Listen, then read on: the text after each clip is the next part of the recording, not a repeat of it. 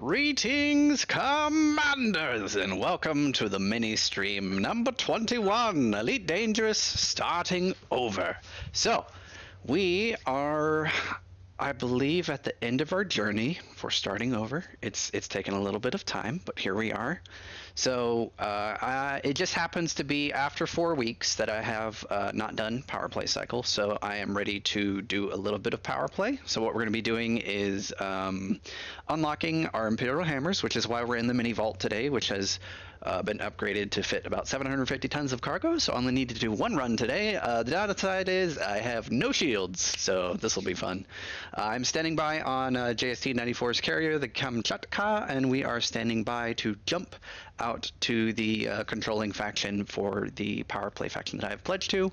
Once we arrive, I'll be picking up the cargo that I need, figuring out where I need to go, dropping it off, etc., etc. And then after that, we will be jumping down to Kuomaki to start upgrading my new flagship finally. I've spent the last 2 days doing a lot of engineering, collecting, and stuff like that. And we are on Odyssey, not on Horizons. And they have made additional changes to the camera suite. I am not 100% used to it yet, so if my camera work isn't as fluid as it used to be, please forgive me. I have to adapt to a new set of controls and keybinds that were not previously in use, and redo my stuff, because some stuff's been moved around, other things have been changed. And yeah, that's the 5-minute alarm for the ship to jump. So we should be popping down underneath the hull right now. Perfect. All right, cool. Let's get the camera adjusted. Hello, can I get the camera adjusted? Which button was it? There it is. All right, cool. And I have zoom? Yay, I have zoom function. Cool. So we're just kind of standing by and waiting for our next jump to go. I do gotta say, with the new lighting engine, the ship does look a lot nicer, with the blacks on the hull being a little bit darker instead of like the gray that they were before. I do like it.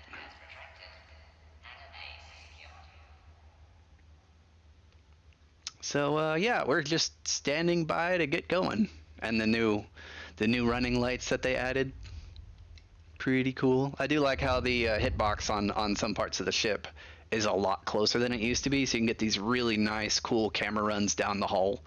So I think this is going to be really cool for future cinematics, being able to get this close to the hull. Not to mention that instead of getting stuck near the front of my ship, I can look directly into the cockpit and see my character. Oh wow, the like chair is completely white, and the joystick doesn't move.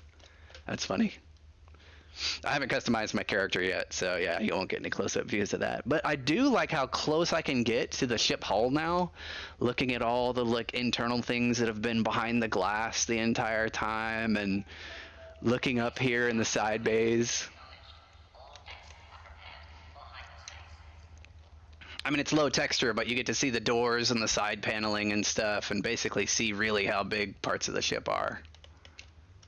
Really cool. I mean, I do like the new collision mesh and stuff for the camera. Yeah, I gotta fix that keybind. My reverse camera view is weird. But yeah, the ability to see a lot more detail closer up to the ships is gonna be really nice for cinematics. Can I fly through here? I hope so. Yay! Oh my gosh, that's awesome. Okay, the new camera. Okay, except for a couple of the things with some new key bindings, I don't think I have any complaints with the new camera. All right, let's prep to jump. So we are going to Kamadenu, which is the home base for... It won't show me. But basically, the power play faction I'm judged to unlock the 3-shot Imperial hammers. Here we go, jumping.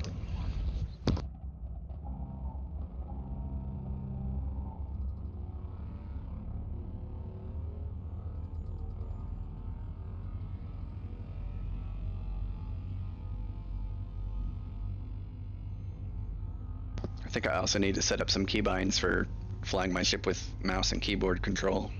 I have a lot of keybinds to play with still. It's on the to-do list. But yeah, this will basically be the final episode for starting over because we're about to fully modify my new flagship, and if that's not in-game tier for a relatively full modified ship, I'd say that would be the end of this current series, and then after this it'll just be upgrading the rest of the fleet, going to Colonia, unlocking the engineers over there, coming back, etc., etc. We got plans. There's things to do. There's always things to do. Alright, so I will attempt to fly to the station without blowing myself up. That's the goal, anyway. Ideally, that's the goal, I should say. No guarantees. We are in open play, after all.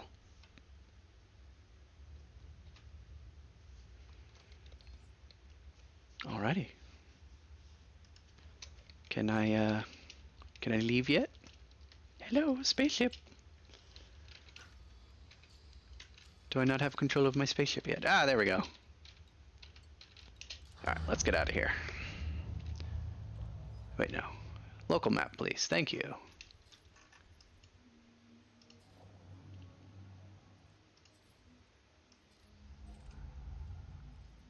I guess we'll go to Cooper Hub. We'll see if this is the right place.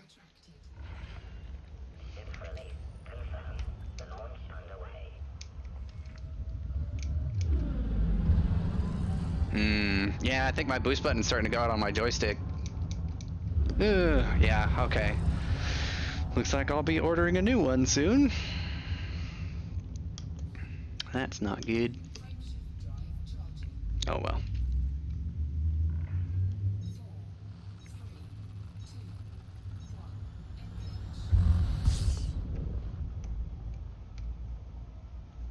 Oh, I can super cruise assist to here. Perfect.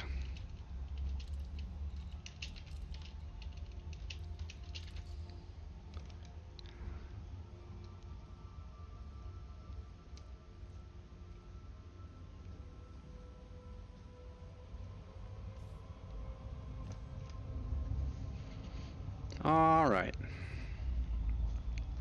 I don't even know if this is the right station, but we'll find out when we dock. It should be fine, since it's in the controlling faction system for this power play faction.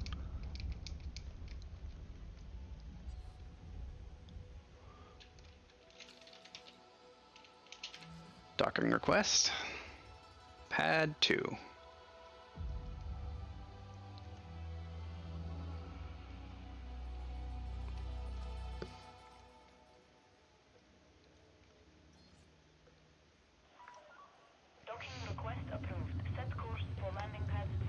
Nope.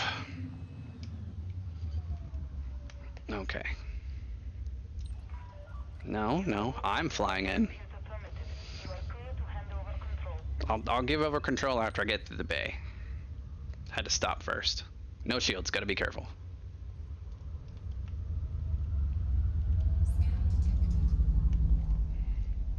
Pad 2, take over.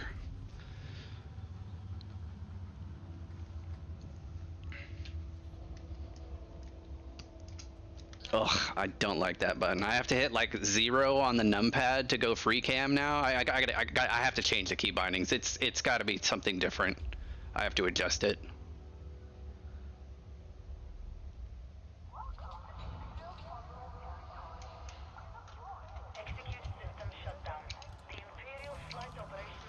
All right. Cooper Hub.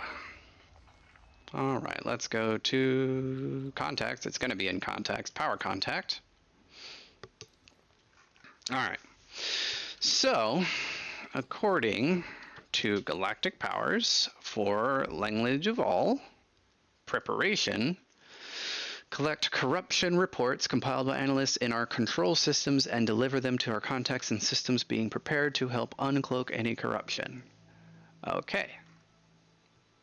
So, these are preparation systems? Correct. We will find one that is nice and close. 25 light years. We'll go here. Collect corruption reports compiled by analysts in our control system and deliver this system to unlock. Okay. View on map. Plot route. Let's go power play view, please.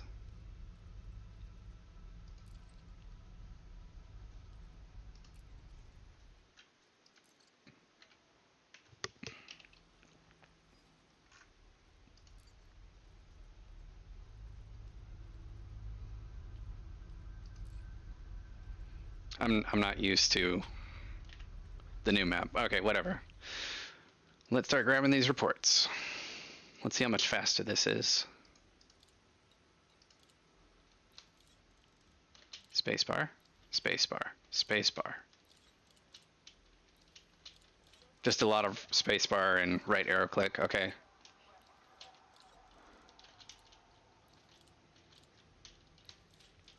Space, space, space, right arrow. That's it. Cool. Much easier than it used to be.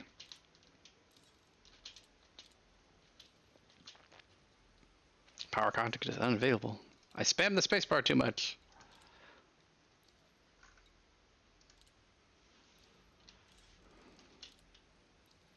I was too fast. Alright, so now that they made this a little bit easier as far as the new user interface for this, it's going to take even less time as before, as long as I don't smash the button too fast.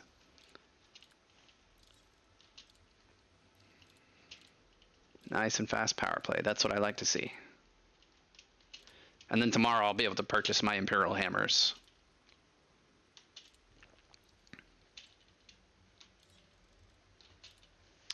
Well, jump range will be the same jump range that basically anyone can get into the game, but I will be specializing probably a Diamondback and an Anaconda for like, hey, if you want like a quick errand running ship, here's what you can build for a Diamondback because it's cheaper.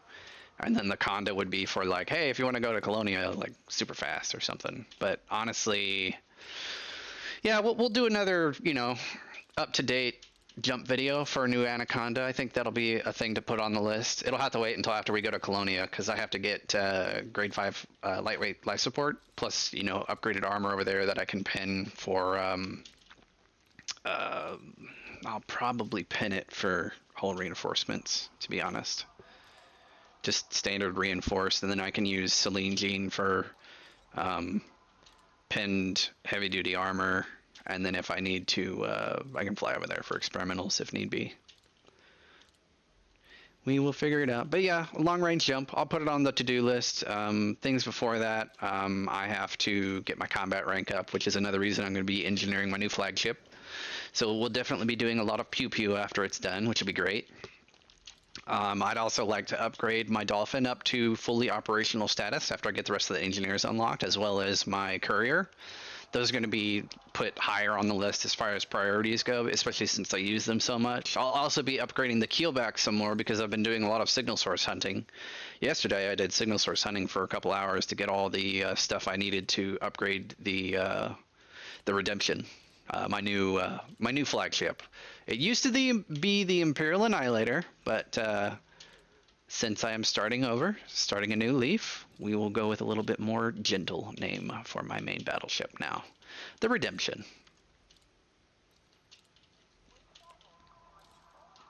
Alright, we're just about halfway done. A little bit more to go. Got to get 750 tons of these corruption reports, and then we'll deliver them to a system 25 light years away. And then for each ton delivered, it's 1 merit. So instead of blowing up spaceships in space, I just sit here and give them 7.5 million, well, 7.4 million credits, because I have to hit the refresh thing a couple times to get more reports. But yeah, this is power play. Basically, you pay 7.5 million, which you can make in, you know, 20 or less minutes just blowing up stuff in a hazardous resource extraction site, and then you come and you give them money for the power play merits, and you turn them in, and then you got the access to the new guns, and then you buy the guns, and then you immediately defect to another faction and wait 4 weeks again. And then you do the same thing. So after Imperial Hammers, I'm going to be unlocking advanced plasma accelerators because I want to do grade 5 rapid fire on those with thermal conduit and like make the Kaioken shoot even faster, just for the fun factor. And because rapid fire also reduces the distributor draw by I think like 20 to 30%, I should be able to shoot pretty fast, especially with a weapons-focused power distributor. Either way, it will be highly amusing to test, and I'll more than likely fry the bejesus out of my ship. But if I'm running thermal conduit and it hurts the bad guy, I mean, I've got hull repair limpets and an autofield maintenance unit on the Kaioken, so, you know, might as well use it, right? All right. 630 out of 750. Almost done. 11 to go. Yep. It's going to be very toasty, but you know, the Kyowakin's built to overheat and do extra damage because of thermal conduit. And then hull repair limpets to repair the hull damage, and then it's got hull reinforcement modules on the inside, it's got module reinforcement modules on the inside, and it has an autofield maintenance unit as well. Upgrades have been made from the previous version. It's much more durable now. And it's not even completely done being engineered because I'm still missing a few engineers and some things aren't maxed out all the way. So there are improvements to be made across my fleet, but that's mainly because I'm missing a few engineers to be unlocked. One of them being Laurie Jameson in Shinrardo Desra, because my combat rank needs to go up one more, and I'm not quite there. So Many has to do a lot more pew-pew before I'm able to actually do that. All right, so all that chit-chat aside, we're done with the gathering. I've got one jump to go. Let's get out of here. I almost hit the disembark button. I'm not used to seeing that. Alrighty.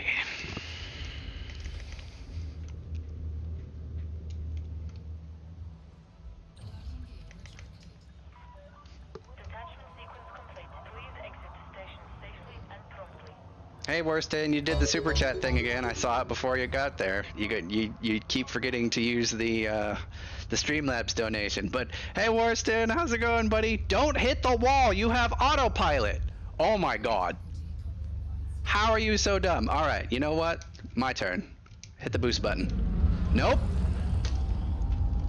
69% hull. We're fine. Everything's fine. That was a perfect undock, and no one will say otherwise. The docking computer did the rest of it. I just got the hull value to an appropriate and slightly inappropriate number. It's cool. It's fine. Everything is fine. I didn't die. Stupid docking computer. There wasn't even anyone behind me. I don't know why it tried to fly up. Stupid thing. Oh well. It's all good. We're on our way.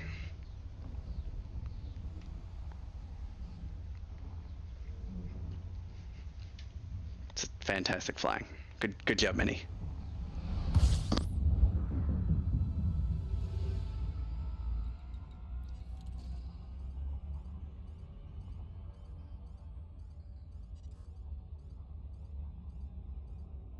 At least the station is nice and close. Also, Worston, you still around, buddy? How's it going in Belgium, bud? Good to see you here, and Wes and Red.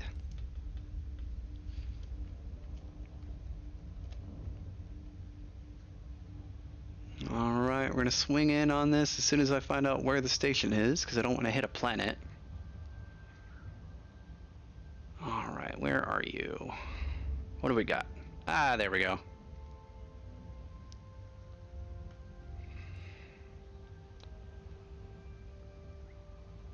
There we go, and Super Cruise Assist, do your thing. Just saving time, that's all we're doing, saving time. Don't go through the station, please. No! What?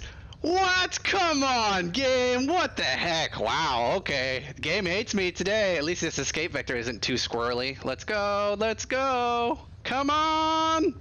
Come on, I have no shields. I cannot deal with an interdiction right now. I need to get to that station so I can drop off these merits. Come on, let me go. Let me go. Let me go. Woo. Okay. Let's swing back around and lock back on. That was fun. Like, what are the odds of getting interdicted right there? That was crazy. All right, let's try this again. Here we go. More speed, more speed, more speed. There we go. Lock on. Super Cruise Assist, do your thing.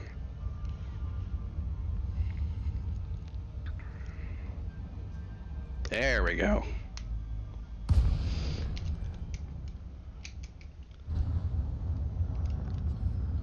Alrighty. Hands off. I'm not taking any risks on this entry.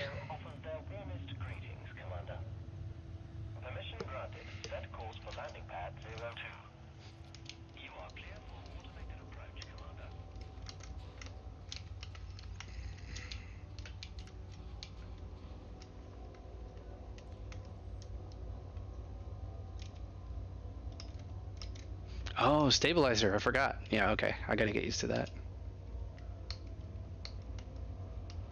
Nope, nope, nope, nope, nope, nope. Something's wrong. Okay, hang on. Not used to the camera controls. I gotta bring this in manually. I'm not gonna risk camera controls with shields off. Sorry, guys. I can't do it. Hey, Chris. How's it been, buddy? Haven't seen you in a hot minute. Good to see you on the stream, sir. We had a little bit of an accident undocking from the previous station with no shields on a cutter, but shields are, hull's at 69, and we landed 100% safely. Everything's good now. Let's repair and refuel. Starport services. Ah! Worston donated $10. It's been a while. I forgot about Streamlabs. Everything's going well. Going to Paris this weekend for my son's 18th birthday. That's awesome, Worston. Oh yeah, you told me about that on Sunday. So you're going this weekend? That's cool. How long are you going to be over there? Alright, so contacts, power contact. We are going to deliver all 750 of these. Can we do it faster? I'll just hold down the D button. So while this is charging up, yes, Chris, I have a cutter already. I also have a Federal Corvette. I am elite rank, and I have all the engineering materials gathered to upgrade my Federal Corvette most of the way. However, I do also own all the materials required to upgrade it for the entire build once all the engineers are unlocked, so that's awesome.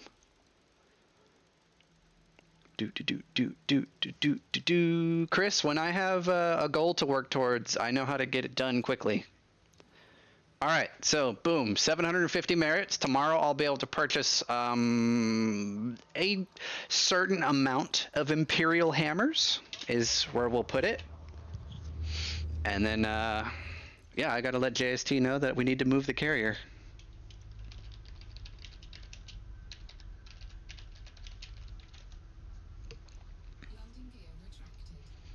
All right, bookmarks.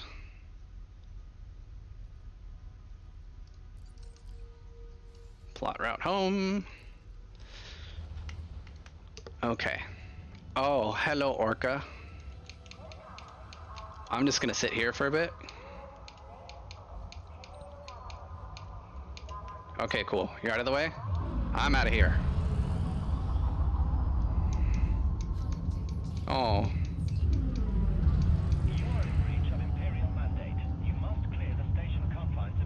I did. They're touchy. I guess because I grazed the station on the way out.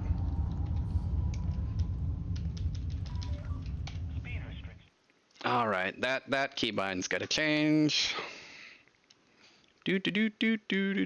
Where are you?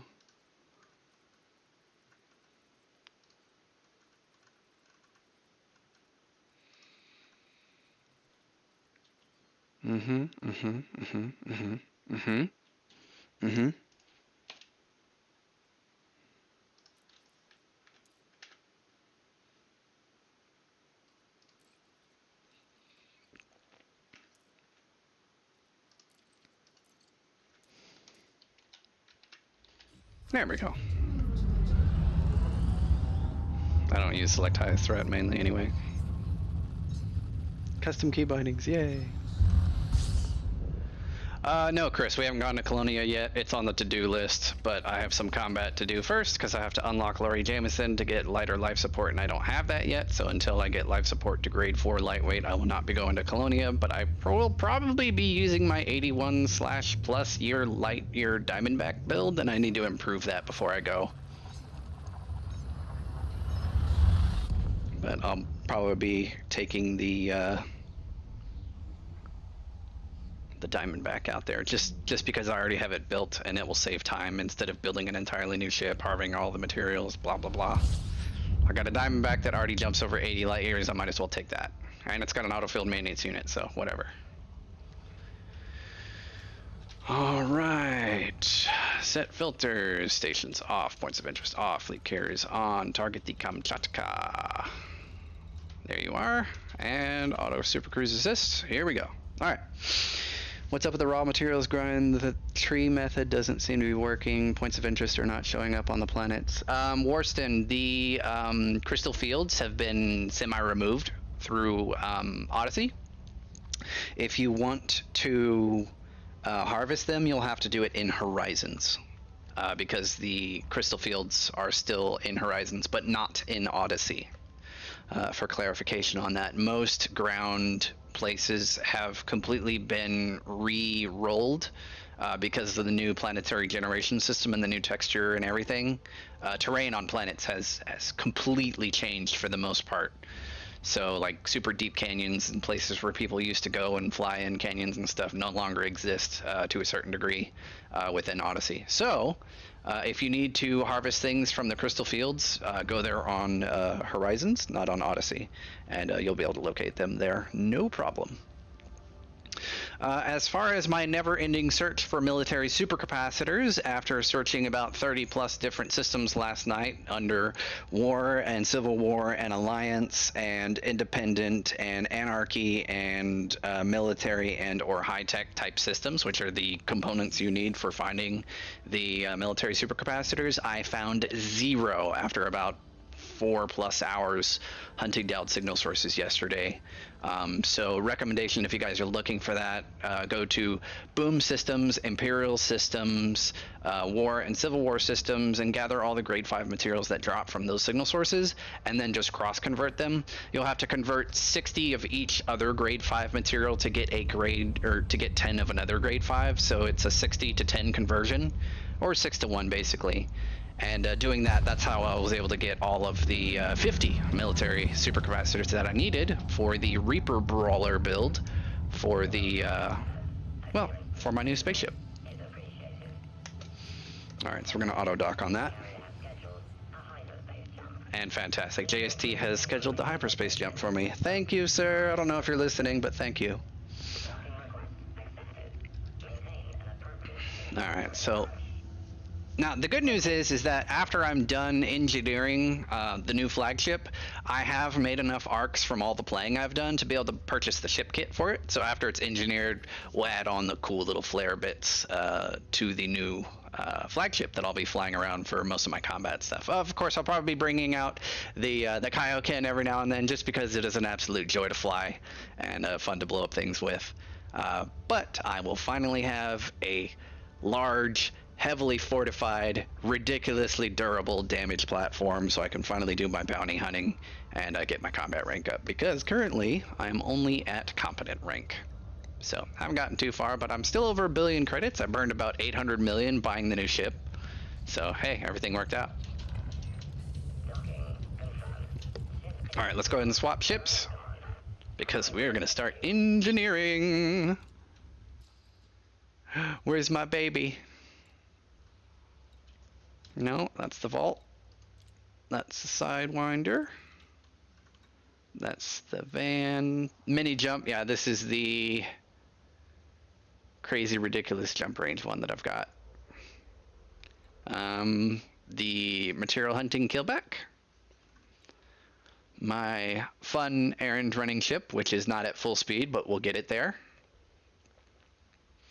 And then we've got the Dolphin, which is my primary transit vehicle when I'm running errands. Of course, our Kaioken crate, which is one of my favorite things to do. This little guy.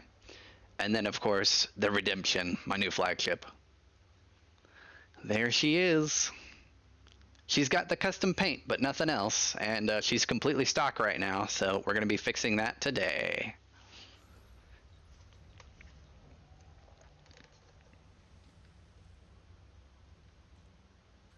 Yeah, we are very close to 10,000 subs. How about that?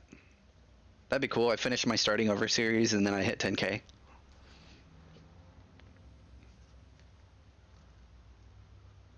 I'm feeling a lot better compared to Sunday, by the way. So my health has improved. Now, a cool thing I should be able to do is actually do a bit of engineering through remote workshopping. So we're going to start with the power plant because I've already pinned it. So we're going to get this overcharged upgraded. So just so you guys know what we're doing, I'm going to swap over to display capture. Stand by. We're going to bring up the build and I'll walk you guys through it before we jump because we got some time.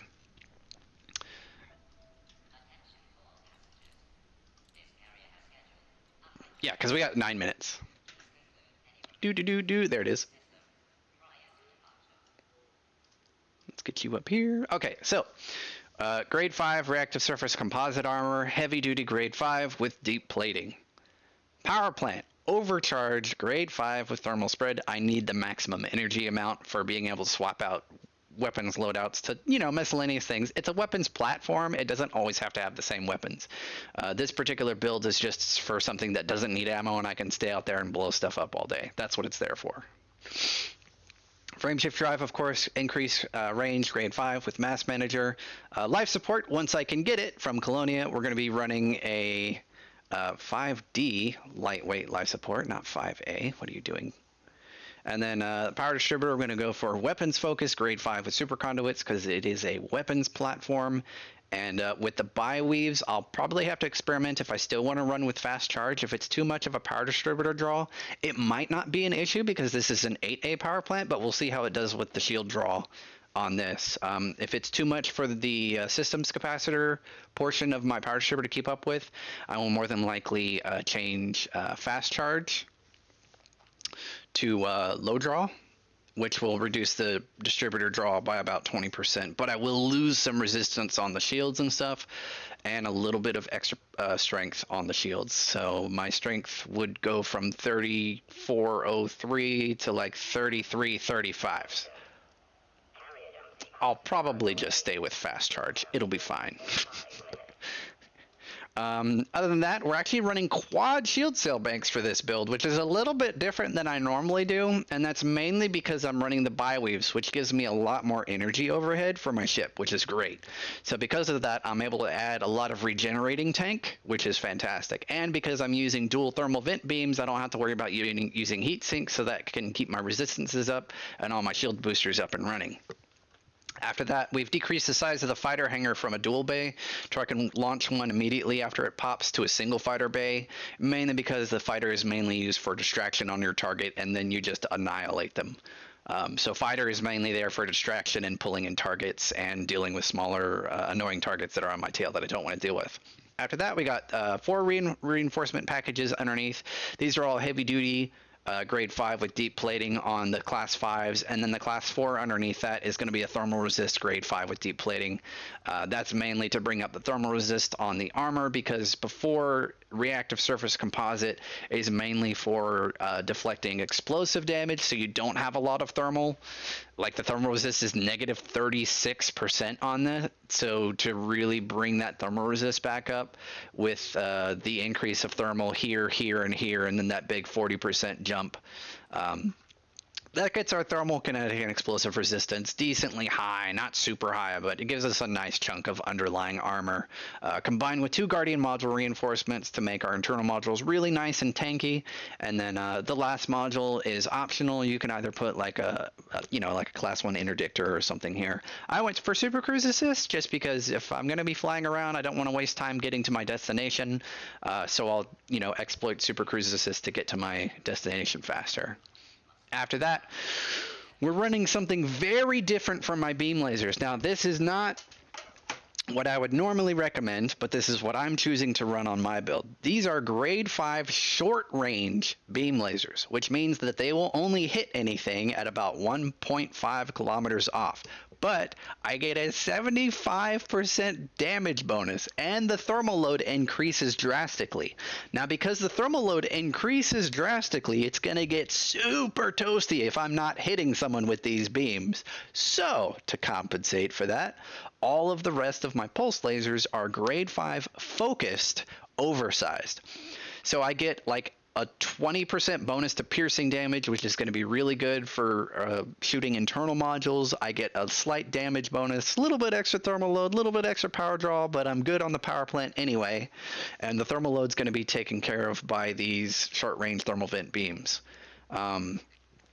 But yeah, these pulse lasers will basically be used to draw in targets, as you can see, from 6 kilometers out. It's not going to do much damage, but as they get closer and closer and closer and closer and closer, the damage will slowly scale up to about 1,500 meters, and then the class 4 beams kick in, and then it goes whoop, and I'm doing about 45 plus 40, about 90 DPS with just the 2 class 4 beam lasers, which will also hyper cool my ship to where it will ice over because of the thermal vent mechanic, and because of the extra thermal load that is applied to it, it further increases the cooling capacity of those thermal vent beam lasers. So this will be like an ultra fast cooling laser as long as I hit my target, which will really help with the power distributor not using as much power draw because it cools the ship even more, which means I can sustain fire for an even longer period of time, especially while running specifically the weapons focused power distributor.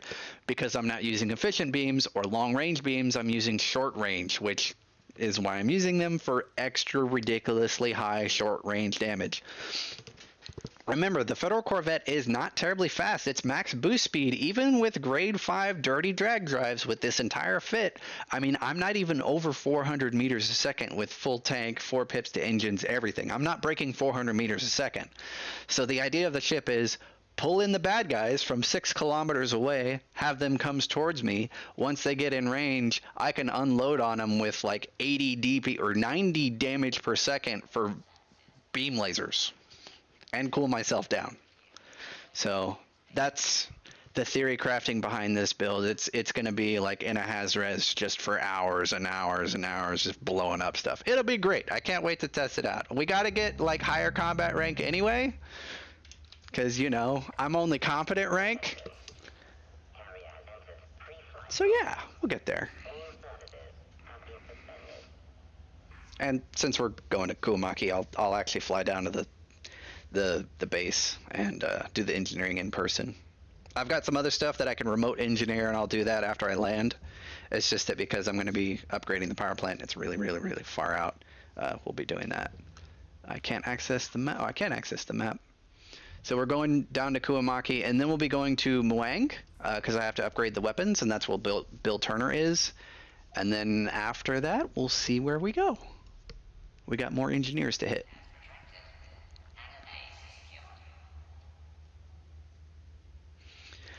Whew, I'm excited. We'll see what happens. So, any questions while we wait? I mean, I've gone over the build that we're working on.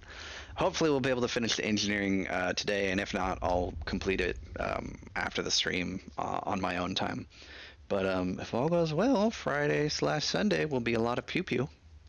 Got to do a lot of explosions to get my combat rank up, and if I have the redemption done, we will be taking it out for a combat spin. It'll be a lot of fun.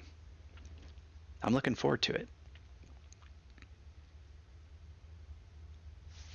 So, as far as modules go, everything is unengineered, and I don't have enough power to run everything, so the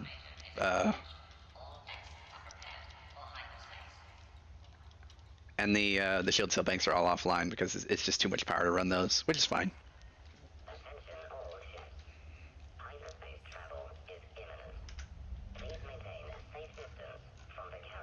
Another thing is that my buddy Trooper helps me with the power priorities because I never do like the 40% thing. So if we turn off all the 3s and 2s and 1s. Oh, that's not right. Hang on. Stand by. Something isn't right here. Maybe the build's wrong? Build can't be wrong.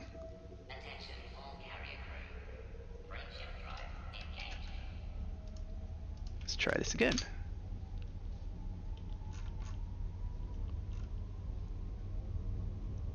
Yeah, there we go. Okay, the power priorities are set up correctly on this one.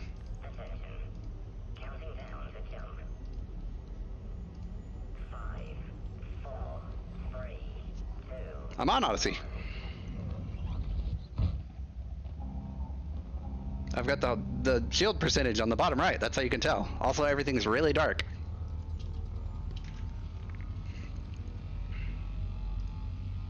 Also, if you guys are interested in the build, it is in the stream description. So if you click below the stream where it says more info, you'll have not only the link to my Streamlabs for donating and also the ship link for the build, which actually is the correct one instead of the one I pulled up. I need to save my build. But yeah, power priorities after we crank all this stuff off. This is like if someone nails me in the power plant and like everything shuts down for a split second, which has happened before on streams. That'll put me at under 40%, and I'll be able to have sensors, life support, FSD, power distributor, shields, and thrusters with power priority 1. Everything else turns off, but I'll still be able to operate. Maybe we'll add those Guardian module reinforcements in just to make it a little bit extra durable. I've got the power capacity for it. And maybe some of the shield boosters. I don't know which ones are... we'll figure it out later. Alright, back to Elite. When can I move my stuff around? There we go. Let's get out of here. Alright. Local navigational map, please.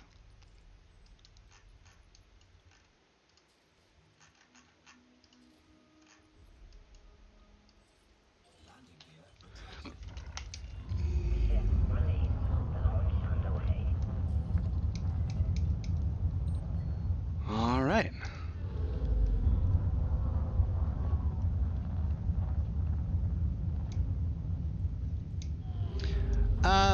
Honestly, Chris, since the Corvette is a Star Destroyer, I will be staying with the red and white paint job that I've chosen here.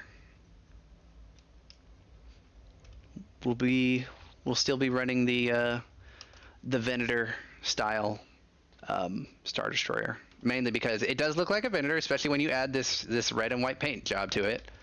But even more so when you see the red and then the two turrets come up, it's a Venator.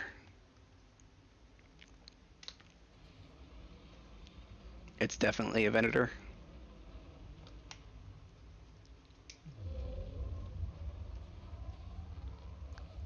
So she's gonna be real pretty when she's done, but she's not done yet.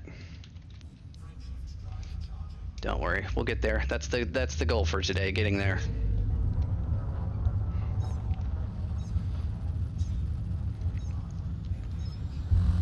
Well, Chris, as soon as I get the ship fully engineered, then it will be worthy of the ship kit, because I barely have just enough arcs for it. I needed 13,500, and I'm at 13,688. So I'm going to consume the rest of my arcs to get the ship kit for the Corvette. After I engineer it all the way, because then it'll be worth it.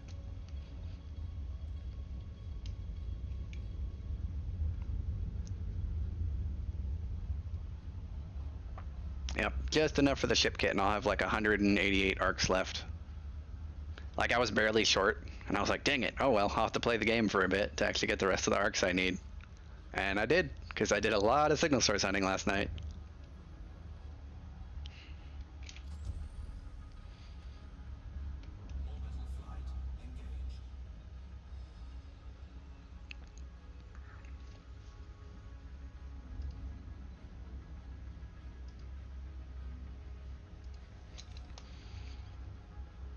My most expensive ships are my combat ones. So yeah, for sure. Mining Cutter is my 5th most expensive ship out of 16.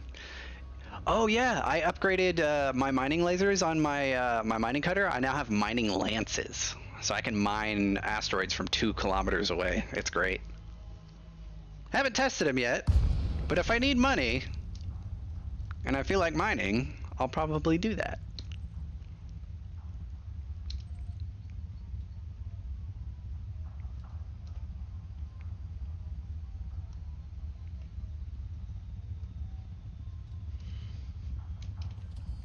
Man, that's dark.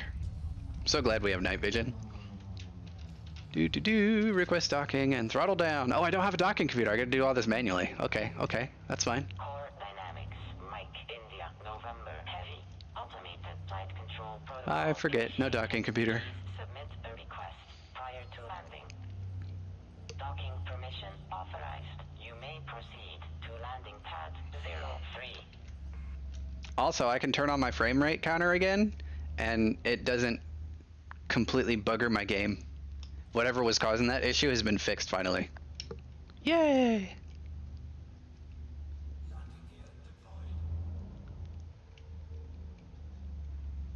I bet you if I was in Odyssey, the frame rate would be a heck of a lot higher. Alrighty.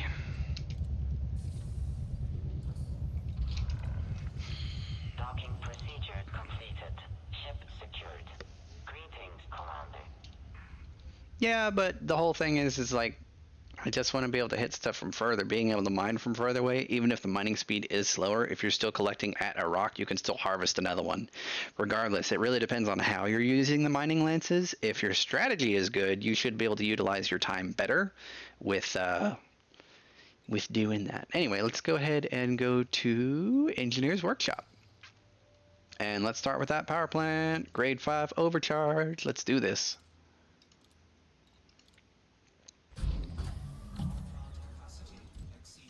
We're going to hear that a lot.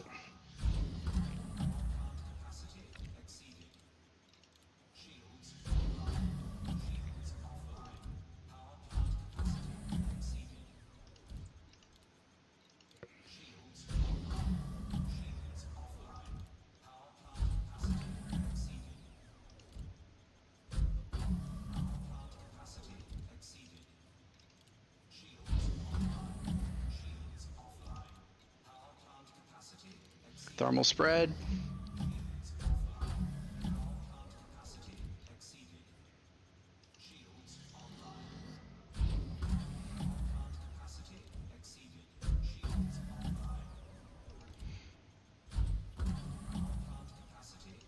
One more?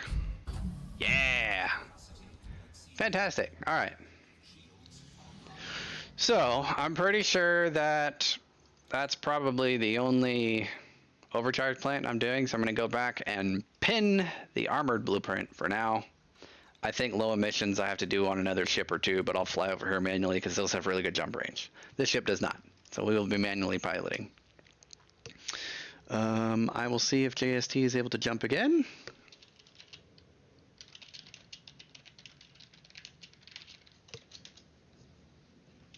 He did say that his internet died.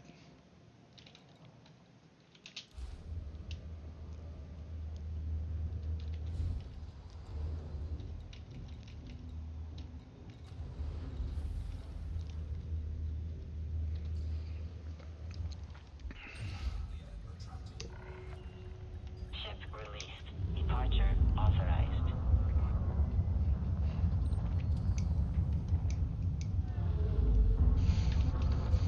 Alright, 69% on the power. Let's crank up all those shield cell banks now that we can use them.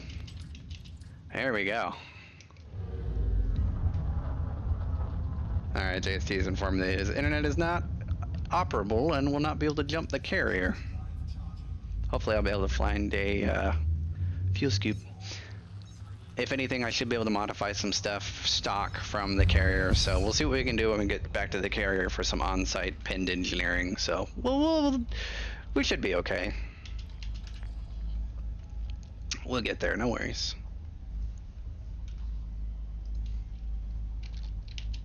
That just might make our transit time for completing this engineering today even longer, which is unfortunate, but hey, you know what? JST has AT&T and the internet's really bad, so that's unfortunate.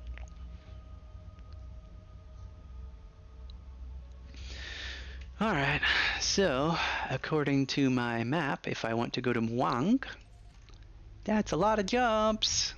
But I don't have my FSD upgraded. I should be able to change that. What is my current jump range? Let's see. Oh, 10 light years. It's like almost stock Sidewinder levels of jump. Yeah, F for internet for JST.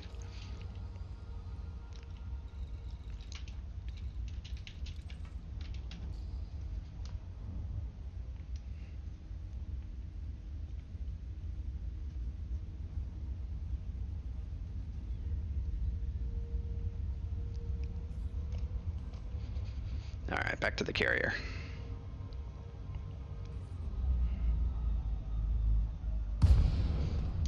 Also, if you guys didn't know, for some reason YouTube likes to go to live chat instead of, top chat instead of live chat. So if some of you have posted, I might have missed it because it's been like censoring certain people for some reason. I don't know.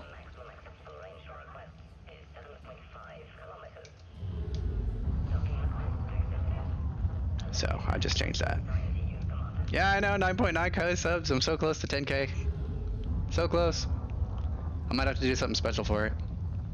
The big 10,000.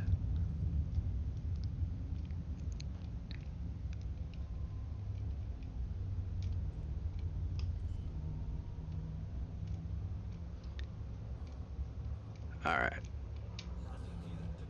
If need be, I'll shed some modules to reduce the weight, because I'm not doing shield cell banks yet, so I might shed all those for the time being.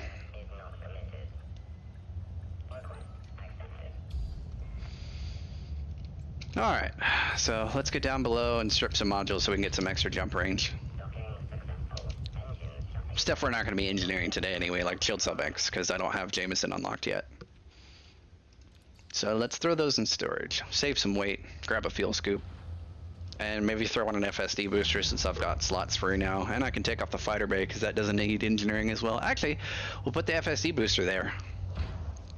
We'll grab it from probably one of my utility ships. Alright, so you store, you store, you store, you store. Oh, it does have a fuel scoop. Okay, I threw one on.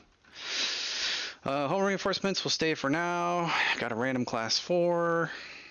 Let me just replace. Do I have other fuel scoops? 4A, 3A, 6. Nope, that's the best fuel scoop I got. It'll be fine. Shield cell banks can't be modified yet. Fighter hangars I have in storage. Cargo rack, autofill maintenance unit, collector, fuel tanks, prospector, surface scanner, shield, seal cell banks, refineries, and flight assist. Oh, we'll add a docking computer flight assist. Why not? I got a spot for it. Do. There we go. Cannot equip module. Do I already have one? Do I already have one? Oh, I do. Okay. Oh, because I'm not using the Guardian reinforcement modules. Okay, that's why. All right. So I now need to go to one of my other ships and steal a Guardian FSD booster. That would probably be the Diamondback. Let's see. Currently, Norma Expanse region exploring lots of TWW&E, Earth-like, and terraformable water worlds, I would guess. I don't do exploration. I'm guessing that's what those acronyms are for. Alright, optional internal.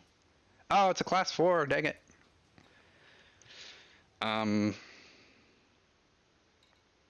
See, I don't know if any of my ships have a stored FSD. I don't know how to check that either. Like, it doesn't tell me what modules are on it. That's the really annoying part.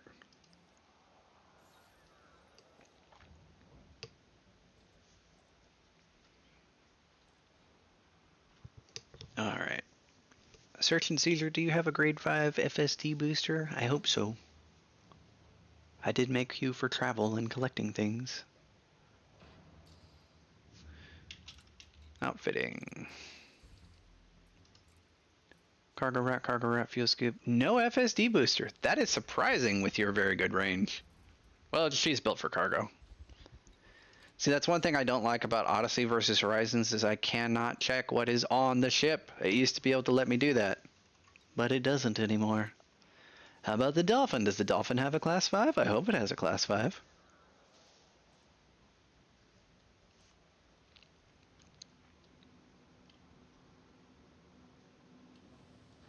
This is delaying my engineering because of JST's garbage internet. Oh, just press the equal sign. Okay, thank you. See, I don't know. I haven't messed. Yeah, Guardian FSD booster. You're gonna store you. Don't worry, I'll give it back.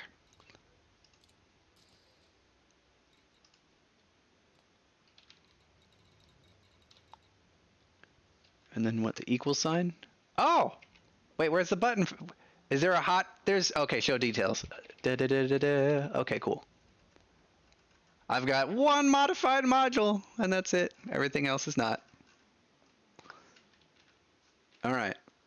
Let's slap that Guardian FSD booster on this thing and get going. After I swap to the ship. Okay, yeah, thanks, game. I don't like the new UI. I have to get used to it. Use ship, don't sell ship. Yeah, wait, no, sir. All right. All right, all right, all right. All right, all right.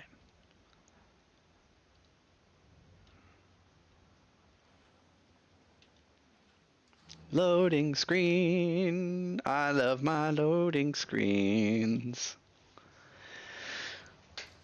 Okay, carrier services, outfitting. Internal.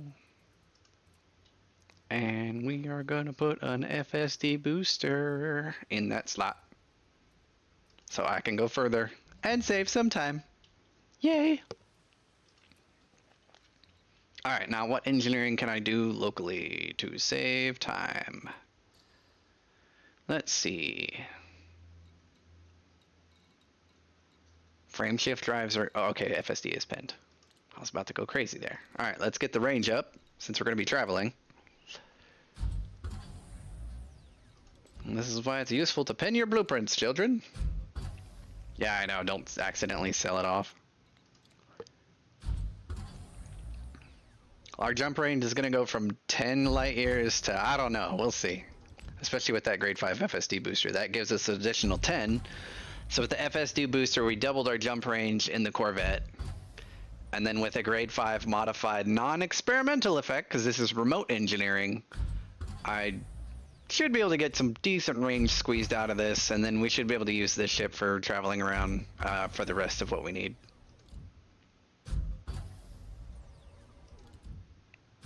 I might actually make it to where I shed weight as I go along by like ditching modified modules, throwing them in storage, and then just shipping them back to the carrier just so I can get to my other destinations faster and faster. So as we engineer, we'll just be dropping gear off. That'll be funny.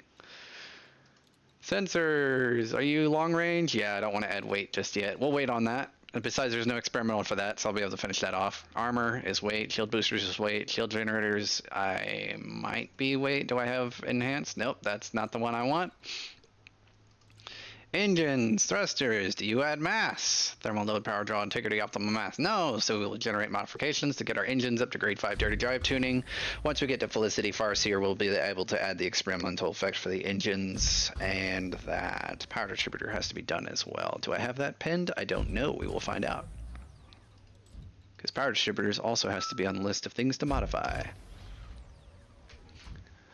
Alrighty, still moving on. So I'm excited to finally have a flagship again. It's nice. We've worked for many weeks. Ha ha ha, puns. Many weeks. And we have accumulated all the money that we need. We have accumulated all the rank that we need. And due to fantastic amount of help from all my friends and subscribers, I have been able to get up to having a flagship again, which is nice. But she will be a beast when she's done. I can't wait. It's gonna be nice. Alright, grade 5 engines, except for the experimental for drag drives, are done. We'll get that done at Felicity. Armor, that adds mass. Shield generators is the wrong type pin, so I'll have to go to Lei Chung anyway, and he'll be able to install the experimental. Armor, we're gonna go straight to Celine Jean because I've got internal armor modules and my actual hull armor to fit. And I don't know, yeah, it's heavy duty, but it's going to add a crap ton of mass, so we don't want to do that just yet. So our jump range, after modifying the FSD, taking out all the shield cell banks, which I can't modify yet, so they're in storage, we are up to 31 light years. That is quite respectable. Let's be on our way. So we are going to head to Muang. This is where we're going to modify our weapons because it's close by. We're working our way from the bottom up because Kuwamaki is the furthest engineer. So I'll be working my way up through the engineers today until hopefully before too much longer we'll be done and then we can move on. And then I can add my ship kit. Haha!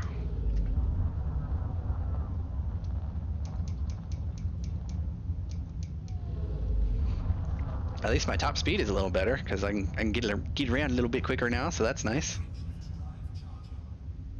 Right now, let's see, statistics-wise, I've got 1,400 shields and 2,795 armor.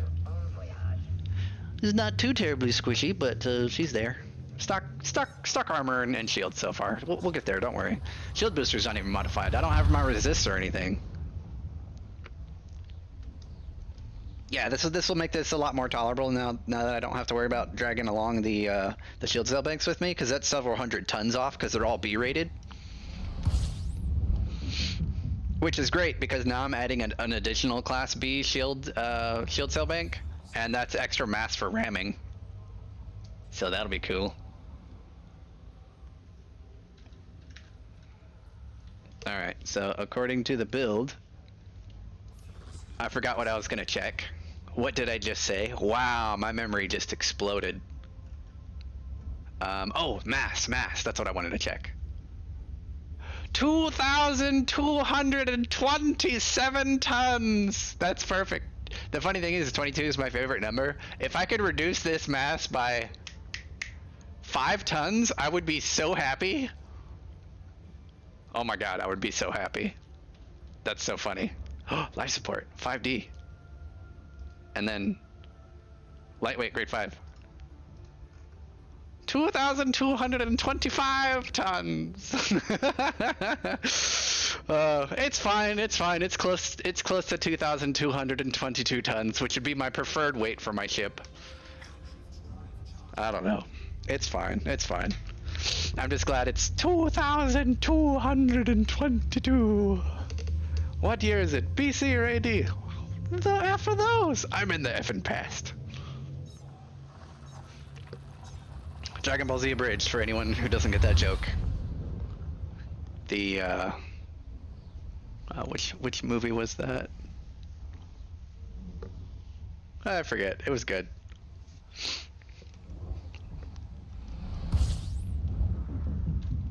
How many more jumps? 3 jumps. All right. Fuel should be fine. We'll take a skim pass. What does the map say? No fuel needed. Okay, we'll just keep going. We will keep going.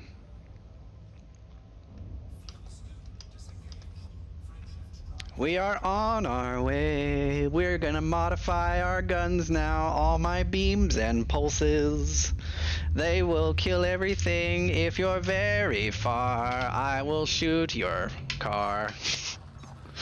And you'll melt when you get close.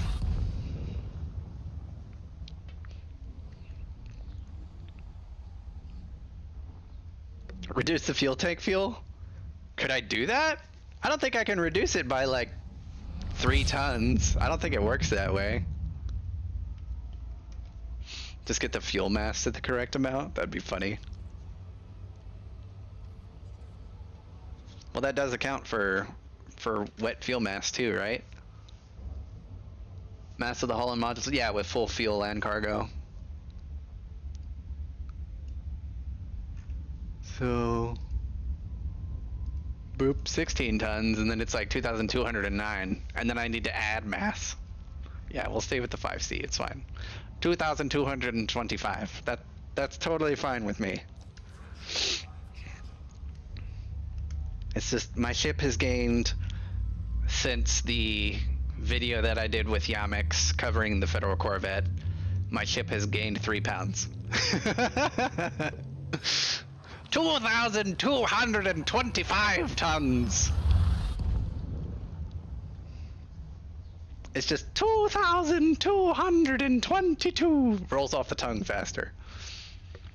We'll just say that it's that mass, and you know, depending on how far I've jumped, it may or may not be accurate. We'll just say that the ship is 2,222 tons, and we'll leave it at that. Feed it too much laser. Well, keep in mind, depending on the weapons fit, that mass can change. So maybe I'll find a weapons fitting that is exactly 2,222 tons, and that'll be the the fit. Hey, maybe I'll hit that mass with all 4 shell cannons. I don't know. We'll see. It'll be funny.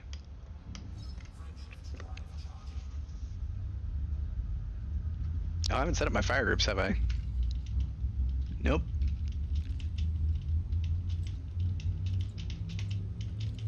There we go.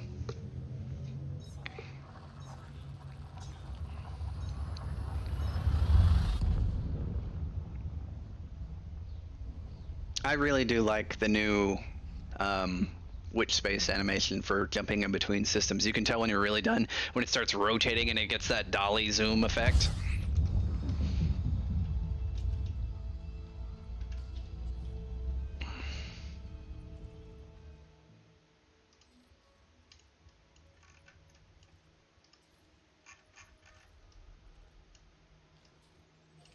All right, Brew Tarquin, it's time to upgrade these lasers. Hey, there's another commander here. Who's that? It's a Python. Commander Wertuzzi. Cool.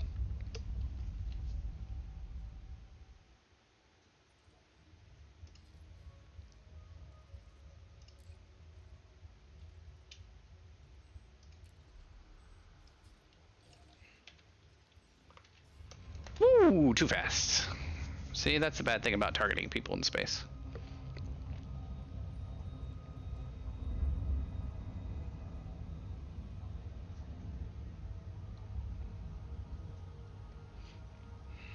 Ooh, too hot. Slow down a bit. There we go. Yeah, we'll ride the gravity field in.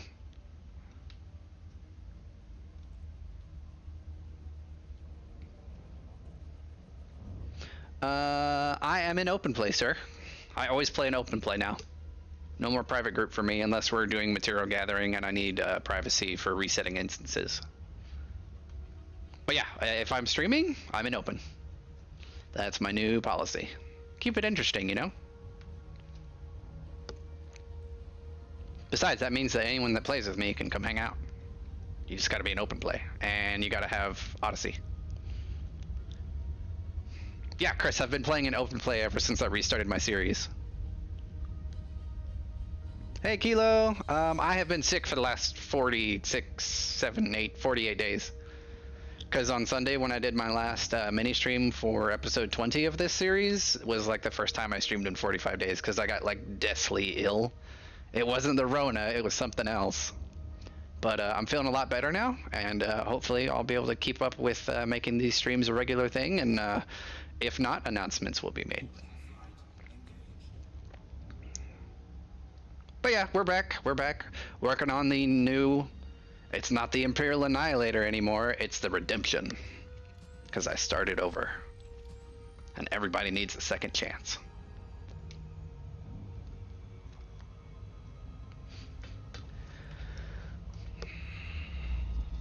Here we go. There's that glorious ground terrain. Hey, Brew, I'm coming into land, buddy.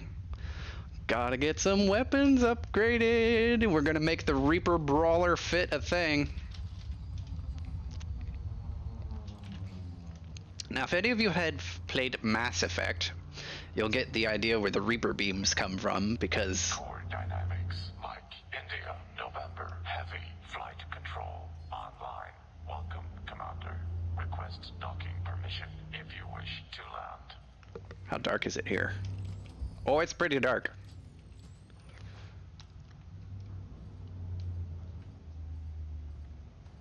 Yeah, Sidewinder and 4 shells. I do need to fully modify my, because I saved my starter Sidewinder. It's called the Fresh Start. Warning, landing gear not deployed. Oh, a little bit too far forward. There we go. All right.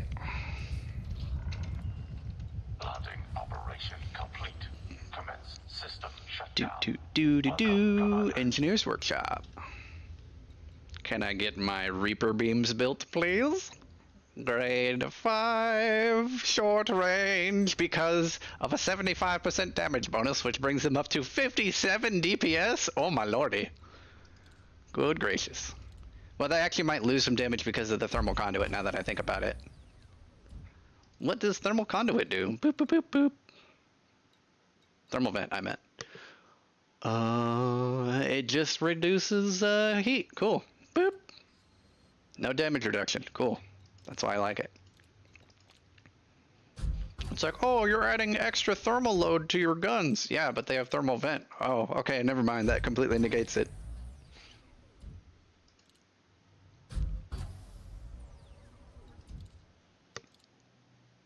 I mean, should I exit the ship to modify weapons? I don't think so. Oh, I could if you guys want to, but I'd rather save time.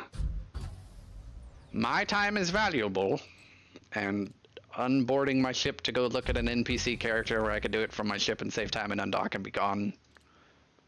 Not high on my priority list. I need to get my ship modified.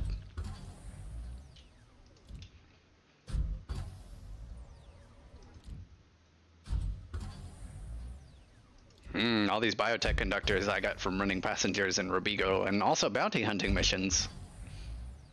Boop, okay, one done. Beam laser number 2. Short range, grade 5, generate. I miss the old days when you can just immediately do grade 5 no matter what. Thermal vent. Boop.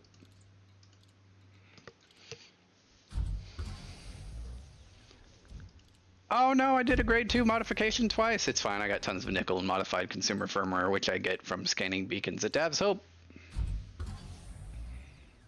By the way, Dav's Hope is a fantastic place for not only manufactured materials, not a large smattering of them, but a decent spread, as well as some data that you get from scanning the beacon every time you make the route.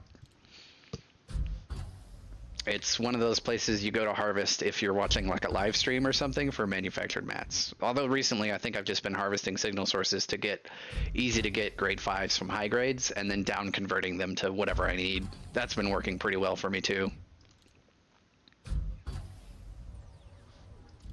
But mainly just for military supercapacitors. Everything else that I've been looking for has been pretty easy, except for like proprietary composites, but I did fly across a group of those the other night while I was out looking for military supercaps. But yeah, my new method for getting a grade 5 is now to just hunt really easy signal sources and convert. Because if you do the method of like repeatedly farming the same signal source, you can very easily get exactly what you need by just repeating over and over and over. So like 4 cycles, and if the same signal source drops 5 of each, that's 5 times 3, that's 15 units per cycle. So you do that 4 times, and that's 60 units, and that's 10 of another converted grade 5. So 4 cycles on a full signal source, and you'll have 10 of another thing. Look at it that way. All right, so we're actually going for focused, and this is because you get a massive 120% bonus to armor piercing, so that's going to be really nice for internal modules. Max range goes out to 6 kilometers, so it can reach out and tag, and then the fall off damage is at full damage at 1,000 meters instead of 500.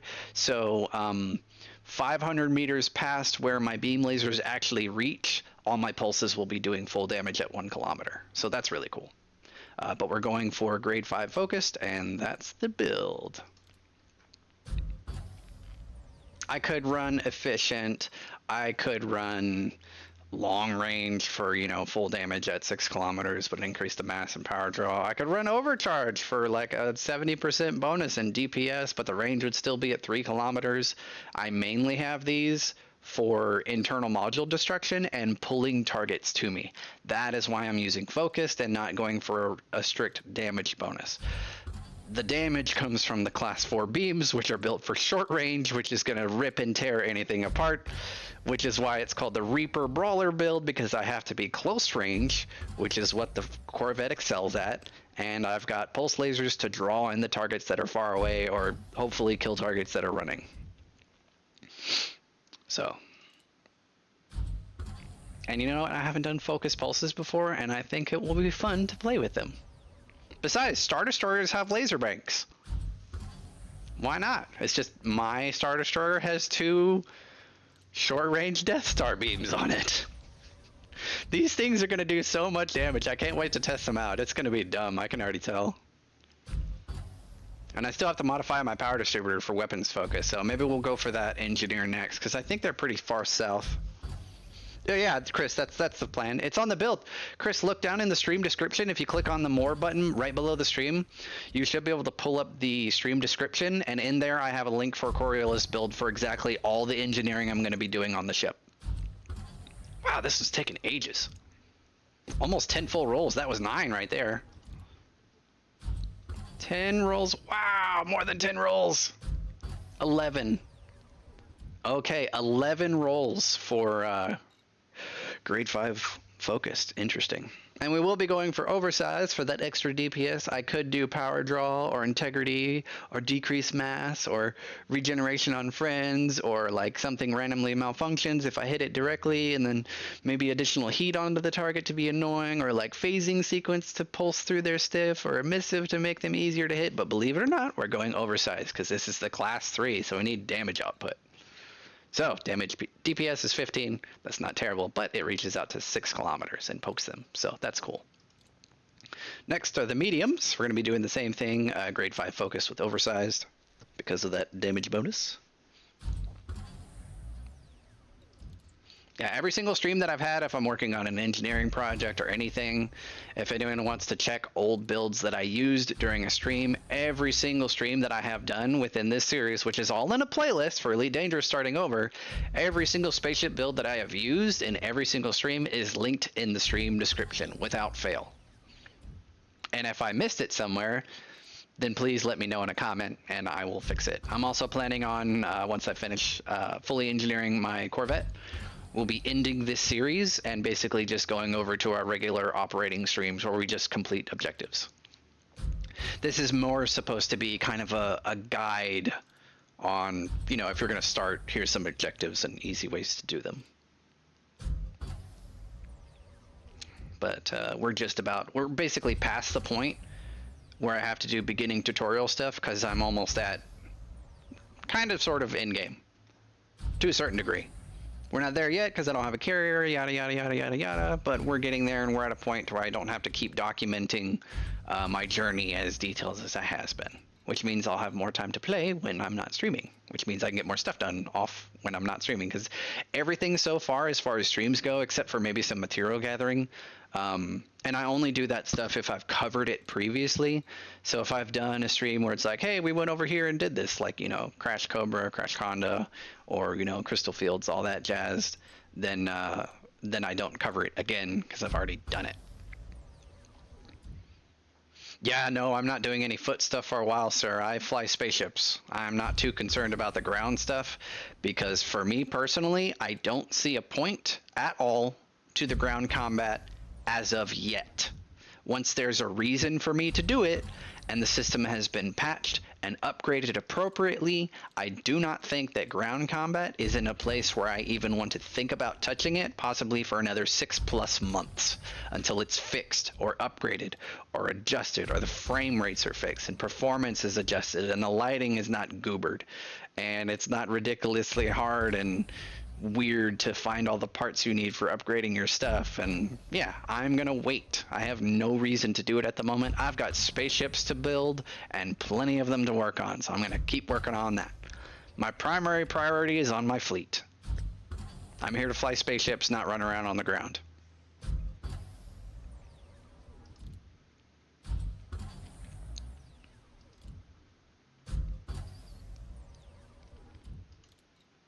And oversized. Back. Pulse lasers. All right, those are done. Now the let's see. The pulse lasers are a little bit different for the small ones. One is going to be using emissive, and the other one is going to be using phasing sequence. These are class 2s, or wait, class 1s, so I'm mainly going to be using them for experimental effect application. One of the main reasons I do want to run emissive munition is because when I hit a target, it increases their signal source size, and it also increases the gimbal tracking of all of my guns. Which is great. And also by hitting them, it makes them a lot easier for your buddies to target them from long range, especially if they try to drop a heat sink or something. They won't be able to hide because I hit them with emissive munitions, which is awesome. So it's a cool little experimental. It's more utility than anything else, but that's one of the main reasons I'm using it. And previously on my previous Corvette, I had emissive munitions on multi-cannons, but then they ran out of ammo. So pulse lasers can do the same thing, and yeah, it's great. So if I tag someone from 6 kilometers away with this tiny class 1 pulse laser, and then they're like, oh no, what's happening? I am really visible. Experimental upgrade that causes strikes to envelop the target in energetic particles, significantly amplifying its signature at the cost of increasing heat generation for the attacker. Oh no, a class 1 pulse laser that uses twice of the thermal load. Whatever will I do? Oh, 2 class 4 short-range thermal vent beam lasers. Bomb. And then I'm cold again. Besides, it's a class 1. It's gonna be fine.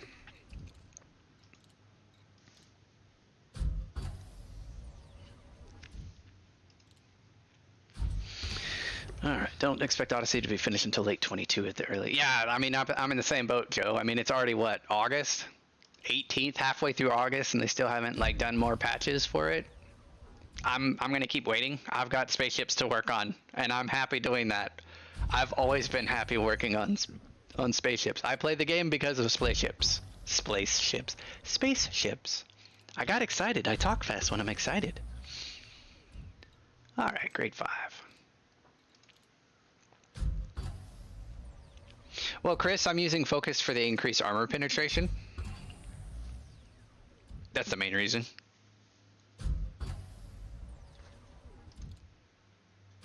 I like that 120% bonus to armor piercing. Either way, it'll be fun to experiment with, regardless. I haven't used focus before. I don't think anyone has really played with focused. I'm going to. Why not? I've got the materials. Here's the bad thing about focused grade 5. You want to see? Military supercapacitors. Yeah. And it's 10 per module, so I needed 50. Luckily, I've still got some left over, so I'll be fine for upgrading all this. It's always nice to do. I always plan for 10 rolls for every grade 5. At grade 5, so like your grade 5 materials, you want to have 10 of each. And then for grade 1 through 4, after you've gotten the engineer to grade 5, it's like 4 rolls, 4 rolls, 4 rolls, or like it's more like 2 rolls, 2 rolls, 3 rolls, 4 rolls, 8 to 10 rolls or more. That's basically how it works for engineering after you get that particular engineer up to grade 5.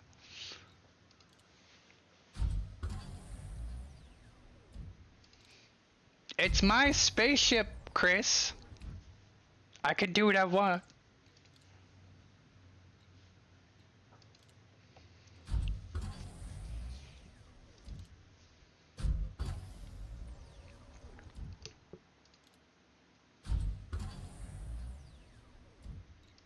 All right, this is our last weapon. We're about to be fully armed, but not completely operational because the power distributor is still stock. So it'll drain real quick. Good man, ground combat actually put me off elite for after 3,500 hours watching stream like yours helped me bring me back. Hey, good to hear, Phalanx. Minnie, how do I get your ship build, please? Ali Kaleni, if you go down and click the little down arrow just below the stream. Actually, you know what? Here we go. I will open up my own stream and mute it so you can see. Here we go. Boop. Opening up my own stream. Open up my own stream and mute it. Let's mute that. Yeah, thank you. So right below the stream, you see this. This is my stream running currently. If we go down here, planned build, it's right here. So you click on this and ta-da, the build pops up. There you go. Everything's on here. All the stuff, all the engineering, the total cost. It's also accounted for purchasing the entire thing at a Liang Rui station. So as far as like settings go, I've got it set for my 15 standard % discount because of Liang Rui, because that's why I buy all my stuff. So the pricing is adjusted for that, all down here. So if your price tag of 788,644,961 credits is different than mine, you might need to check your settings up there. As far as where we bought it, I did that in the previous stream, so we don't need to pull that up again. Anyway, let's complete engineering. To answer your question, I hope that did answer your question. If you have more, please hit me up. I'm happy to answer questions. And there's no such thing as a dumb question, because dumb questions is how you get smarter. And if I ever say something and you don't understand, please feel free to ask again for clarification. I have no problem with reiterating a point that I've just made to make sure that you understand it. My main thing is to teach and spread my knowledge, because there's no reason to keep too many secrets. It's a game, and I want other people that play with me or other people to have the best possible experience.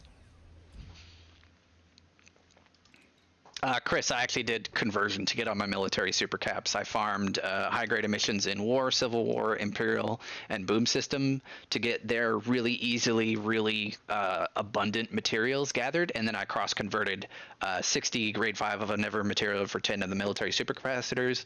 So I got 5 other grade 5 manufactured materials from harvesting signal sources, and I converted 300 of those to 50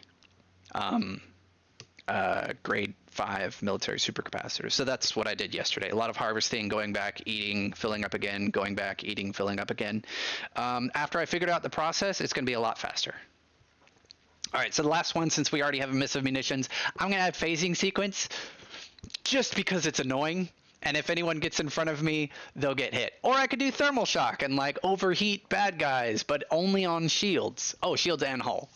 So what do you guys think? Annoying phasing sequence or like overheat damage? What do you guys think? I have enough for both.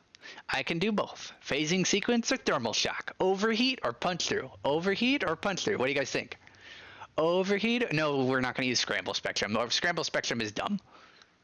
Experimental upgrades allows hull strikes to potentially trigger random malfunctions on the target if you precisely hit that internal module after targeting it and having a 20% chance for that specific module, if it's hit completely accurate, to malfunction. That's how scramble spectrum works. It's garbage. What is a 2 plus 2 equals 2 plus 2 equals 4? I have a stupid question. If it's true that they say about Pringles that once you pop you can't stop, why do they come with a resealable lid? Because not everyone has self-control. And to sell their product, they want to enforce that. Once you open the top, you have to eat the whole thing. So I don't subscribe to that line of thinking. Why would I do multi-service? Isn't that just like faster fire rate? I mean, okay, here's the thing. Phasing sequence and thermal shock. These are like trolly. It's kind of a fun, dumb build anyway. I could go phasing sequence to try to punch their shields a little bit at first. But thermal shock would also be funny if someone gets in front of me, because they'll be like, why am I overheating? But it's a class 1, so I don't think it'll do anything. I think we'll go for phasing sequence, merely for the sheer fact that it punches through and it'll be funny. And then Chris Wu keeps saying thermal shock. All right, I'll tell you what. You know what? You know what? There is a new function on YouTube, so let me make a poll, and you guys vote for it, and that's what we'll do. How about that? Let's see. Add option. Thermal shock. Or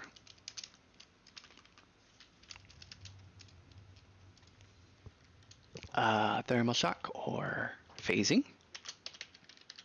And those are your options. Here you go. Poll should be popping up at the top of the stream chat, so stand by. It should pop up momentarily.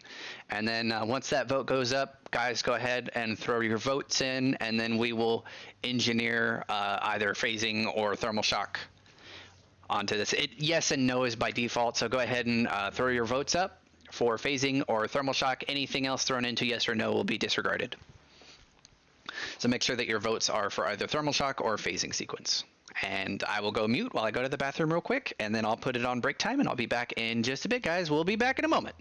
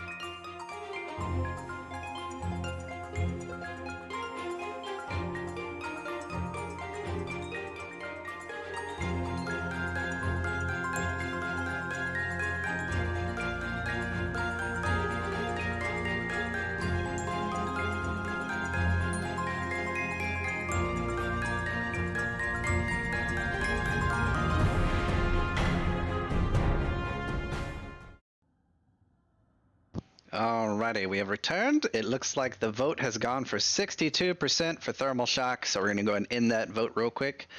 And it should pop up on the stream for the chat, so stand by. Boop, there we go. Phasing sequence 1 with 62% of the vote. Yes got 25%, and thermal shock got 12. So we're going to go for phasing since it punches directly through the shields to hit the hull. So if any of my friends in my streams get in front of me, they'll be like, shield penetration damage. And they'll be like, dang it, Minnie. I was like, well, you're in my way. Don't fly there. All right, so...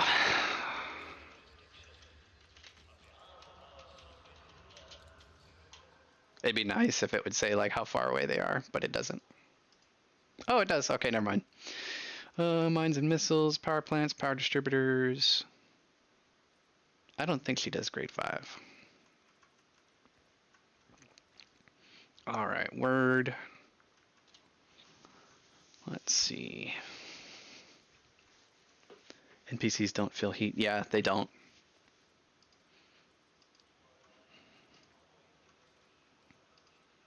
$209, $226, $207. It looks like most everyone is around the same place, or same distance, I should say. All right. Well, I suppose we could go for power distributors. I guess we could go to the Dweller. That's relatively close. So let's head over to Word, and then we'll go up to Kuk and get our armor done. Or maybe we'll go to Lei Chung. I think he's in Laksak over here. Yeah, we'll go Word, Laksak, and then we'll hit Leasty, which I think is what's her face? Anyway, let me system info. Can I get a direct plot? Thank you.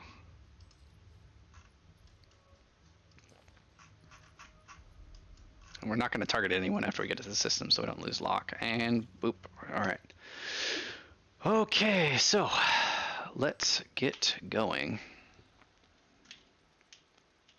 So DD Vaderman is in, yeah, Leasty. So we'll go Lei Chung and then Leasty because they're kind of sort of close to each other, and that'll get our shields and shield boosters done. And then after that, we should be able to go straight for power distributors after that. Wait, no, we're going to the Dweller. Yeah, we're going to the Dweller. Then we'll go DD and Lei Chung. And then probably off to Celine Jean. And then we'll hit up Felicity Farseer last to get our couple of last experimentals done. All right.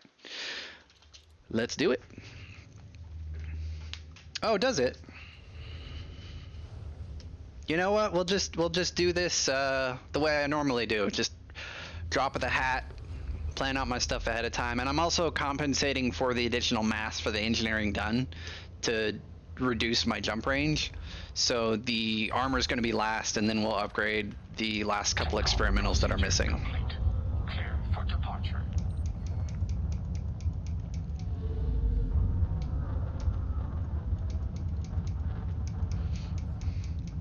So power distributor is next, so we'll actually be able to handle our weapon draw distributor.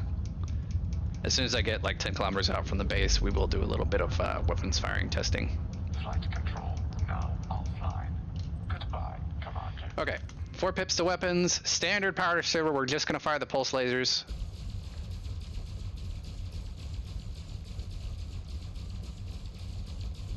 Okay, that's great. I'll be able to fire these all day almost. And this is with the standard power distributor.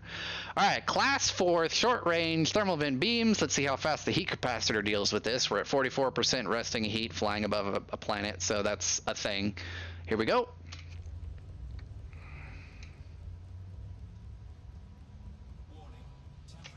Yeah, that's toasty fast. It's fine. It will be fixed. Those lasers look extra thick though, don't they? Like those beams were really thick.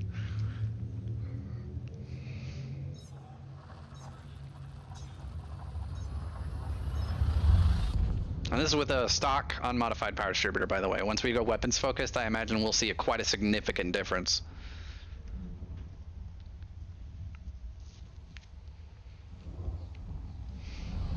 Boop. I didn't even check how many jumps we needed to go. 7 jumps! What? Alright, we'll have to lightly scoop fuel on the way. Can I make it there with the fuel tank I have? Oop, not quite. a little bit of halfway.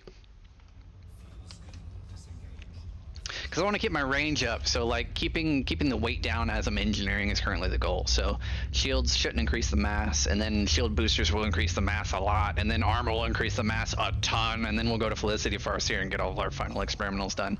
And I think that'll be everything except for, of course, life support and shield cell banks, which I don't have unlocked because I don't have Laurie Jameson unlocked. I'm pretty sure there's another engineer I could poke them at grade 1, but I'm not worried about it at all for the time being. Once I get the combat stuff up, then I'll be worried about the upgrades. Yes, you're correct, Kilo. It is almost 8 jumps. Also, Kilo, it's good to see you again, buddy. I was watching the stream when we did the Kaioken testing for the first time. That was a real fun stream. What were you flying? I can't remember. I think it was like stream 11 or something when we did Kaioken testing. Maybe not that far back. It was a relatively recent stream though. That Kaioken testing stream was so much fun. I remember I forgot my shield boosters on the carrier. I left my upgraded shield boosters on the carrier. That was so embarrassing. I was like, well, I've got 230 megajoules shield. You guys almost killed me, and then I jumped out at like 5% while like 8 people were trying to blow up my new Kaioken, but I got away. Yeah. Oh, you were in a plasma bomber Python. Nice. I mean, that's my original plasma bomber was a Python, and then I discovered the crate, which is basically a Python but more maneuverable with a fighter bay and a better weapon configuration, in my opinion, with the 3 larges on the top. Yeah, NPCs used to melt from heat, and then Frontier nerfed it, or it's like, oh, it can't go over 100% unless the other person is actively doing things. Or if you have cannons and you just happen to hit them in the right order and get their heat up real high. But yeah, for the most part, heat damage is now completely nerfed. It doesn't even work on like thermal cascade pack hounds, which used to be amazing. But yeah, it's just the thermal overload munitions just don't work anymore. Phasing is more annoying than anything else, and it's just funny, which is why I want it. Back in the day, yeah, back in the day, those thermal conduit beams or whatever would just nuke everything. You're just like, wah, and their heat would get up to 300%, and you just see their hull melt, and all their modules start melting around their ship because of the massive amount of heat. Now I'm using an overcharged thermal vent power plant, but that doesn't mean I can scoop for too long. A little over half fuel, I'm happy with that. How about the map? What does the map say? Can we get there yet? Hey, we got enough fuel. Perfect. Fantastic. All right, we can skip fuel. We can lightly scoop fuel just to be sure. By the way, how is everybody doing today? I'm having a pretty good day today. How about you guys? You guys having a good day today? I hope you're having a good day today. I'm having a great day today. I don't know about you guys. I'm feeling a lot better than I have in weeks. Like, health-wise, but also emotionally as well.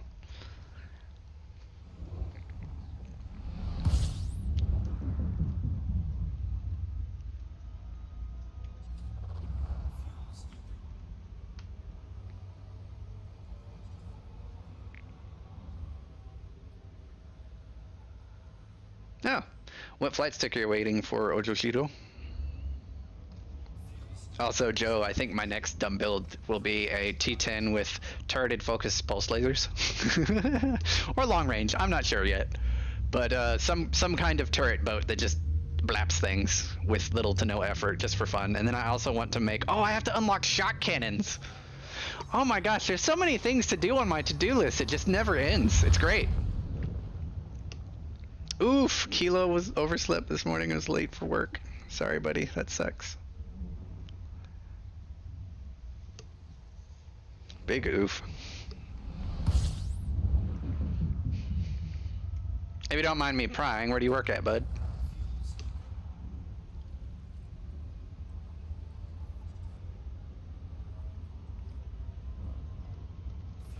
Try to get that X56 Logitech, but it's not available anywhere, so the X52 for now. Yeah. My boost button is starting to go out on my Logitech Extreme 3D Pro again, so probably after today's stream, I'm going to go browsing along the internet, see if I can find a new one. Because I need my boost button. It's the most pressed button on my joystick.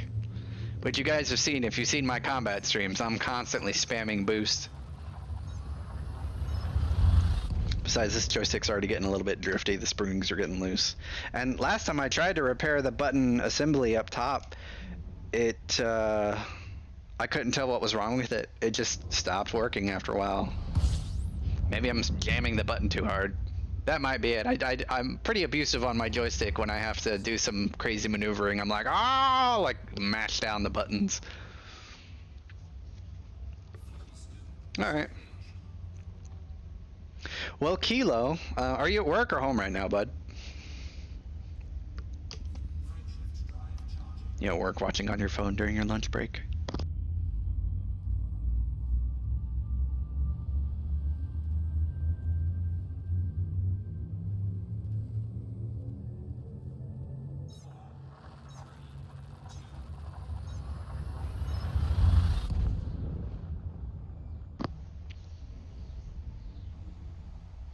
Yeah. Yeah, for sure. One of the things Joe tells all of his new players in his squadron that open-ended games require that you make your own to-do list. I like setting personal goals. So for me right now, my main personal goal is to get this spaceship fully engineered. And then after that, we'll probably start blowing up stuff until I can get God, what's her name? Lori Jameson in Shinrarta Desra unlocked, so I can upgrade my shield cell banks to level 3, and then also my life support to lightweight grade 4. And then I'll be taking out the mini jump, which is my Diamondback, more than likely on a Colonia expedition to get the other engineers unlocked.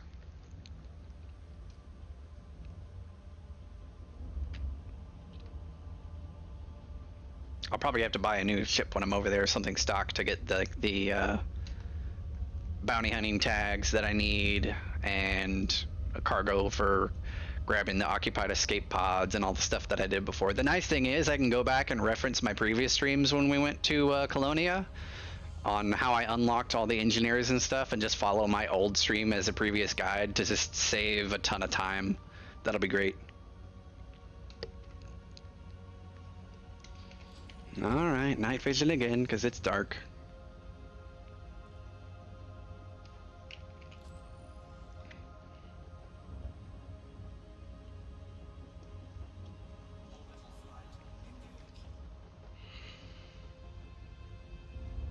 Ooh, coming in hot. Way too hot. Pull up, pull up, pull up, pull up, pull up, pull up, pull up, pull up. We gotta break, we gotta break. That was too fast.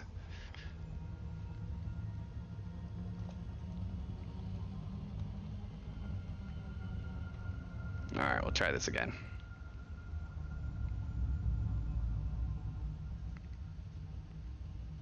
That approach speed was too fast, I could tell. I want you at about a 45-degree angle, and then I'll start dropping in.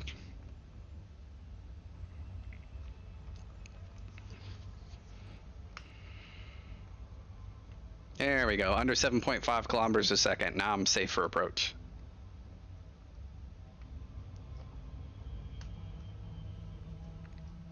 That's good enough.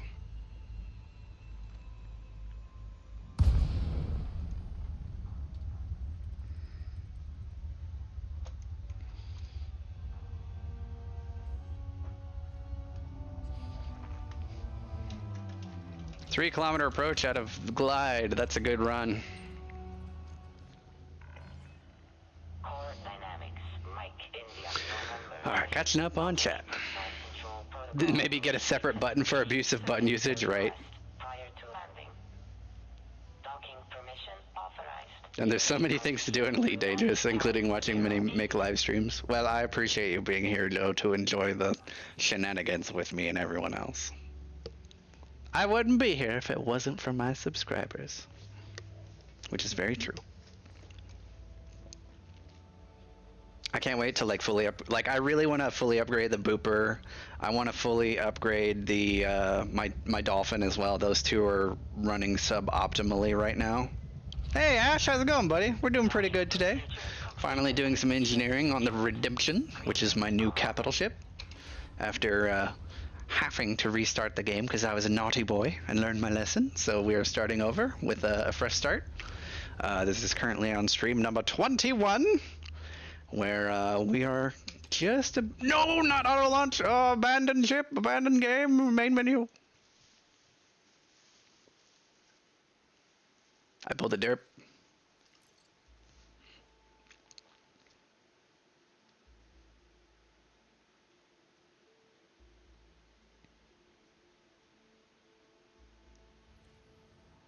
Aw, it put me above the ground. How far up? Gotta land again. India, November, heavy. Automated flight control protocol initiated. Please submit a request prior to landing. Docking permission authorized. You may proceed to landing pad 05.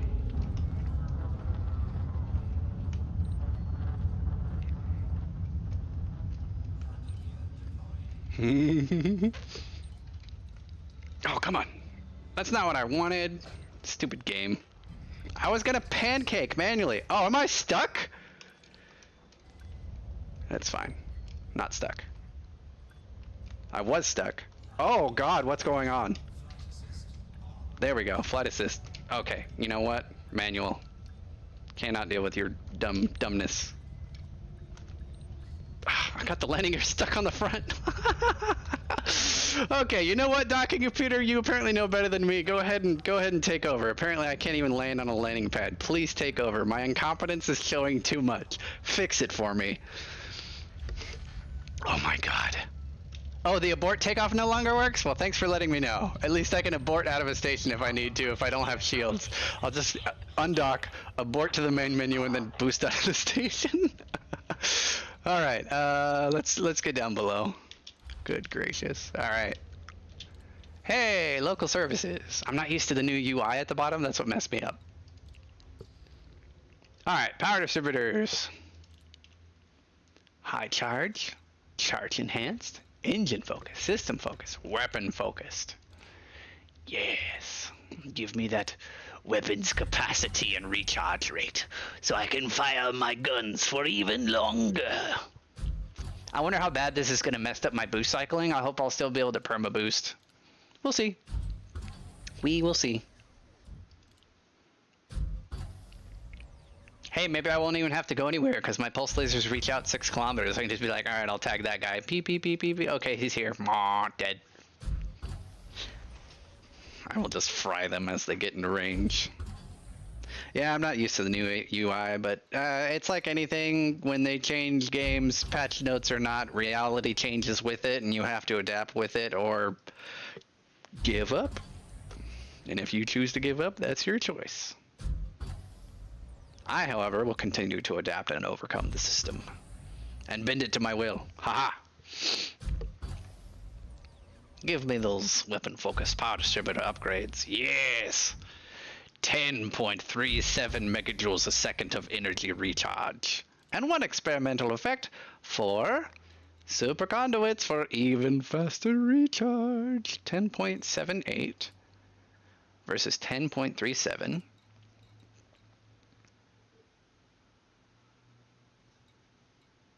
Yeah, we'll go for that super conduit. Boop. Give me that.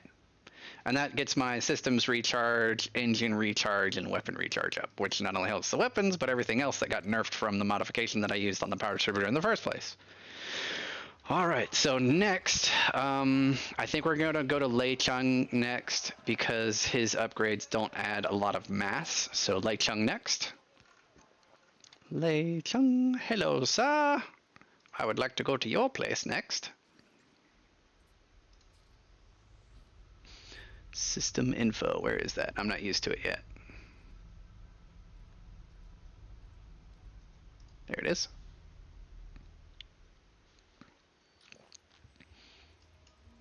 There you are.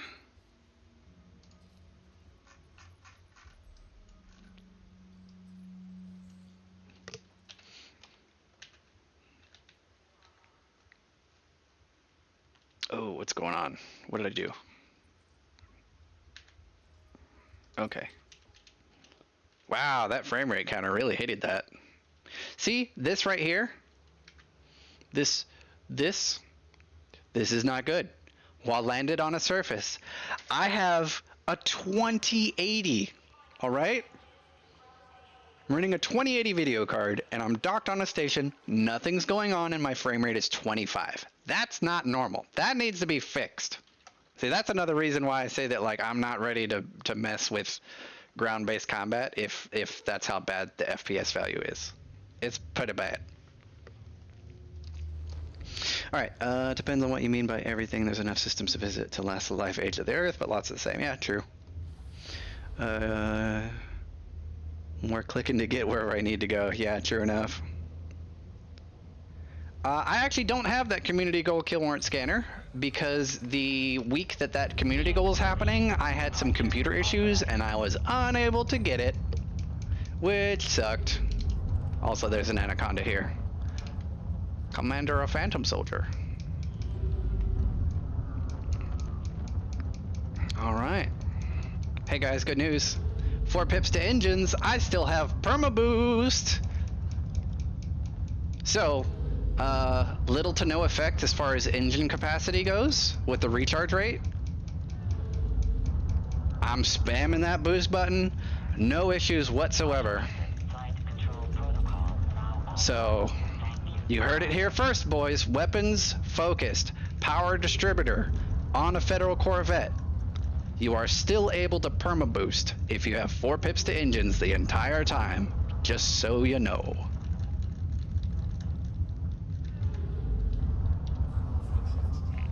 Oh, where are we going? Direct jump? Heck yeah.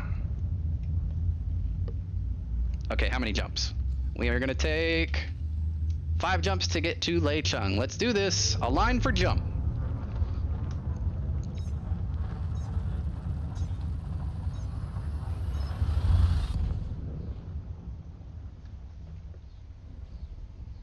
Also, I think I need to adjust my mic gain. It's like picking up everything. Stand by.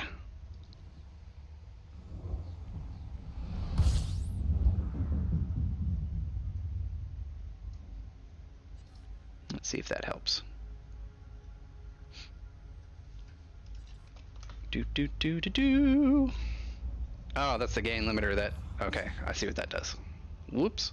I'm trying to make it to where my mic doesn't pick up everything. But it does, because I'm hearing all the clicks and everything. Oh well. I fix later, it's not a big deal. Audio is not my strong suit when it comes to streaming. Sorry, guys.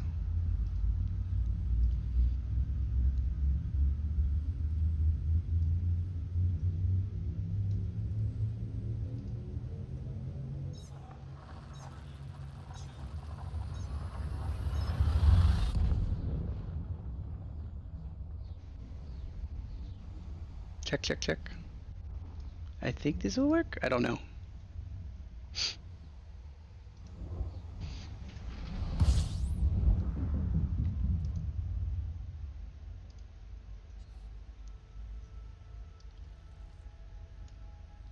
Let's do negative 55.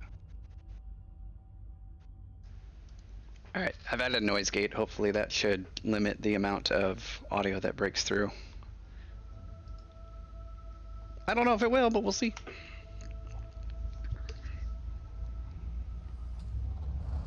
Feels like it's still picking it up with just the background noise.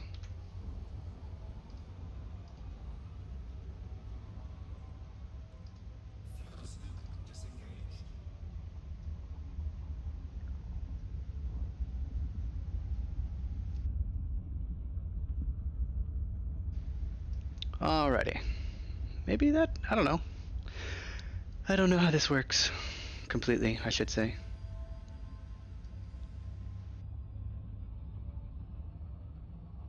Bip. Yeah, it's still picking. I don't know how this works. Alright, I'll have to poke some settings on OBS to make sure my mic isn't picking up everything. In the meantime, I'm gonna mute myself when I'm not talking.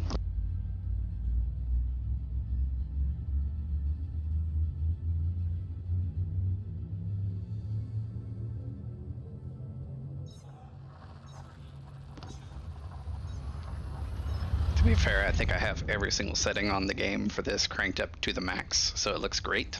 I mean, I'm getting 160, 170 FPS during these jumps. It's just anytime I'm on the ground, I have issues. Woo! Yeah, I'm currently running a 970 and a 2080 in my system. The 970 runs my 3 tertiary monitors, and then the 2080 runs the main monitor.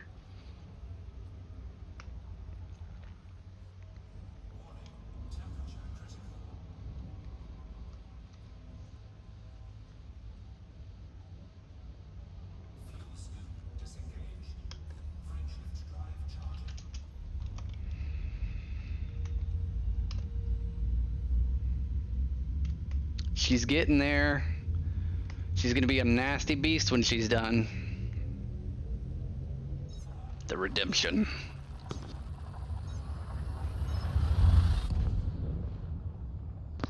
I know, right?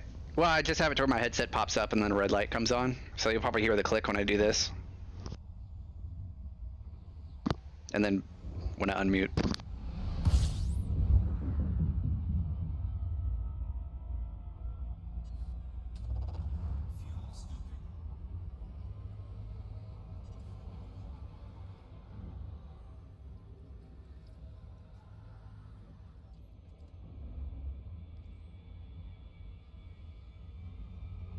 Still gotta get the hang of this new camera.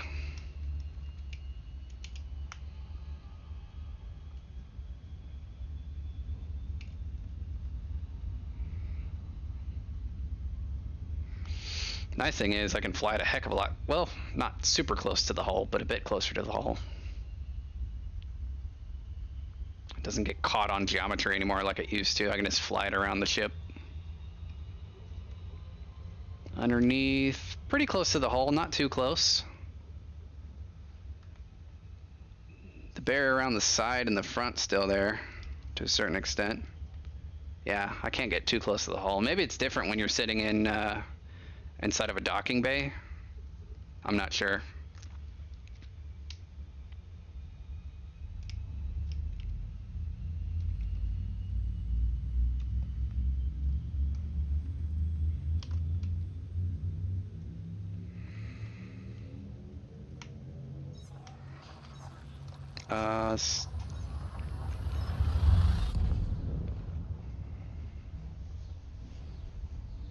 As far as skins go, I forget the exact paint job, but it's basically the white paint job with a little bit of gray and then red on the front. I like it because it makes the Corvette look like a Venator Star Destroyer, especially with the 2 Class 4 weapons when they pop up.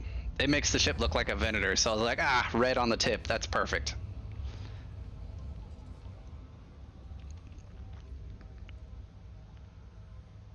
So think of this like a tiny Venator, but with 2 Death Star beams on it.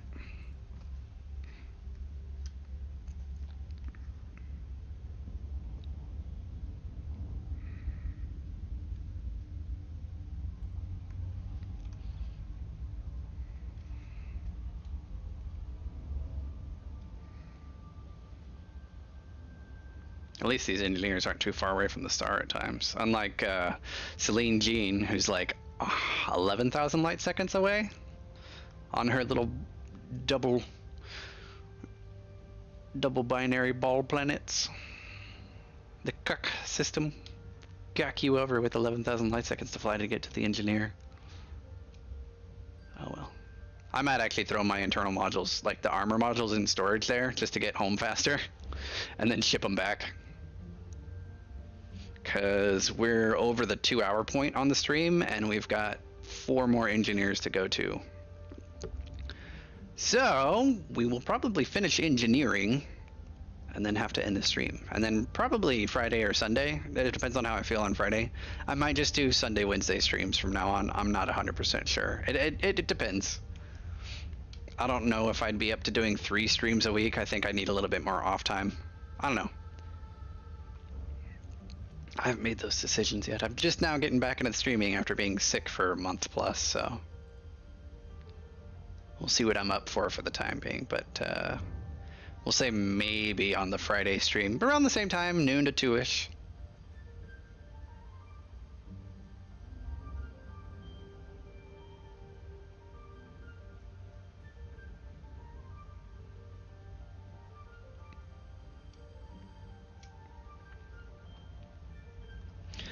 Well, Horizons is pretty much still doing the same thing. I've finally converted over to Odyssey since, after engineering this Corvette, it'll be the end of the starting over streams.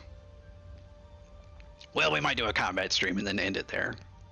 Maybe we'll do a combat stream and then we'll end the starting over series. Because then at that point it's like, hey, I've gotten to here.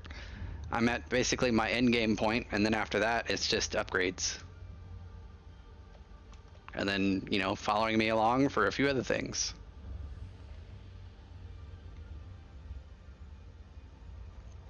But I'll definitely make, you know, some project streams where we work on engineering one specific ship, or it's going to be a lot of material gathering and stuff going forward, because I'm going to have a lot of projects to work on.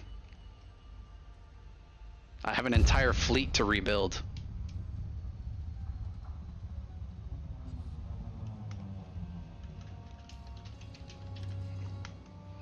Alright, auto dock, because I've humiliated myself far too many times.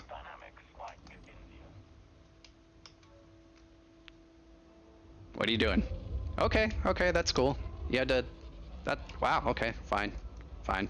That's cool. You do you. But anyway, here's the paint job I've been using. Makes the ship look like a Venator. With the red on the front. I really like it. It's not perfect, but it's close enough.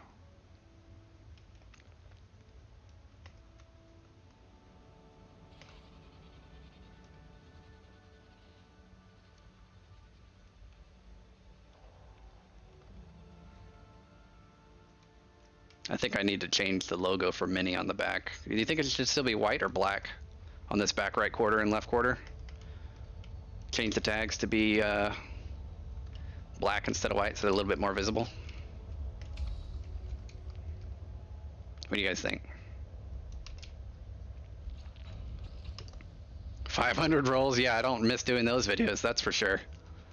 I don't miss doing those old RNG videos.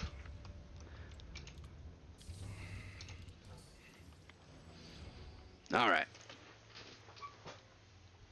Yeah, true. I mean, you guys know my channel motto. It's bad ideas make for good content. And if I test it, you don't have to. Besides, I get excited testing new things.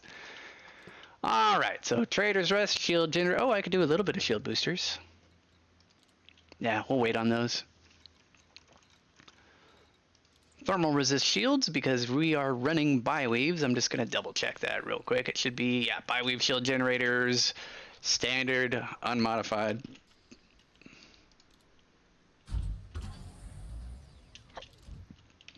No, it's modified. Thermal resist. A great one.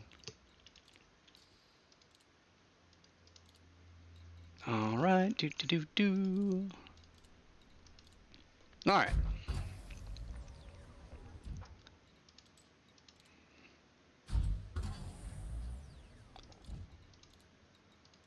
Let's get this shield generator upgraded. The nice thing about thermal resist shields is they add no weight. It's great. It's great. Because there's no extra weight. The best thing that these shields do is abate that thermal damage. They can't quite punch through, cause my shields say F you, I'm highly resisted.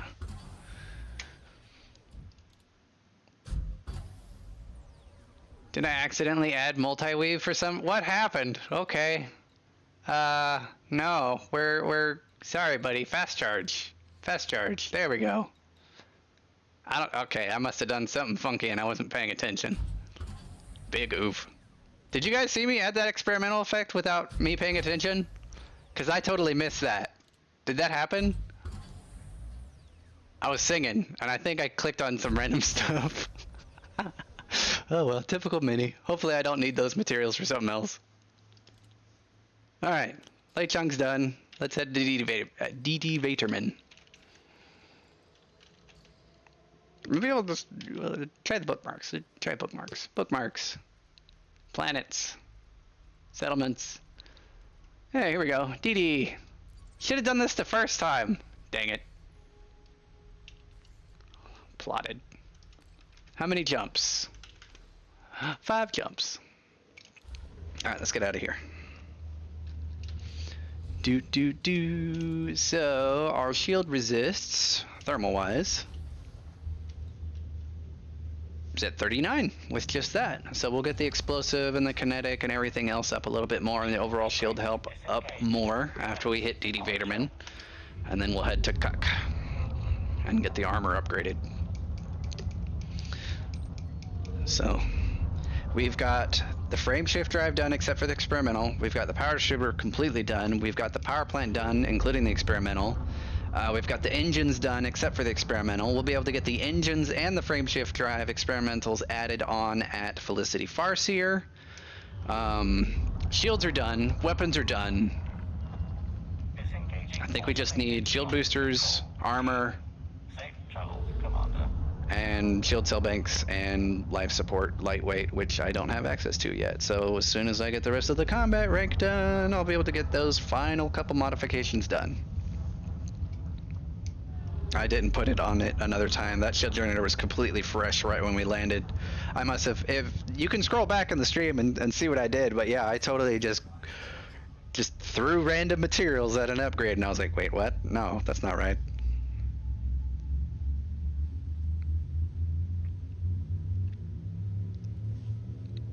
And jump. 5 jumps, 4 to go. So DD Vaderman and then Celine Jean, the Armor Queen. Really? It just magically appeared? Interesting. Oh, why did I swing around the right side? That's much further than it should have gone. We'll take a wide arc. This sun seems like it's really hot based on the amount of solar flares.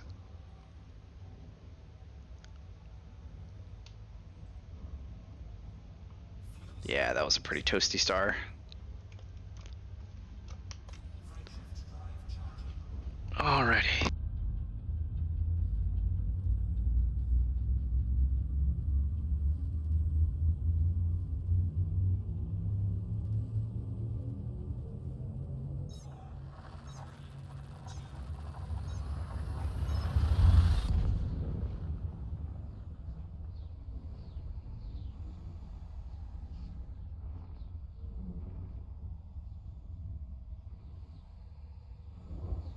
Well, I have looked at my resists and everything earlier, because Chris, when I was undocking from, I forget which engineer, but he was asking like what my shield resists were, and I did take a look at it. So you might have to scroll back in the stream a little bit. But as far as the shield resists go, I could show it before, but like right now, 39 thermal, 42 explosive, 26 kinetic, 1486 shields. And that's with all these shield boosters that are currently unmodified. 2 of them will be resistance augmented, and the rest are going to be high capacity. I think. Let me double check. Where is my build? There it is. Let's see. Heavy duty, heavy. Yeah, 2 resist augmenteds at the bottom, and then everything else is just brick tank. Brick tank!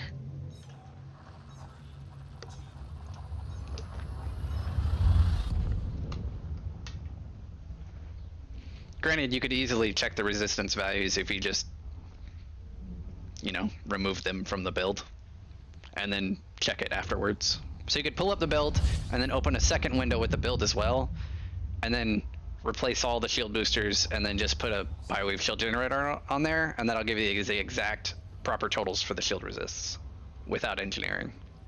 So you could do that. Or just, you know, strip all the experimentals off and take a screenshot before and after. You could do that too. Well, generally solar flares generally mean the amount of corona activity, and that generally means a stronger magnetic field. A stronger magnetic field generally means you have a lot heavier fusion going on, which generally means you've got more heat being produced, and that produces extra corona, extra heat within that particular star's corona. Generally, solar flare activity generally gives you a good idea on how hot a star is on average, but it was also the color, it being more of a light, whiter color, so toasty. Yeah, but generally a thermal resist shield booster, or thermal resist shields combined with 2 resist augmenteds is what I say personally is my preferred minimum. if you're going to use Biweave. So Biweave shield with thermal resist and then 2 resisted augments, and then you can either throw more shield boosters or chaff or whatever you want afterwards. But the base fitting, if you're going to use thermal resistant Biweaves, is 2 resist augments, and also to boost it up and balance out the totals. So thermal and then 2 resist.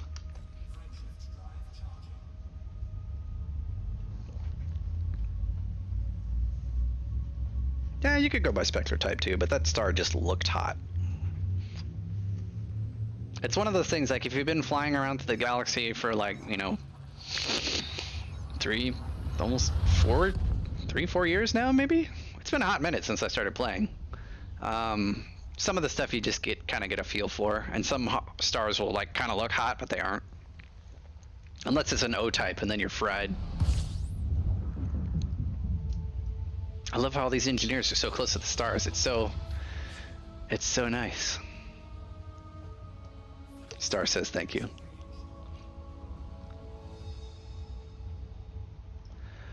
Alrighty, shield booster time.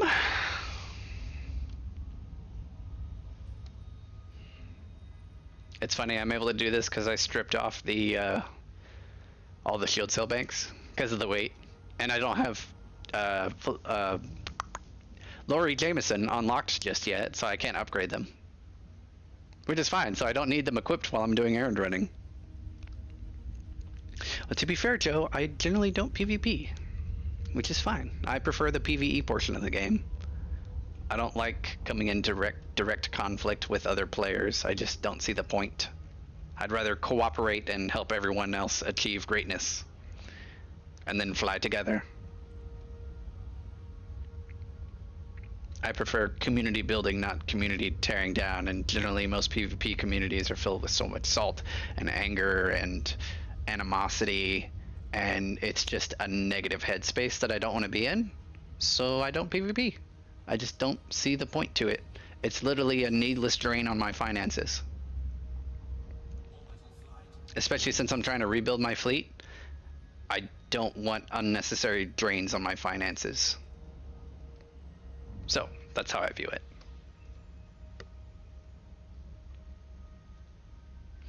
My current health percentage, I would say, for my personal physical meat bag of a mechanical skeleton jellyfish brain body that I have, I'd probably say that I'm probably at about 40%, I would say, as far as my overall health goes. I'm getting better. I'm not 100% yet, but I'm getting there. I'm probably going to be exhausted after this stream, to be honest. I'm already feeling it. I'm going to get some lunch and finish watching episode 4 of season 2 of Critical Role. Core Dynamics, Mike, India, November.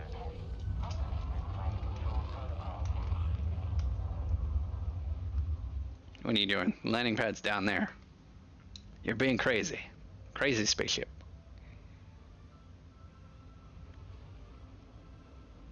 You're a very pretty spaceship, though. Too bad my color changing macros for the engines don't work in autopilot mode. That would be great. But it doesn't. Sadness.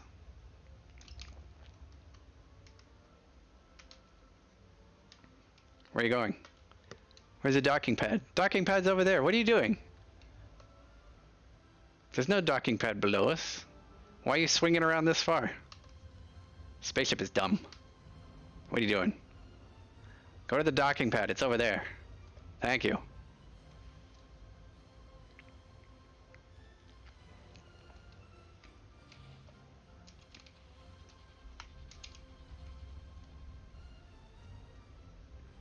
Silly spaceship.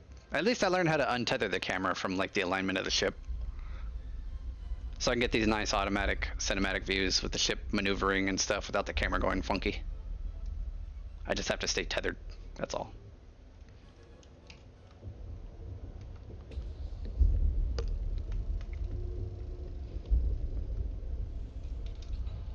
You're a very big spaceship, sir. Docking procedure completed. Ship secured. Greetings, Commander.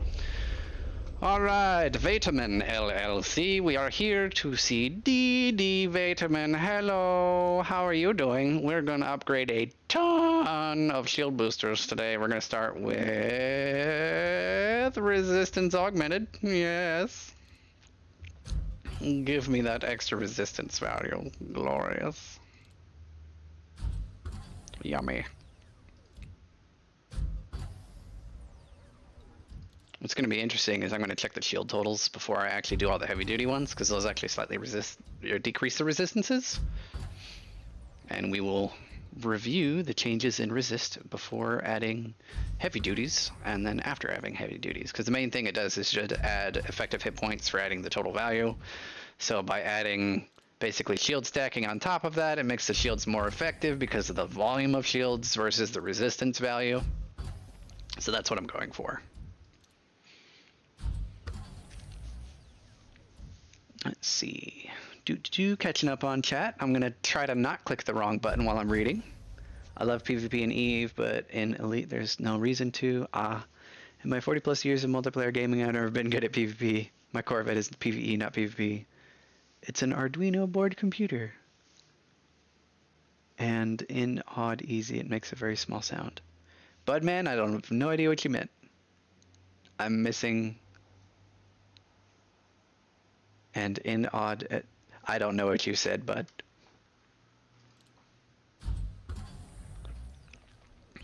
Like your sentence was English, but the syntax is scrambled. Super cap. Boop. All right. Next, resisted augmented.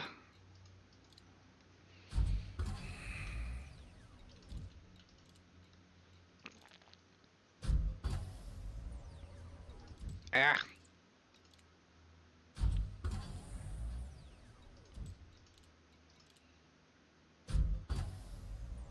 At least they didn't change the engineering, layout of the screen menu. That would be terrible. That would mess me up so bad.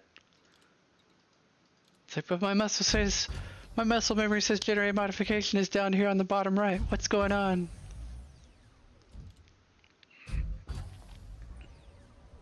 Oh, 4 rolls this time for a grade 4. It happens. Not always, but it happens. Alright, Ojoshiro, I hope to see you around again on some streams soon, sir. Sorry for just doing a bunch of engineering, but, this is what you gotta do to have crazy awesome spaceships, and if there's anything you should know about me is that I love my crazy awesome spaceships. It's what I do.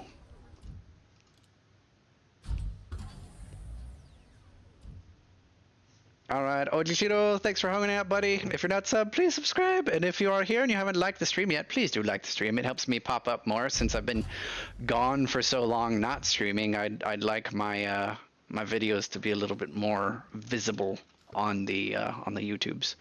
Okay, so ship status, as far as our resists go, we're at 47.6 kinetic, 56.4 thermal, and 63.6 explosive. Let's compare that with the official build after we turn all this stuff back on. Boop, boop, boop, boop, boop, boop, boop, boop, boop, boop, boop, boop, boop, boop, boop, boop, boop, boop, boop. Do, do, do, do, do. So, 50, 40, 59.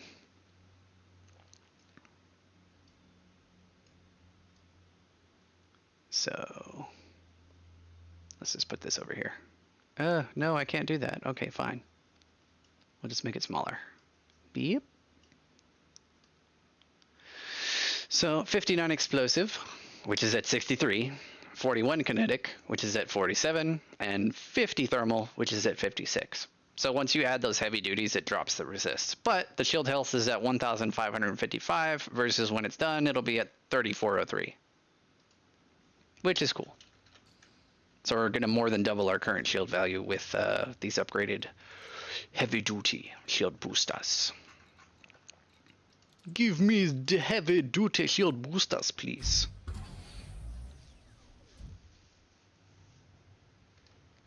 Gotcha, bud. No problem, buddy. It's just the syntax on your English was like confusion.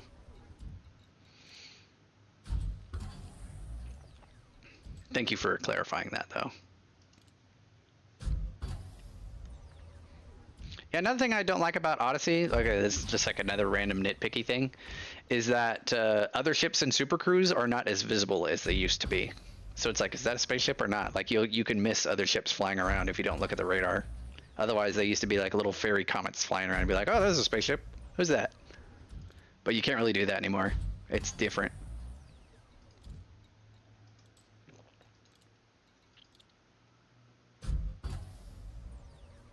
I hope I have enough grade 5 materials for all these upgrades I have to do. And if I were you, I'd save up more than 2. You'll need about 10 per grade 5 upgrade, yes, it is true. But through 1 through 4, it's easy, sir. It's not even a chore. You need 1 and...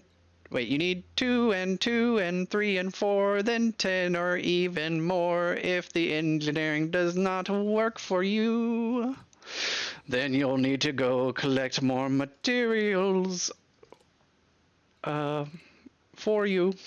Sorry, ran out of rhymes. It's been a while since I have sung.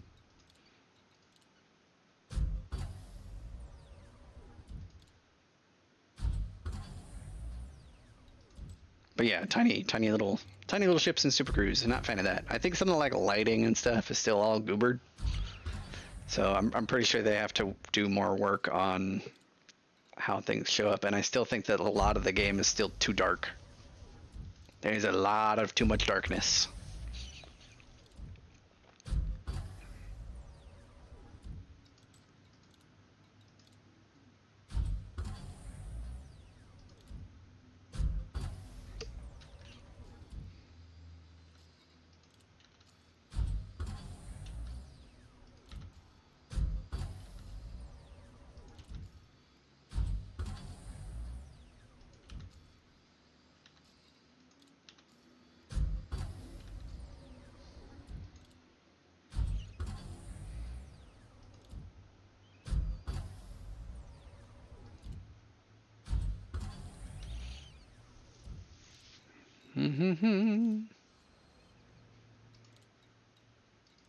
All right, halfway done.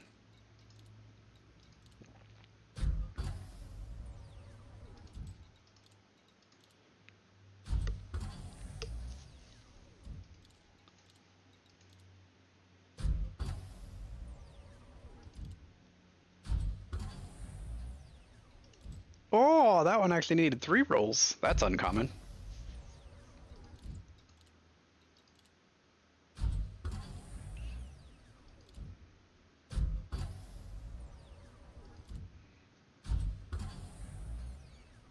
Funnily enough, the grade 3 took 3 rolls and the grade 4 took 3 rolls as well.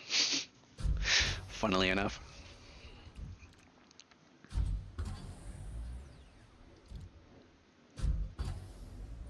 Oh, come on. That one was barely anything. Give me something good. A little better. More, please. More, please. More, please. Even more, please. More, please. Thank you. And super cap. This is why I love using ED Engineer. It's like, hey, you've got this giant shopping list to work on. Yep. Do I have everything I need? I hope so. If not, I'm going to be very angry. So far, everything's gone off without a hitch. I've had 100% of the materials that I needed for every upgrade so far. Thank you, ED Engineer. And of course, my ridiculous ability to pack rat everything and then also get more than I ever need, just in case, to ensure that, like, if I goof, I can keep going. Because it's always better to have extra compared to what you need than, well, it's better to need it and have it. Well, it's better to not need it and have it than need it and not have it. That's what I meant to say. That was what I was trying to get across. So I always carry extra mats whenever I do engineering, because sometimes RNG's this is just not nice. Greetings, Josa. As you to the join stream, you're just catching us at the tail end of upgrading some shield boosters for my new flagship, the Redemption.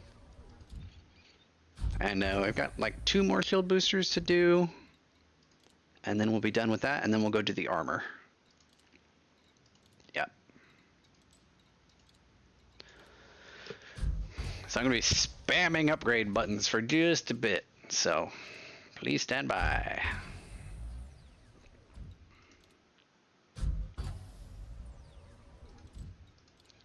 Just upgrading my gear, and I will make my enemies fear. My 2 Death Star laser beams on top. They will shoot your ship fast and drain your shields till last. Then your ship will be welded into pieces. My spaceship is basically going to turn into a giant plasma cutter that just welds through bad guys' ships. It's going to be great. Short range, thermal conduit beam lasers. It's going to be so dumb. You know, if anyone's around once I get back to the carrier, I don't know, I might not fly back to the carrier. I might see if I can fly down to Manani for a little bit of pew-pew. Because I got to get my combat rank up. Oh, that's fine. Super Cat. No, heavy is nice, but resist augmented will be the one that we pin, because we'll use that one more often with biweaves. Last heavy duty.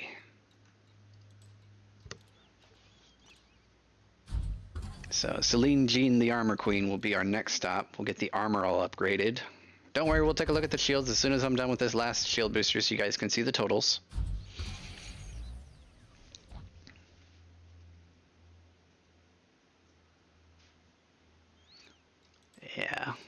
Yeah, I'll definitely have to make a trip out to the Crystal Fields before Odyssey goes 100% live, so I can cap out on every single raw. So I'll probably make a few trips out there to harvest all the grade 5s, down convert, and then go harvest the grade 5s again, and then down convert, and then go harvest the grade 5s again, so every single raw material that I have is absolutely maxed out before that patch drops. That's going to be my plan for sure.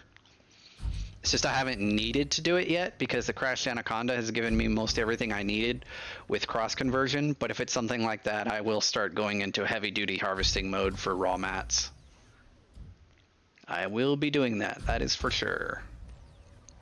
Honestly, before I probably go out there, I'll probably down convert everything. If you give me a bit, I will post the locations in a bit. But we have them, if you just Google Elite Dangerous grade 5 raw material farm, you should find something that shows up as Crystal Fields through Google, and they'll give you the planet name, the system, all that. Just be aware, you cannot get there if you do not have an engineered ship with a jump range of like 40-ish plus, because there are some jaunts to get out there that have some very large gaps between the stars. Yeah, so just be aware, you will need some engineering to be able to get out there. Just an FYI. All right, last supercapacitor upgrade. Boom, that's done. Let's check our shield totals, because all of our shield boosters and shield generators are done. That puts us at 3403 shields, 41 kinetic, 50.8 thermal, and 59 even on the explosive. Let's compare that to what it should be. 59, 41, 50, 59, 41, and 50. Well, 50.8. That's it. Perfectly lines up. And that's what we want to see. Shield health total is 3403 here, and on the build, it's 3403. So according to the build and according to what we have done in game, everything matches, and that's what we want to see. So next stop is going to be Celine Jean, the Armor Queen.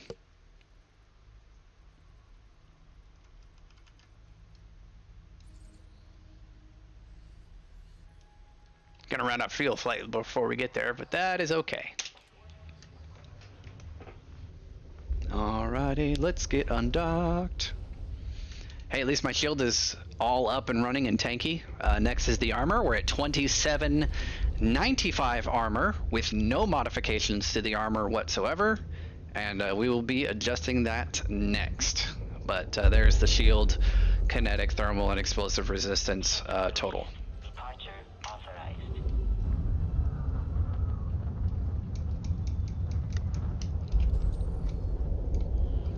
Alright, let's get some clearance over this mountain because I don't want to smack into that at super cruise speeds. That'll be real bad. Mass lock, disengage, and accelerate.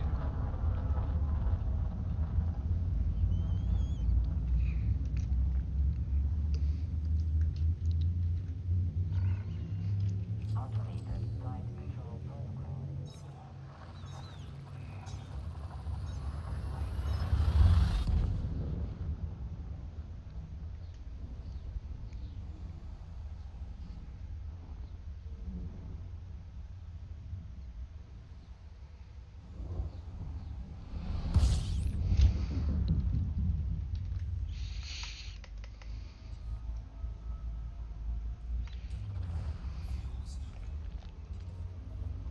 If you guys didn't know how to turn off the heads-up display, it's Control-Alt-G.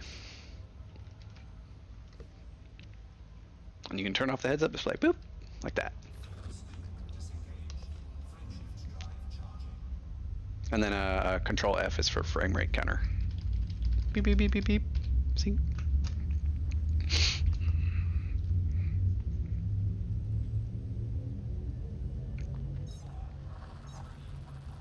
Yeah, you could also take a crystal fields to do that as well. To be fair, Joe, the only thing that is really hard to get maxed out as far as raw materials go is, of course, selenium. But you can easily convert polonium to that because no engineering at all whatsoever that's worth anything uses polonium. So polonium is a fantastic cross converter. Just an FYI.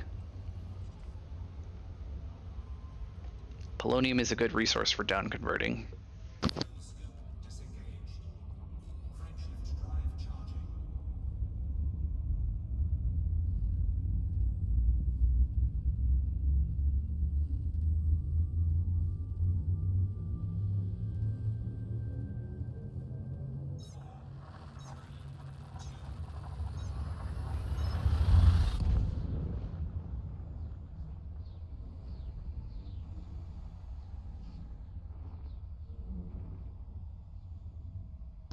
Also, Kilo, I see you lurking here in the Discord chat with me. How's it going, buddy?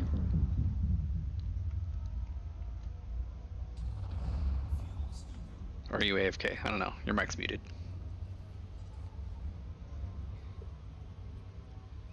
Yeah, one of your 4 chips was just to max out selenium. Fair enough with cross conversion. It makes sense.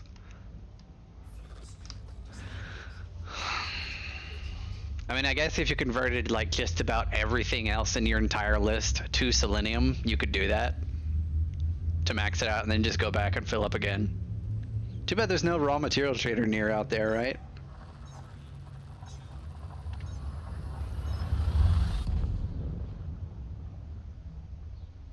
Ah, you're fine, Kilo.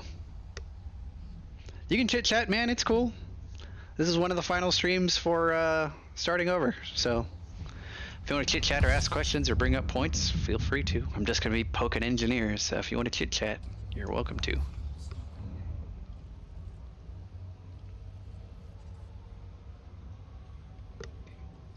Oh, you're AFK.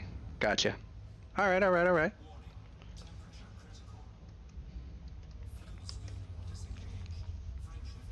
By the way, guys, I will be available on Discord directly after the stream for answering questions or just chit-chatting or catching up or whatever. So if you guys haven't joined the Discord yet, the link is, of course, once again, down in the stream description. It should just do an auto-accept for the link. And, yeah. I'll be on Discord hanging out. If you guys need some help with some spaceship builds or dumb weapons ideas, or you want to, you know, need some advice on something or got basic questions, feel free to hop on, ask me questions. My favorite things to do is to spread knowledge. So entertainment for me is blowing up stuff, but also sharing what I know. Both, I think, are mutually exclusive for sharing information. I also like blowing up things. 12,000 light seconds. Okay, it's been a hot minute since I've been to Celine Jean. Well then, okay, we got a long way to go. which is a perfect time for like questions. I can catch up on chat now because I'm not navigating and falling into stars.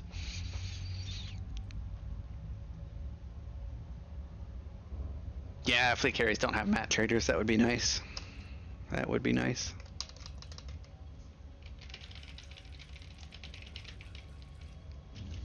Who's online? You know, there's probably quite a few people that, because this is a new account. So like if you hadn't added me as a friend in game, feel free to. Name is Commander Minikill, MINI-KILL.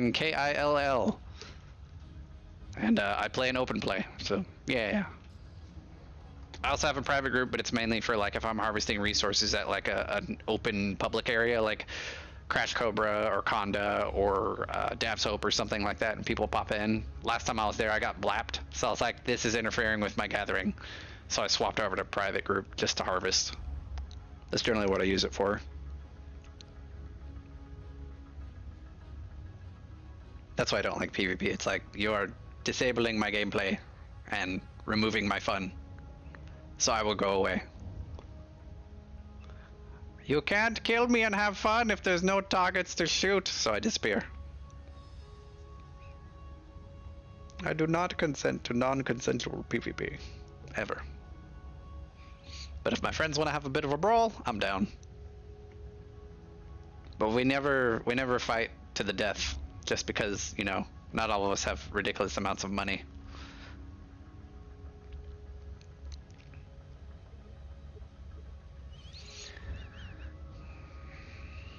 So I think my next project will definitely be getting my combat rank up, because I'm only at competent.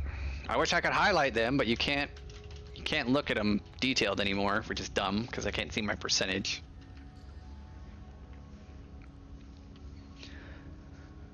I've gotta say probably the stupidest ship that I've built was probably my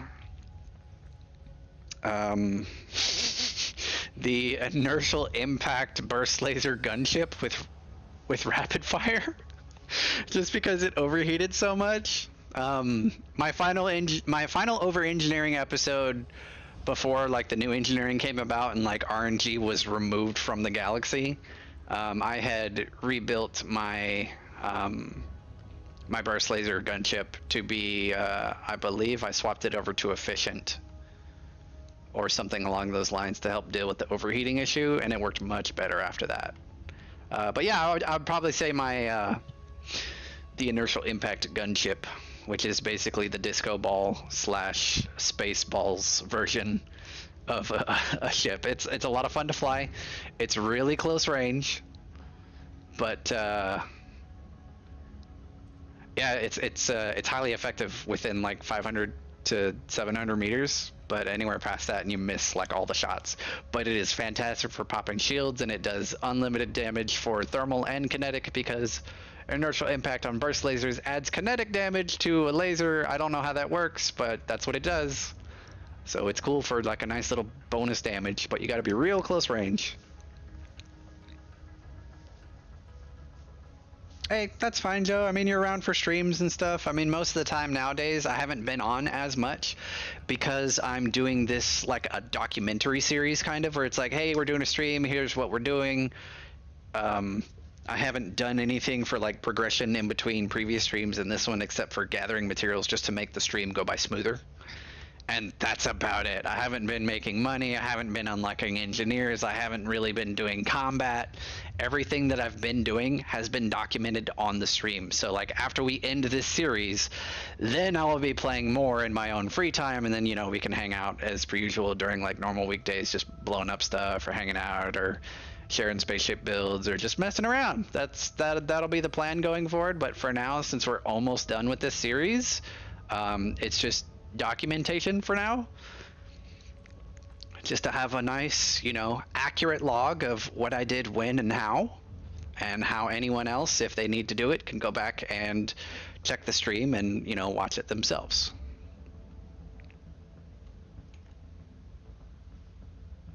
That's why I've been doing it this way. Quick video to updated raw materials, video highlighted the difference between Odyssey and Horizon or something like that would have been useful to me.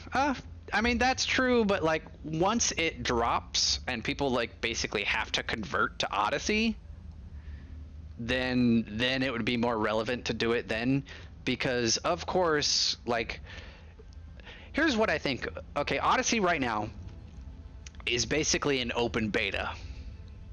They're just calling it launch, but it's an open beta. We're doing testing, we're finding the bugs, we're playing it. It's still within the same persistent universe, but you've got like two universes that basically exist at the same time, kind of like before Horizons dropped and people had Standard, Elite, Dangerous, and then Horizons became default. It's gonna do the same thing where Odyssey eventually becomes default, but in that time they're gonna have to make adjustments and patches and stuff. So until then, no reason to update as for now,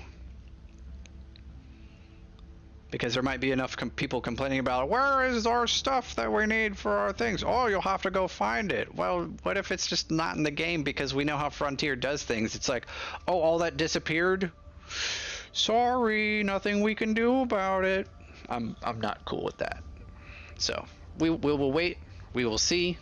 And before it drops, I'll make sure I fill up on all the raw mats that I need. And that should last me like a year, even with all the engineering that I have to do. And honestly, if all else fails, my favorite Crash Anaconda is still where it should be. And that's plenty of materials for cross conversion for most things that I need to do. So I'm happy with harvesting on the ground at the Crash Anaconda. It's close, it's in the bubble, everyone can get to it. So yeah.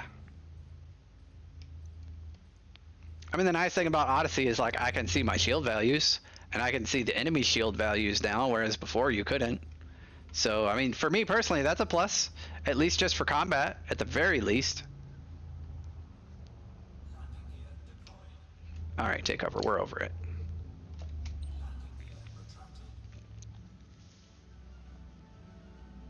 Oh yeah, Pamash 2C and Mountain Everest are gone too, yeah, that's true. New planetary generation, man. I've seen green planets and stuff in Odyssey, and I was not expecting to see green on a lifeless chunk of rock. I was like, that's weird. Touchdown complete. Engaging ship restraints. Your arrival. Alrighty, Celine Jean, the Armor Queen. We're here to upgrade our armor, because that's what you do. And the hull reinforcement. So before we upgrade anything, we will take a look at the ship statistics. Our current armor is at 2795, armor rating of 70, kinetic at 30, armor thermal resist at -27, and armor explosive resist at 27. So since we are running the explosive / kinetic resist armor with the reactive surface composite armor, we are going to do heavy duty. And we're compensating for the changes in resistances by adding hull reinforcement modules underneath, along with the thermal resistant hull reinforcement, because, you know, thermal resist is kind of low. But this does increase it a little bit with just standard grade 5 heavy. So not a ton, but enough to make a bit of a difference. And we're mainly adding it for just extra massive HP. Doing thermal resist on reactive surface composite armor could work, but after crunching the numbers, heavy duty grade 5 with underlying hull reinforcements and at least one thermal resistant hull reinforcement, you're pretty set. But if you can only do one module, then you'd go for the thermal resist because it's so negative. But there's probably a couple other ways of, you know, twisting and tweaking exactly what module you use and what the experimental you use.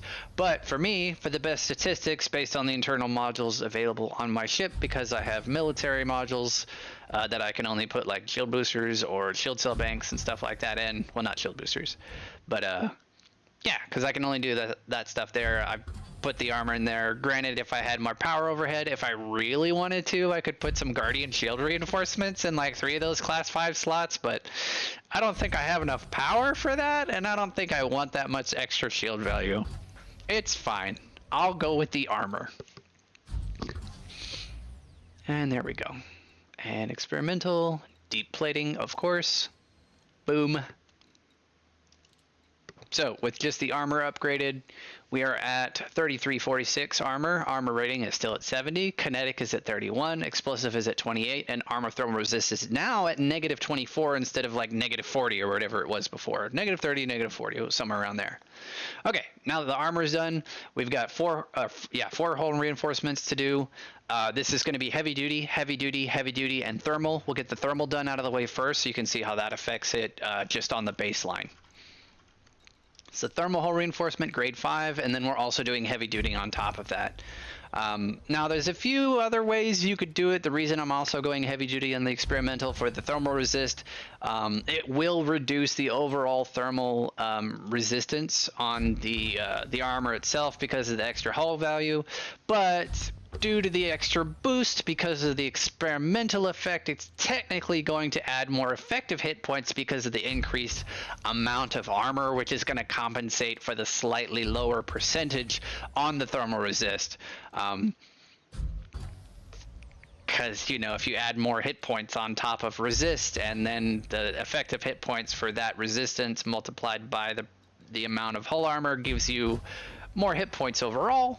So sometimes it's better to just add direct hit points rather than resists, depending on what you're doing. It always depends on what you're doing, and this build has been perfectly adjusted for what I intend to do with it and how I build my ships. This is all up to like personal use. This isn't the exact perfect only way to do things. I'm sure there's other strategies for, you know, armor and weapons and fitting. There's a way to make it to where your ship is 100%, you know, invulnerable to thermal damage. I kind of sort of understand how to do that, but it's not really worth it. So we lose like 1.1% off of the thermal resistance overall, but we gain 417 hull reinforcement. Well, it boosted up by a bit. So that puts us at thermal resistance of now 33%, where it was negative 20 something before because of that thermal resist armor plating. And then we got 20 explosive and 20 kinetic, and then adding 3 more heavy duty deep plating hull reinforcement modules is going to boost all 3 of these up for the kinetic, the thermal, and the explosive. So let's go ahead and modify those next. But you can see how big of an effect that one single thermal resistant armor unit has.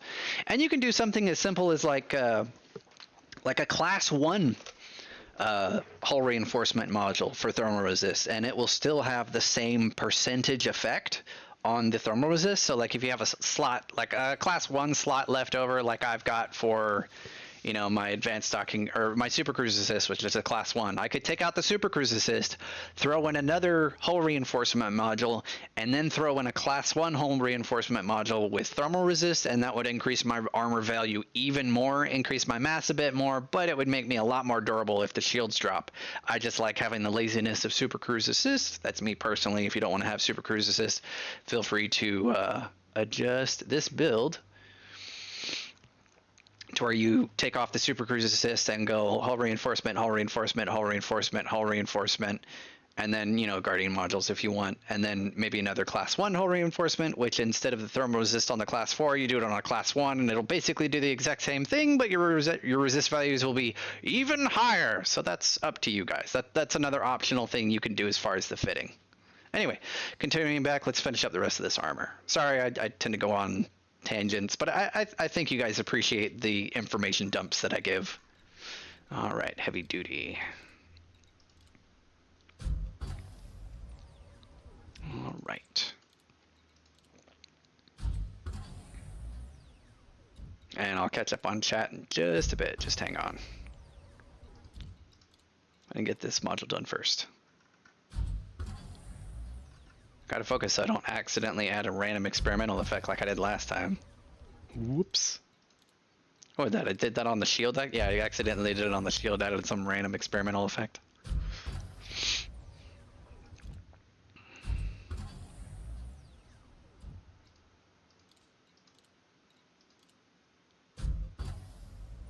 Give me that armor.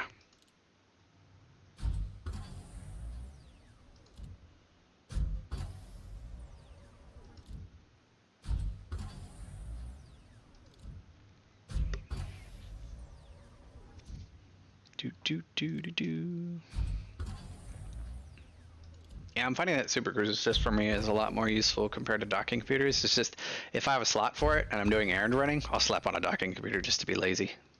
And deep plating. 2 down, 2 to go.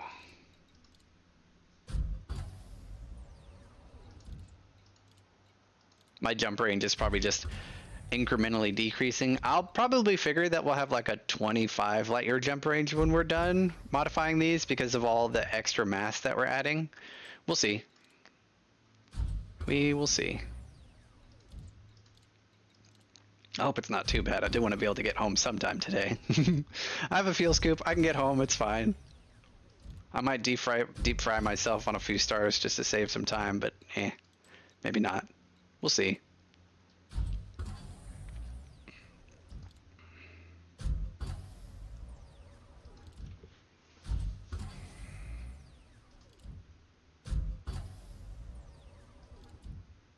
And if I really wanted to, I could strip off the actual armor off the ship and just equip lightweight because it's free. And then de-equip all the armor underneath and just be able to get home faster because I shed all the weight. But they're upgraded and I'll get them later, right? Could do that.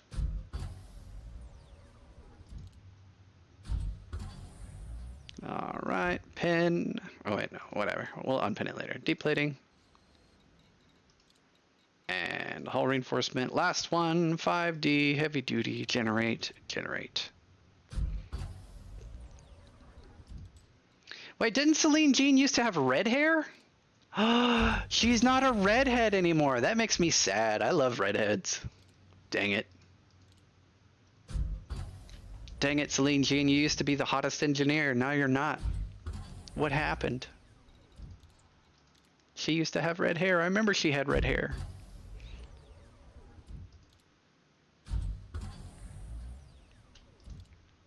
But here's the thing.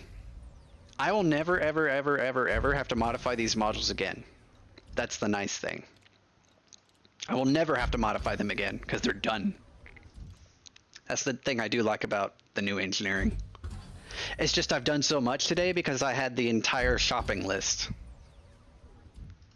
Like the shopping list that I had for this build was ridiculous. I'm just glad I got it all done. It was a lot of material gathering. It was a lot of material gathering. A lot. Very much a lot. But you guys saw me do all the raw and the data on the same day, so yeah. And oh no, I'm missing molybdenum. I need 2 more. All right, I can fix that. Ooh, well, looks like we'll have to go do a quick stop and get that. That is unfortunate. That is terrible. All right, I need 2 more molybdenum. It probably happened because I randomly added that experimental effect to the shield generator, and it probably used up some molybdenum. I would not be surprised. All right, I need to find... Okay, how do I search by... Okay. No. Stars, no. No, no. No. No. No. No. Okay. How do I find material traders now with this new system?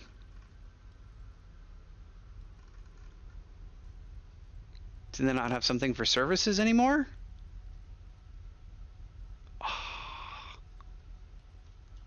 Okay.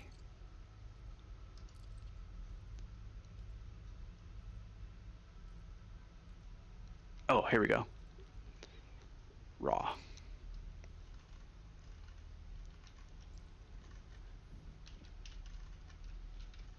Ooh, no raw traders nearby? Riri? Oh. Alright, fine then. Bookmarks it is. Annoying.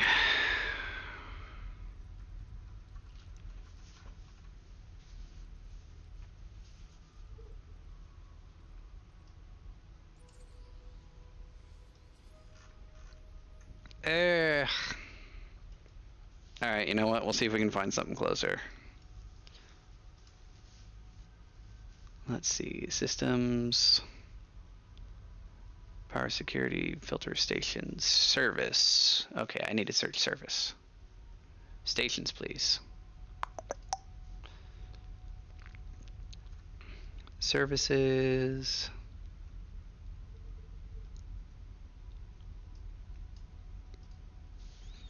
Material trader. Oh, really? Log it into Horizons and then do it that? We can try Nara. Let's see. Stations. Oh, this is my old account. That's funny. I'll have to unlink it. Let's see. Stations.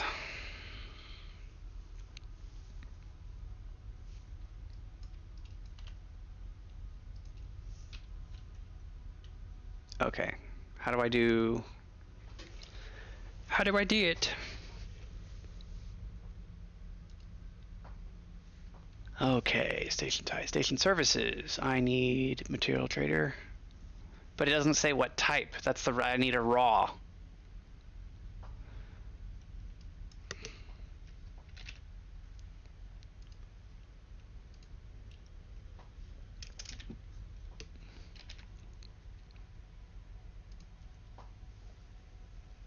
No, I've got Odyssey. I'm running it right now. Okay, LHS 2637, 5 light years. Okay. Perez ring. What services do you have? Black market, community market, repair, even workshop, concourse near tech broker. Encoded. Okay. That's one way to do it. Encoded, manufactured, raw, Shy-K doc, HDS 1829. Thank you for the suggestion for using Nara. I haven't used this particular search function before, so I apologize for watching me stumble through it. But yeah, I appreciate it. Boop. Oh, I like how it's right here, and it's like, oh, I don't know about, you know, this being here. And I don't know what station this was, but we'll find out. And then I have to fly back 12,000 light seconds again after I get my 2 units of molybdenum to add my experimental effect, which I'm missing. Hooray. My enthusiasm is very high. At least I can make it in one jump, right? That's a bonus. Just get me off the deck so I can jump.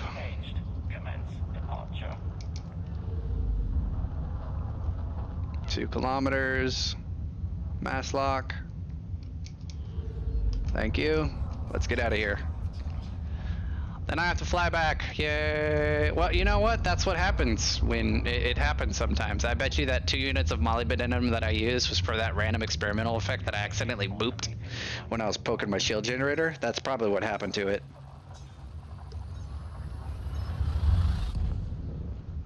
ED TradePad app. Is that like on your phone you can use?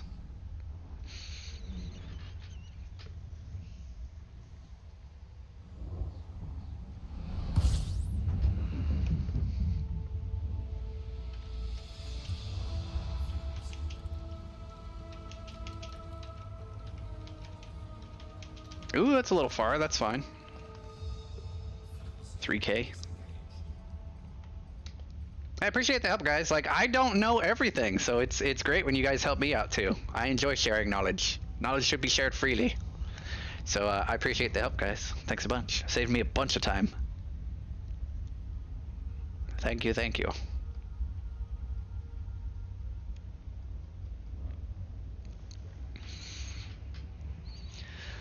Alrighty, wow. Wow, we are over 3 hours on the stream and the ship's not done yet. Well, mainly because I don't have the final engineer in the bubble unlocked that I need to have unlocked. Okay, cool. That's fine because I use Android. I don't like Apple at all, ever. Mainly because of their business practices, not because I'm just anti-Apple, but also because their stuff is too expensive for what you get, and you know, how they treat their workers. Did you know that Foxconn Labs in Wuhan, China has a turnover about 25,000 employees a month? Because working conditions are so bad. And that's why I don't support Apple.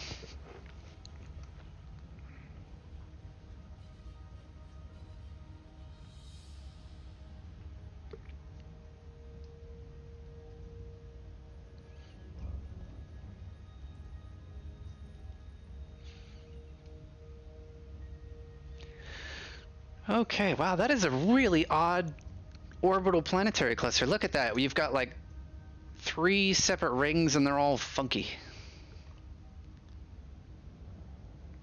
That is some very odd orbits.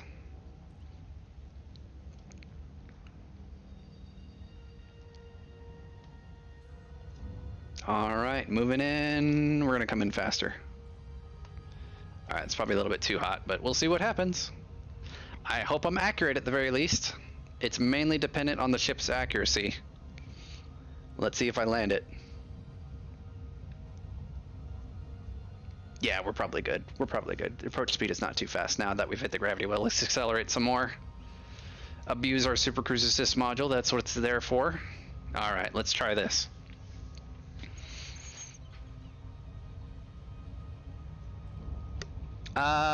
Personally, I like ASUS. That's my preferred board and graphics card and manufacturer for most of my gear. I like ASUS. So they're mainly Intel, but yeah, they don't produce stuff that causes their employees to commit suicide. So yeah, plus for them.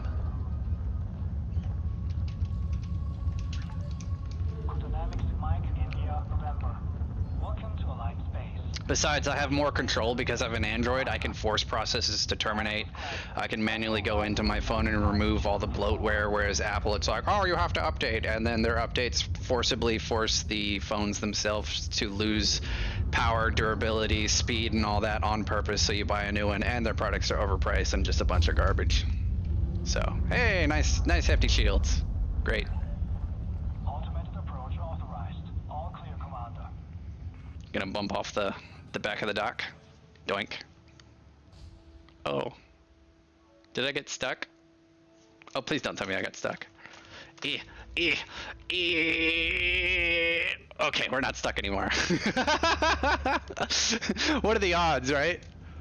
Oh, that was funny. Alright, let's swing around, let the docking computer do its thing. That was great. That was funny.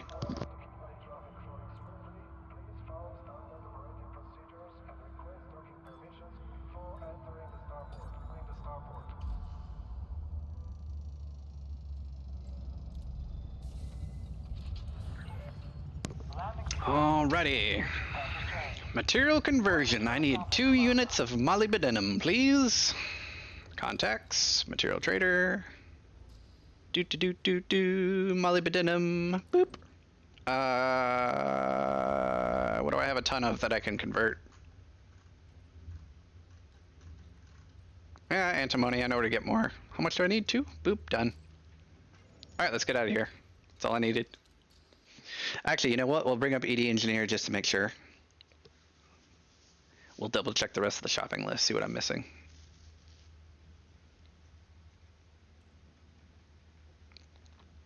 Oh, hey SWAT, haven't seen you in a hot minute. How you been, buddy? Good to see you again. Alright, so ED Engineer has to update all the stuff.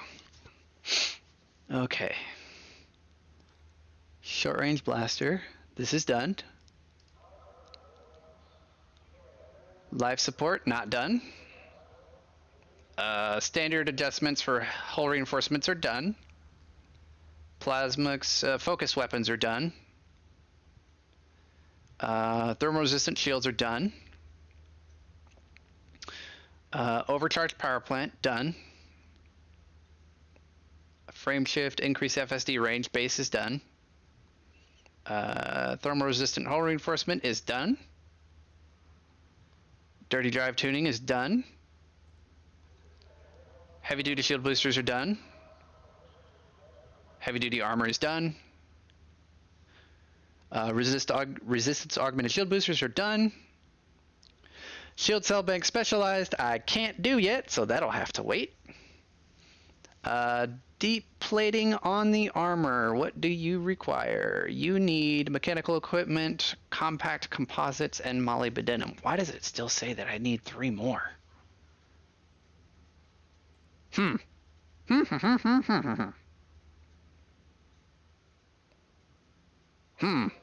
Alright, you know what? While we're here,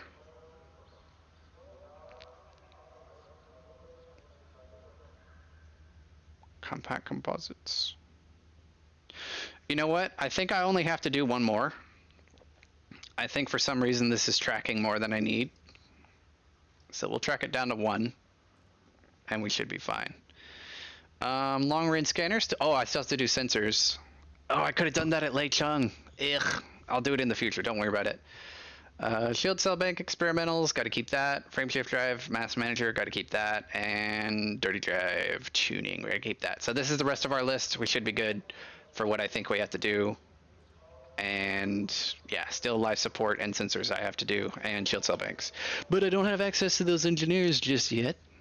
So yeah, let's see how we do. All right, so that means we're going to be going back to Celine Jean, the Ama Queen. Bookmarks, landable bases. There we go.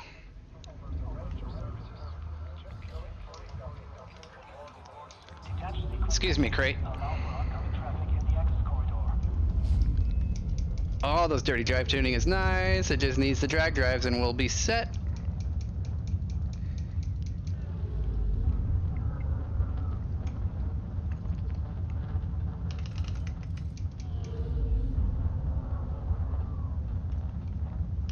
Yeah, that fast charge on those shields is like on the capacitor. All right, we're good.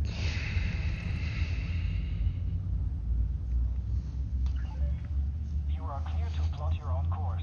Safe journey, Commander.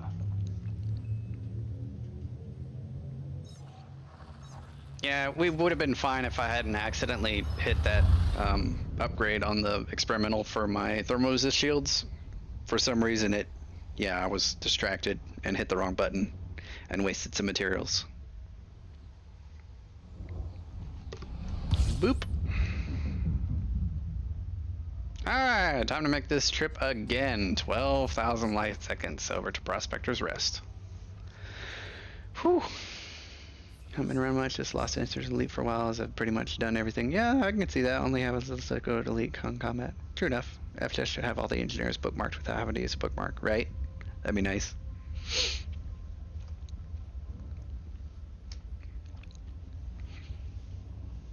So what are you engineering your gunship for, SWAT? That sounds fun. I do love my gunships.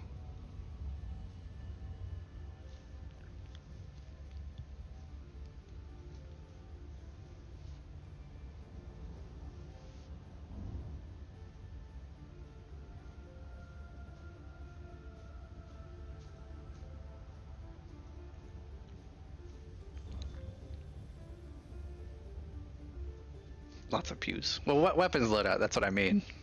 Like adjustable weapons loadout? Or are you thinking of a particular weapons loadout in mind?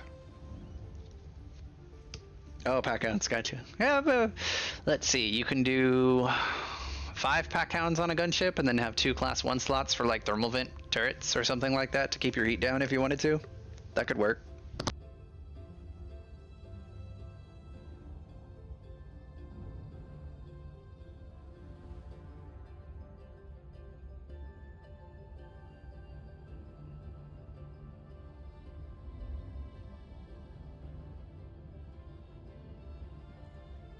If I could just choose to sacrifice a little bit of my hull integrity and shield integrity for just getting to a destination very fast and like boosting my frameshift drive past its normal limits just to get there faster, I would.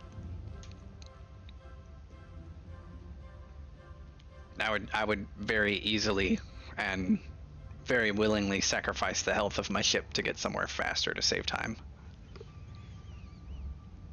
Why don't we have Super Cruise boost? Dang it. That'd be awesome. And it just like drains all your energy or something. Best engineering options for pack hounds, in my personal opinion, is grade 5 ammo capacity, because that just enables you to shoot more missiles overall. it doesn't really matter. So instead of shooting, you know, just a few missiles, you get to shoot a heck of a lot more, which is a lot more fun. Just for the sheer amount of ammo capacity for missiles. For missiles, it's generally always a good idea to do ammo capacity, in my personal opinion, because you know, more missiles the better. Ammo is very limited for missiles.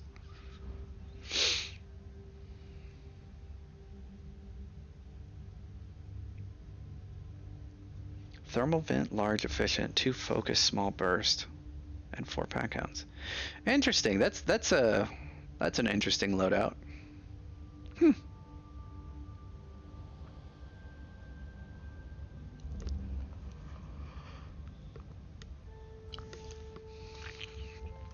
I think I'm planning on doing like a railgun loadout for like one of the medium ships. I think it was like a chieftain or something. I was gonna put like mostly railguns on it and then write a macro to there be firing in sequence or something with short range blaster on the railguns. Kind of like the plasma build, but instant hit with rails. Should be fun. Too bad you can't do thermal conduit on railguns. I'd love that. Could you imagine grade 5 ammo Imperial hammers with thermal conduit? Oh my god. It would just be death. Blah blah blah blah blah blah blah. What's your heat at? 3,000%. Why? Death. I would do that. Experimentals for pack hounds, honestly, for max damage, you just want to go grade 5 ammo, oversized. That's going to be the best bang for your buck. If you want to, you can mix one of them in there with drag munitions to attempt to slow down some of the bad guys you target. That's up to you personally, but keep in mind if you do use drag munitions, you do lose a little bit of damage, but with enough pack hounds, it really doesn't matter. Also, pack hounds are terrible versus shields, but you can still blap them with enough missiles, which is kind of the point of using grade 5 ammo. And yeah, that can be a lot of fun. 2 hammers, 2 rails is a 4-shot trigger. Yeah, true. Yeah, I think I might go for the Challenger with all rails. It depends. I have a build done. It's like in the experimental phase. I don't remember quite what it's called. I'll see if I can pull it up when I'm coming into docks while the docking computer is doing its thing. New tab. Coriolis builds. Some of these builds aren't mine, so if the names are funny, they're definitely not mine.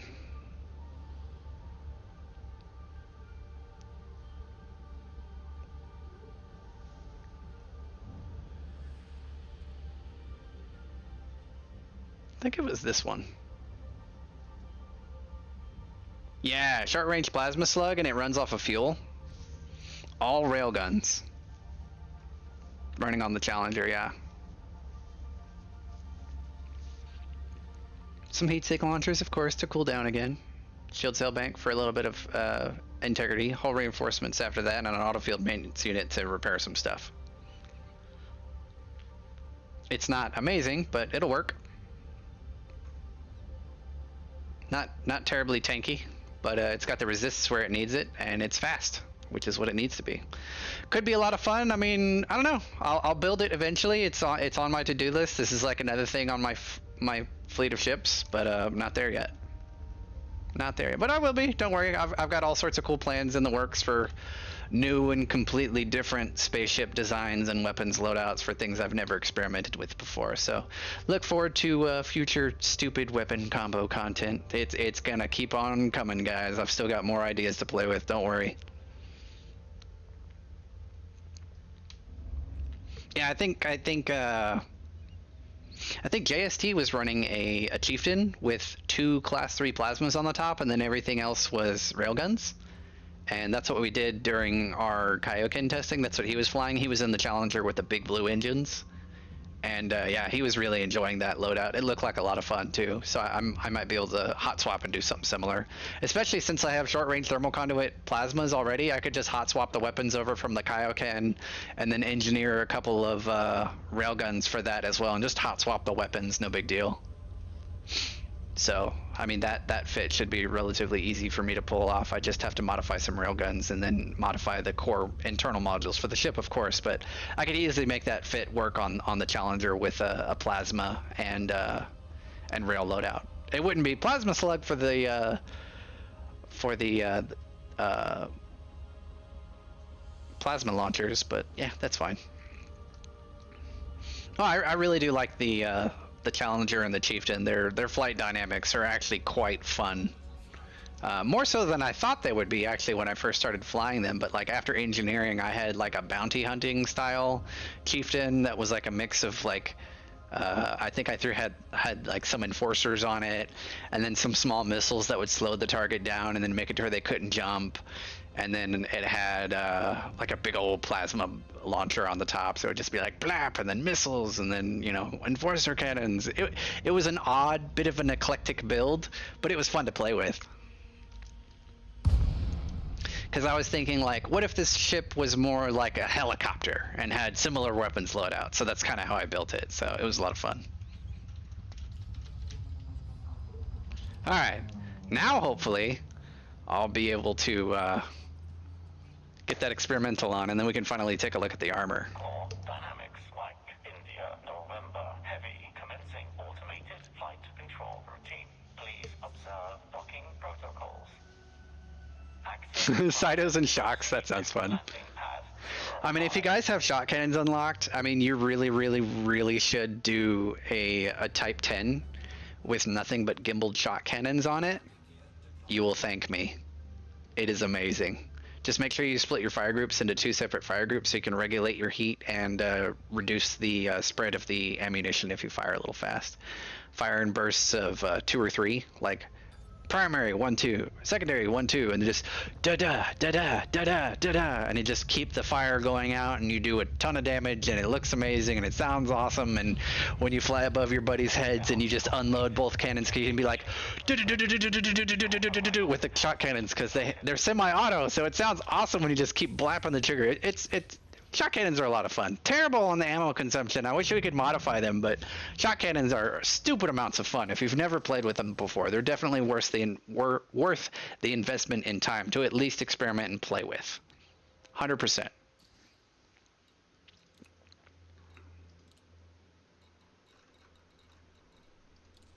All right, experimental effect, deep plating. Boop. There we go. Okay, so hull reinforcements, heavy duty deep plating, hull reinforcement, heavy duty deep plating, hull reinforcement, class 4, thermal grade 5 deep plating, and the last hull reinforcement module, heavy duty deep plating. Cool beans, we're good. We're gonna go back, we're gonna go to full armor. Select our armor, select heavy duty, repin that. And then, are you fully modified with experience? Yeah, we're good. Okay, armor is good. We can finally look at the totals. We are good, we are good, we are good. We are not missing anything. Alrighty, so we are currently at 4,477 armor, 40.6 kinetic, 44.3 thermal, and 39 explosive. So not completely balanced, but pretty good. Compared to the original build, boop, let's make you small again. 39, 40, and 44. 39, 40. 0.6 and 44.3. Everything's perfect. Cool. We didn't miss anything, and we're good to go.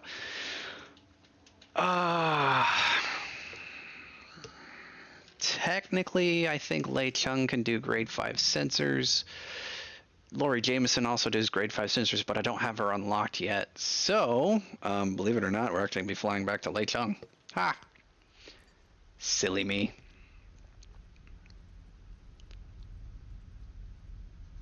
Lei Chung.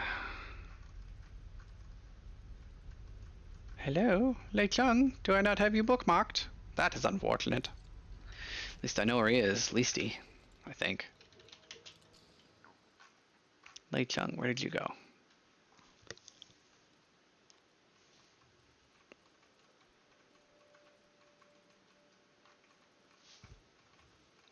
Here we are.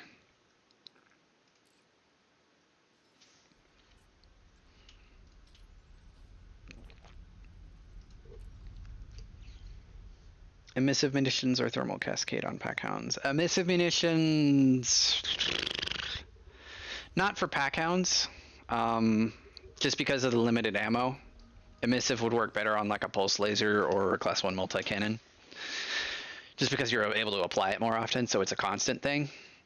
And thermal cascade on pack hounds, it works to a certain extent, but keep in mind it only does like a thermal overload or whatever. Does that just give you thermal damage, or does it do overheat damage? Because I'm pretty sure thermal cascade is like the overheat damage that doesn't really work. If you're going to be using pack hounds, I'd go oversized, just for the damage bonus, along with the increased ammo capacity. That's my personal favorite fitting. But for emissive or thermal cascade on pack hounds, I would say neither. I would say between the two options, one with drag munitions and all the other ones with oversized, just if you wanted to have your pack hounds help slow down the target as well.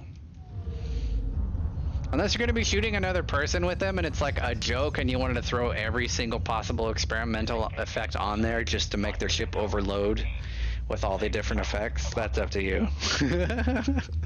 But the most effective uses, I think, would be drag munitions and oversized for the rest, with grade 5 ammo for the main experimental, or for the main engineering, I should say.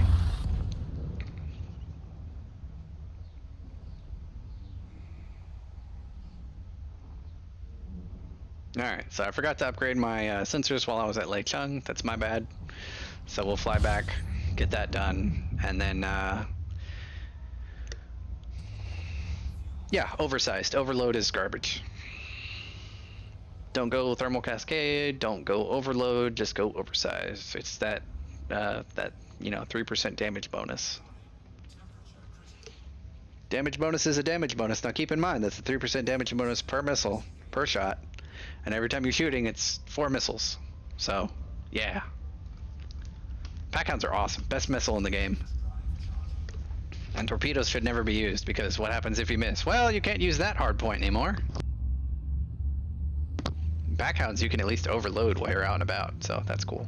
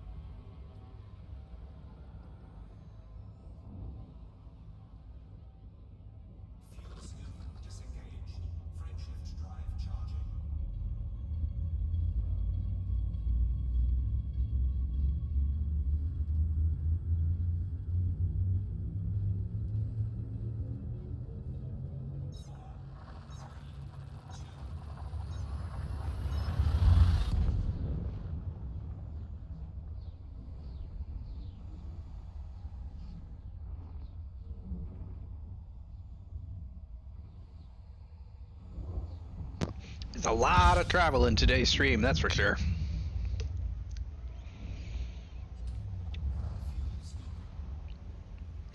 Well, Joe, we'll see you back in the bubble when October hits, buddy.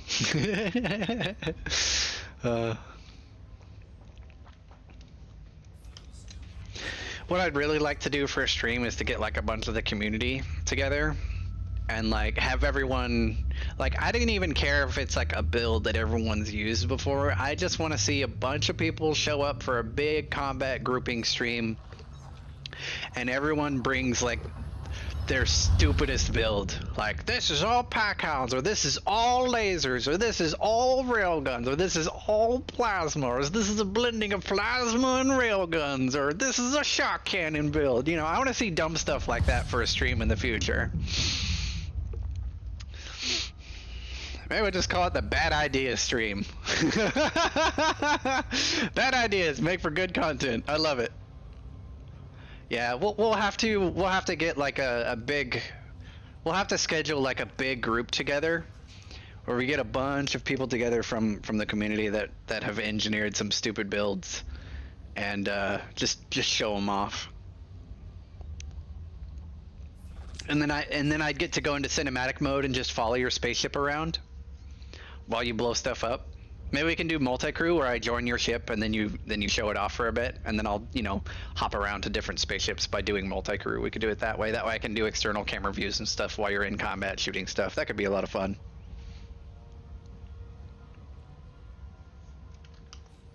What do you guys think? Like, have everyone show up in one spot, or try to do just, you know, me hop in your ship for multi-crew, see if that works.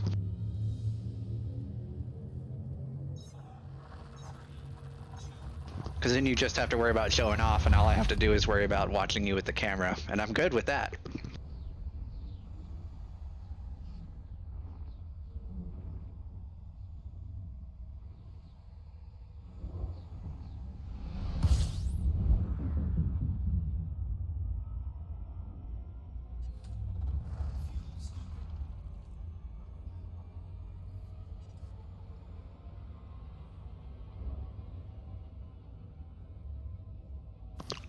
Another thing to keep in mind, you don't only have to bring one ship. If you have like a small litany of ships and you want to swap them out a few times during the stream, we could do that too. So by all means, we can make it a big show and tell day. That'll be fun.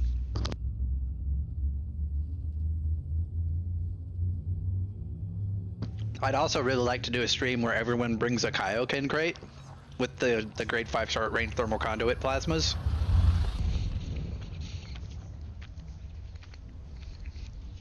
Just to dunk on some NPCs. Just everybody shoots them at the same time, blap, and then they cease to exist.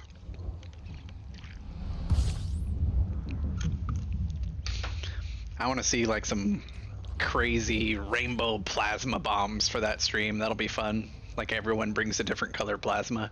Gold and yellow and blue and green and purple and white. It'll be great. And police plasma for me.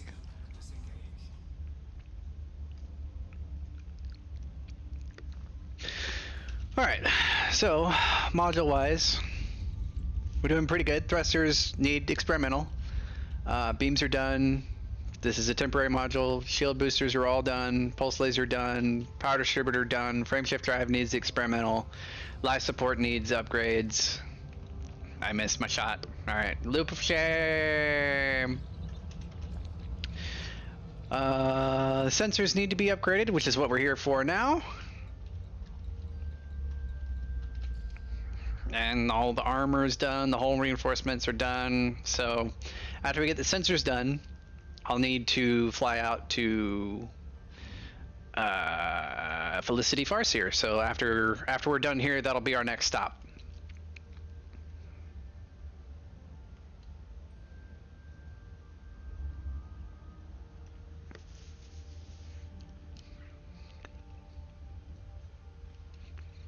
All right. A lot of back and forth running today. I should have planned ahead a little bit better, but hey, whatever.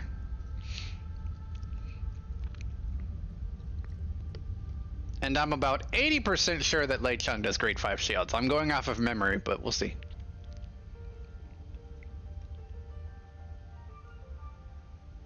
Yep. That's, you know, bad ideas, good content. Build something stupid. I built short-range thermal vent beam lasers on my, you know, Corvette. That's a dumb idea. But it's gonna tear everything apart that gets within 600 meters. Which is the idea. The Corvette's more of a brawler anyway.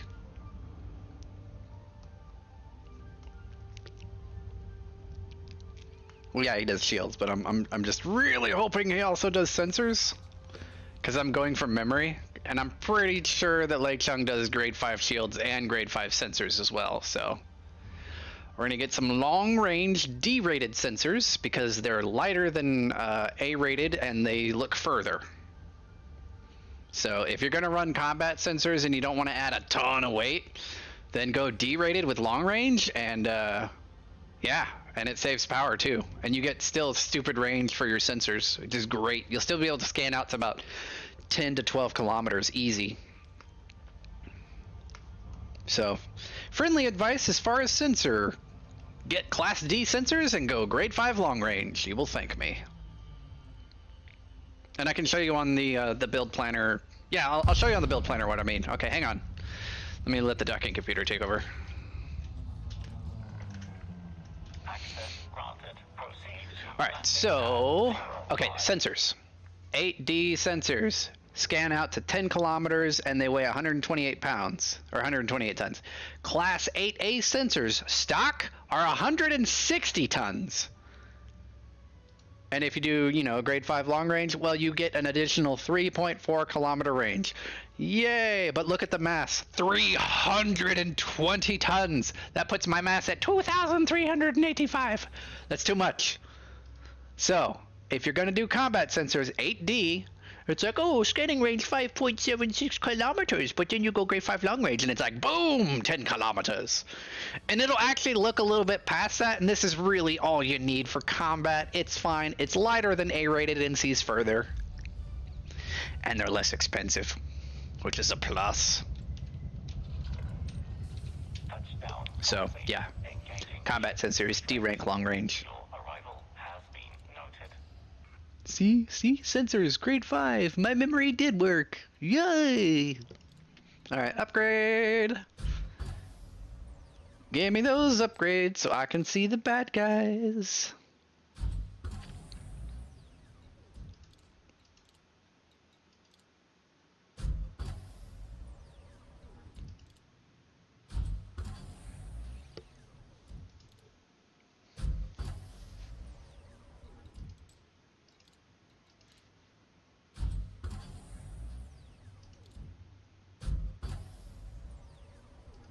Oh, one extra. Oh well, that data's all easy to get. That's fine.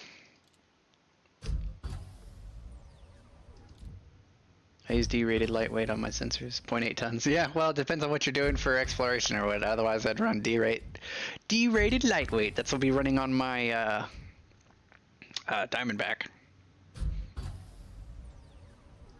Did I ever get my Diamondback out here? I should probably, yeah, okay. Before we go out to Colonial, I'll have to get my Diamondback over here to get these sensors downgraded, or, you know, lightweighted, I should say.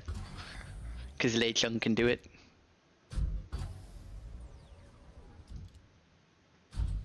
Actually, you know what? Why don't I just, boop. We'll pin the sensors for now, because there's no experimentals. And I have other ships that need lightweight sensors, and I'll have to come back to Lei Chung anyway for the shield experimentals. So we'll keep him for now pinned for lightweight sensors for mainly, here's why, mainly for my Diamondback and my, let's see, Diamondback, Dolphin, Keelback, and my Imperial Courier. All 4 of those ships need lightweight sensors and they don't have them yet. So I'm going to save time by doing that remotely. And that'll get their speed up some more, which is what I want. And their jump range. Okay, so now...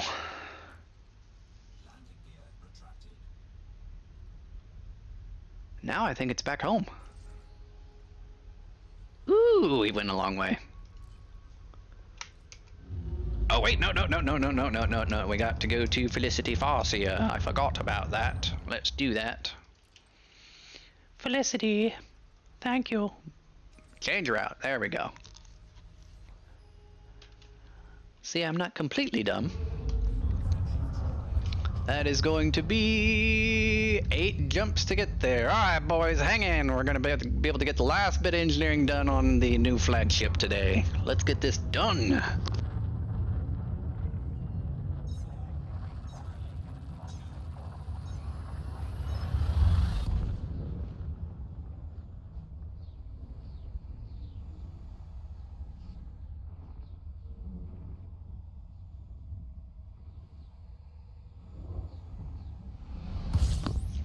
Yeah, D-rate life support, and yeah, I always run D-rated life support and D-rated sensors for the most part. It's either long range or lightweight. That's the 2 modifications I use for sensors, and my sensors are always D-rated. Ooh, that's a little bit, yeah, that star's a little bit bigger than I thought it was. Let's might overheat a bit. Why are you slowing down? Don't slow down. Speed up. Ooh, let me. Okay, we're good. We're good. We're good. We're good. We almost overheated. Let's get out of here. We've got 7 jumps to go to Desiat to go see Felicity Farseer to get the experimental on my engines and my frameshift drive. That's why we're going there. Because I remote engineered both of them at the carrier.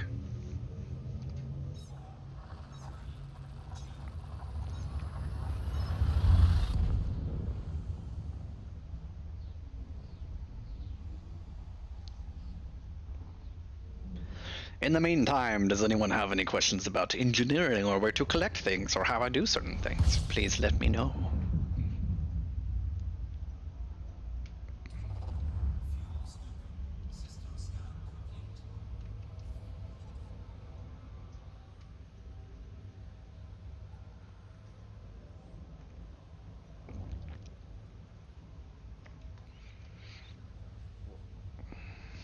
And jump.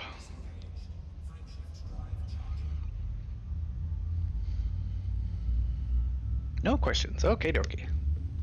That's good. That means all my viewers are very knowledgeable or busy, and they cannot answer questions at the moment or ask them.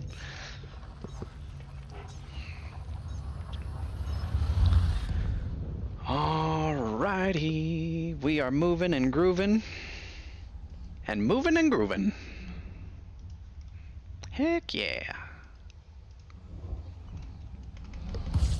Alrighty.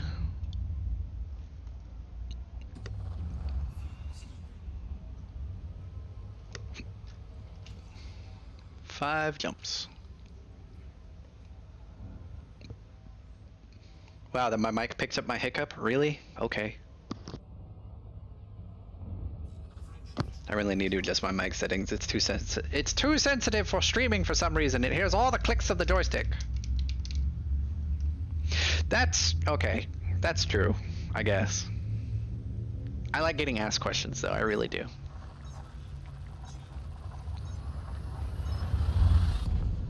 Hey, no problem, Joe. If you think of more questions, I am a repository of useful and useless information. So don't ever be afraid to directly PM me. You can do that. It's a thing.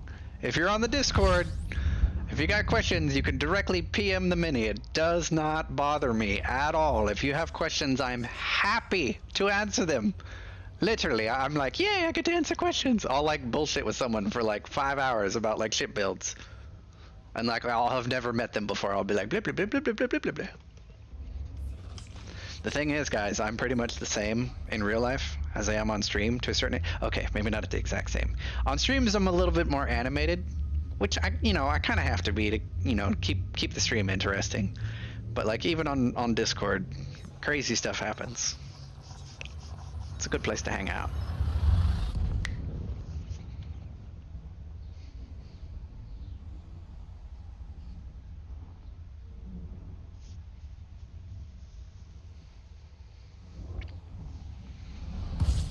So here's a question. How many of you would be willing to build a Kaioken crate, which is the short range thermal conduit plasma accelerator crate that overheats itself but like kills any ship's shields in like 1 to 2 shots, which is stupid fun to play with?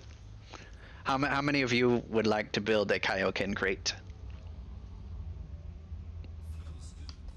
Because if you guys want to build a Kaioken crate, I will throw the build in the Discord or in the chat so you guys can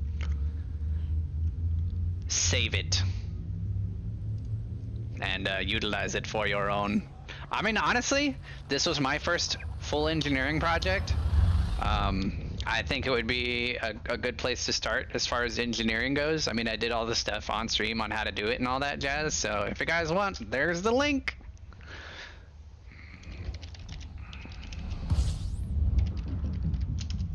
And you can link that with ED Engineer and get the shopping list on there and start working on it. And if you've got all the engineers done... Wow, look how close these orbit lines. What the heck? This is ridiculous. Oh my gosh. This little moon is like right next to the sun. It's in like scoop distance. That's a first. I haven't seen that before. Okay. I just found that cool.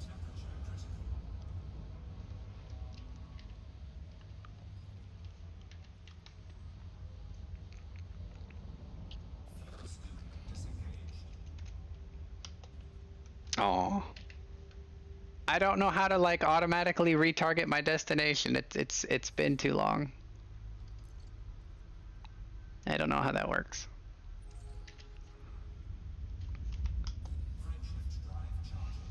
I don't know the key binding for auto target next point and destination.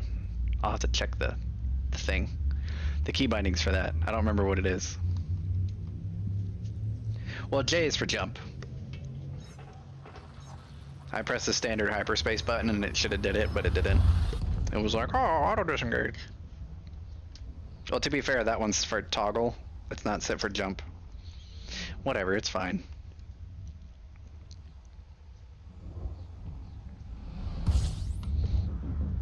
I just retargeted. That's the poor man's way of fixing the problem. Just retarget where you're going. 17 billion credits. Oh, another ship wouldn't even make a dent in that. Fair enough, SWAT. I think everyone will enjoy that. Now, just keep in mind, the way the Kaioken crate works is that you have to fire the two class 2s first, and then the class 3s, because you need to build up your heat capacitor and then fire the big ones, because that's what does your major damage, is the 3 class 3s on the top. Plus, the 2 class 2s are meant for like an aim assist, or you fire those first, and if those hit, then you know your aim is good, and then you fire off the big ones. So it's like, think of the class 2 as like a laser sight, so you're like, ding, and then you hit, you're like, okay, bong, and then shoot the big ones. Well, I changed H for hyperspace and then J for jump. So hyperspace is super cruise and then jump is jump to another system. So I could have just hit J. Whereas H is normally target nearest target, but I like custom keybinds that make more sense to me personally. Or keybinds that are just close to each other for things I use often.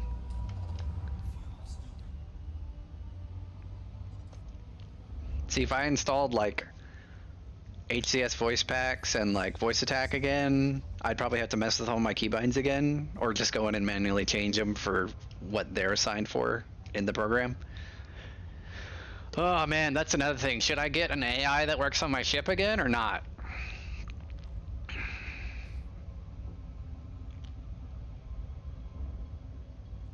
Because I don't know, voice attack was pretty useful back in the day.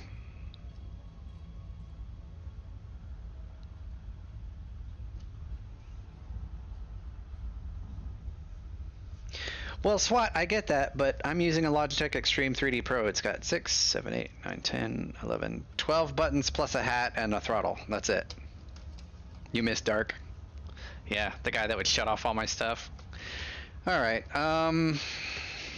if I get some free time and Toddster's available, I'll see if he can help me out with voice attack, getting it set up again. Because he's pretty good with that. I'll see if I can get Dark up and running again.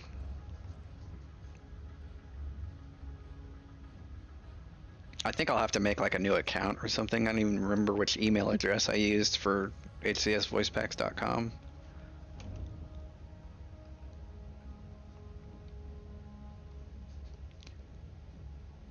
Well, Joe, here's the thing. I was terrible with fixed weapons, and then I found out the nice thing about plasmas is you only have to line it up for a split second, and then you shoot. And then you hope it hits. Because I miss a lot. But it's fun. Snapshot plasma is probably one of the most amusing weapon types you'll use because it is stupidly satisfying when you hit with it. It's great. I really think you should try plasma.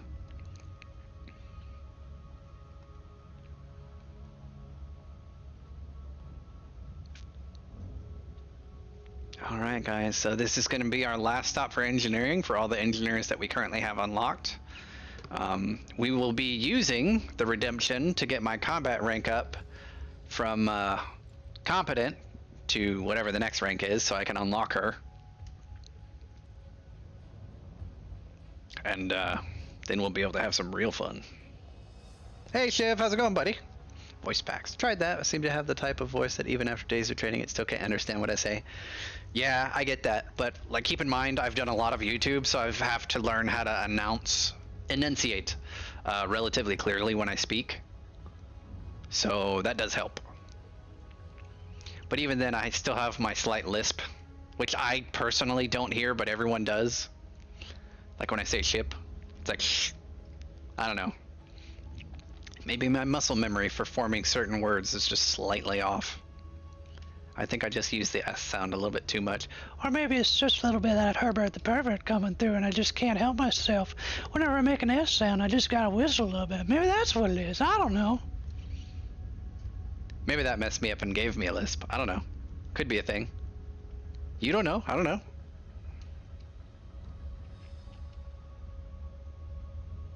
I remember during one of our Sunday Fun Day streams ages and ages ago, I was flying my gunship, and it was an all multi-cannon loadout, and I was like, next hostile, and it was like, silent running, and I was like, what? Dark just turned off my shields. Yeah, it's all Herbert's fault. That's where my lisp comes from. It's not my fault. You just talk funny. You talk funny. No, I don't. You do. What engineering experimental fix do you recommend on Plasma Accelerator Mini? Well, Joe, if you look on that build that I linked, if you scroll up a little bit, the experimental effects for that particular build is grade 5 short range for a 75% damage bonus, and then thermal conduit to where if your spaceship is overheating, you get an additional 60% damage multiplier on top of that. So basically take the base damage of, you know, your... Yeah, okay, we'll let the docking computer do its thing. Where are you? Let's do this, and then we're done with this build practically, so let's go over to the Kaioken. Plasma Accelerator, grade 5, short range thermal conduit. So let's say a standard class 3 does damage per shot, 83.4. Okay, that's 83 damage. 60% of that is unblockable because it's omni damage, or however they say it is. Like 60% of the damage from plasma accelerators cannot be blocked against resistances, which is why it's so powerful.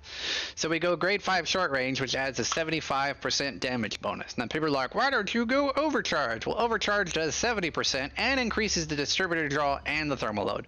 But short range doesn't cost any extra power to fire. It's just extra toasty and you lose range. The bonus is your damage per shot on a class 3 goes from 83 to 146 per shot. And then you add thermal conduit. Now it's not on here, but if you shoot and your ship is at 101% heat, you get an additional damage multiplier of times 1.6. So if you take 146 damage and multiply it by 1.6, that's the damage per class 3 plasma accelerator if you're over 100% heat. So, and then you have 3 of these, each doing 146 damage regardless. So that's, I say, 100, 200, 300, 400 and 6, 3, 18, 4, 4, 4, 12, 148 damage? No, 448 damage that is unblockable with just the class 3s without overheating, okay? You add thermal conduit into that, it gets stupid. If you do a full volley with all 5 of these and you're overheating, the damage is stupid ridiculous.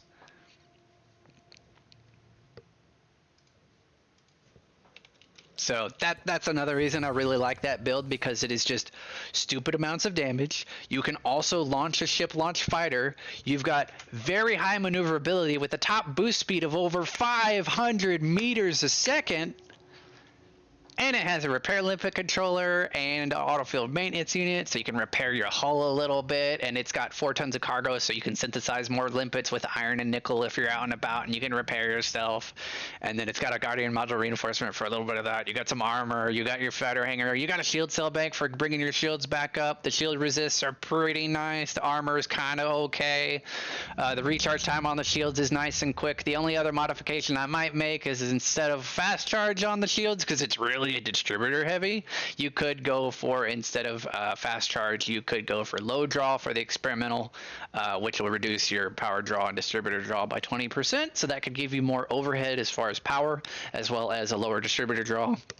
Just keep in mind it does weaken the shields a little bit, but not enough to really make a difference. The main thing is that being easier on the power distributor might be better if you're a little bit lazier with your pit management. So just keep that in mind. Man, I've been gone for so long, I feel like I have to just knowledge, because I've been gone for so long, I gotta play catch up.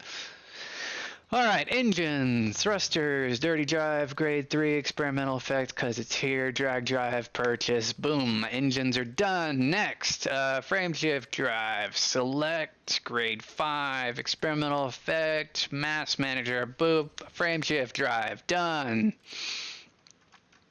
Power plants and sensors, all that's done.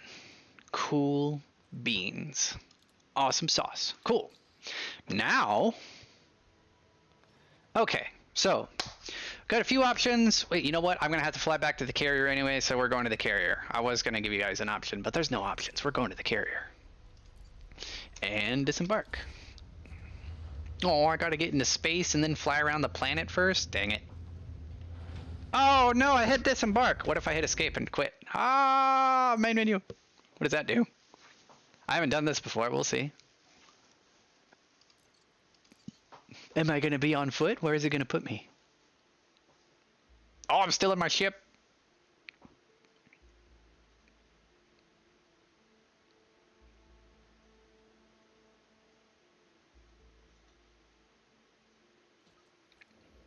Yay!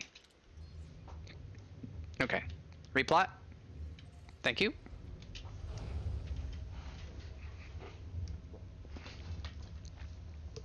Oh man, JST's internet's still down. Honestly, he probably went to sleep. He's been on like a weird night schedule now. So he's probably still asleep. Alright. Ship restraints disengaged. Commence departure.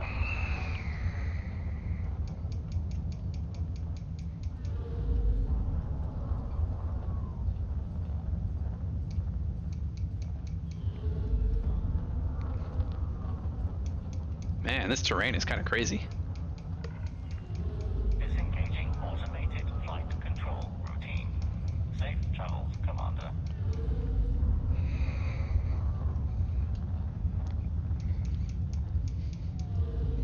Alright, let's get this battle wagon home.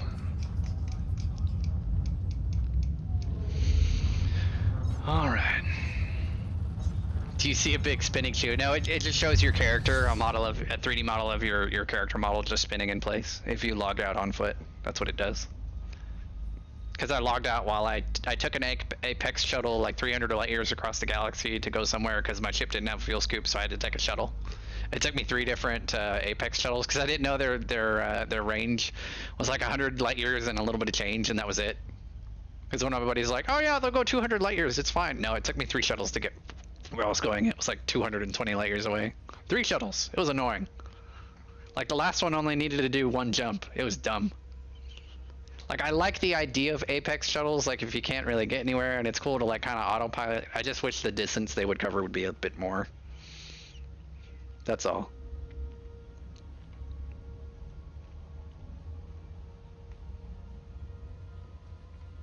I mean, I guess if you're a super duper extra lazy, you could Apex shuttle to an engineer and then ship all your ships over there. But they don't have shipyards all the time, so like that might not happen. So, yeah, that wouldn't work. Oh well, it's a thought.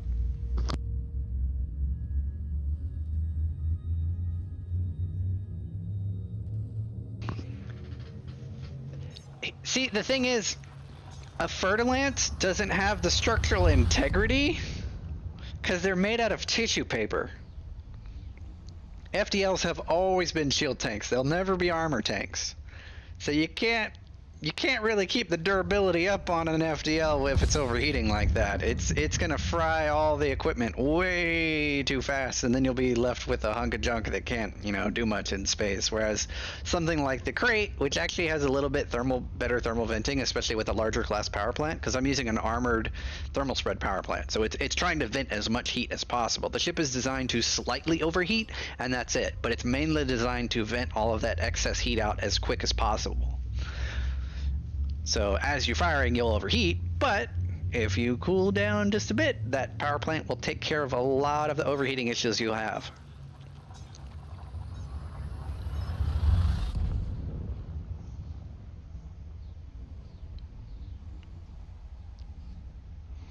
Well, keep in mind, the main reason I have Odyssey, personally, is because it's like the next step of the game, and also the visual aesthetics are really... I think they've been improved for some things regarding space. Like, I really like seeing my hull percentage. I mean, the shield and hull percentage on me and bad guys. That's really nice. Instead of, looking at the left panel to see what their shields do, I can just watch it and watch their shields go blap. So when we finally do some battle testing with the Redemption, you guys will be able to see the rate at the speed of these class 4 short range thermal vent beam lasers do to enemy ships, because I'm excited to see what they do. This will be my first time ever testing a weapon system like this, and honestly, if I don't like the short range, I'll swap over to long range. No big deal. But I'm pretty sure that the class 4 short range beams are going to do some stupid damage, which is what I want.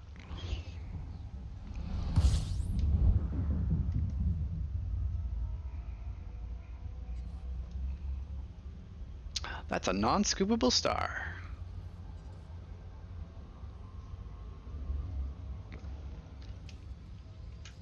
Got a long way to go. Hope I get some fuel soon. I don't want to have to call the fuel rats. I have a fuel scoop. Yeah, I know the visual aesthetics will be coming to Horizons though, but for now, I'm playing in Odyssey. But hey, if you don't have Odyssey, I have no problem swapping back to normal Horizons to play with you guys. It doesn't affect, the core gameplay. I mean, all my stuff's gonna be the same. It's just, the visuals will be slightly different. But like, if you can't play with me and you'd rather play in, Horizons, I have no problem swapping back and forth. Just so you know. No problem.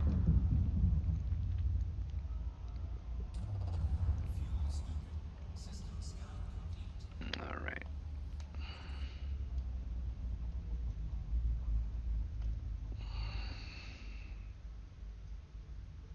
Can I hold this altitude and refuel? I should be okay. Yeah, holding at 63% heat. Good.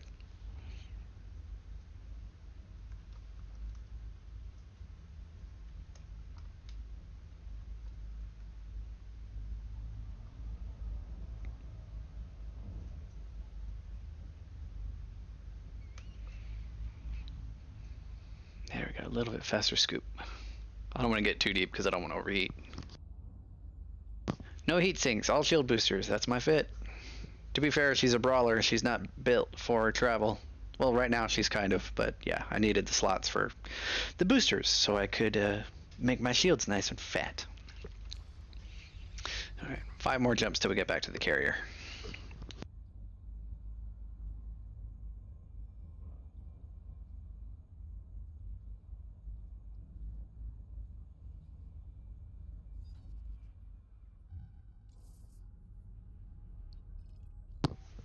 Alright, map says we have another fuel stall ahead. We should be fine.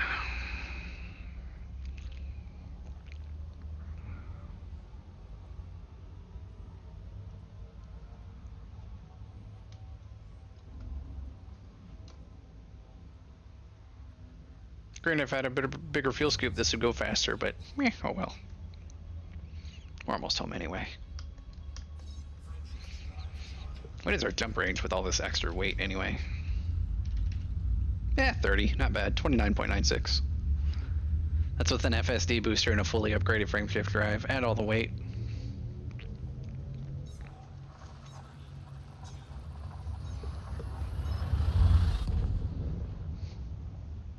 Well, SWAT, to be fair, you probably don't fly the same way I do with as many people as I do. Half the time I'm running into people or people are shooting me, and that's why I need a shield cell bank. It's either impacts from me hitting bad guy ships, or bad guy ships hitting me, or friends bumping into me.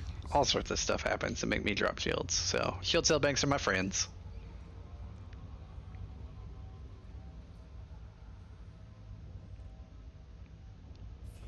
I just wish that there was some kind of upgrade for certain modules that wasn't, just run-of-the-mill lightweight durability. Like Frontier dropped the ball on some of the experimentals and modifications for some modules, definitely, in my opinion.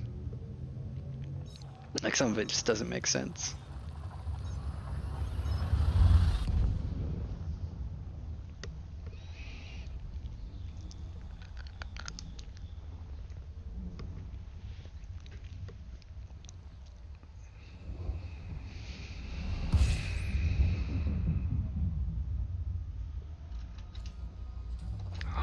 Yeah, we were definitely good on fuel.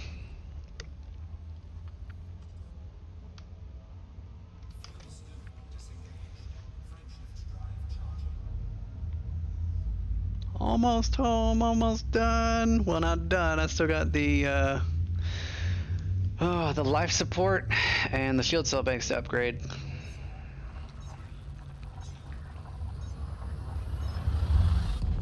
But I can only do that after I get my combat rank up. So we'll be running stock shield boosters until then. Or shield cell banks, I should say. Stock shield cell banks and stock life support.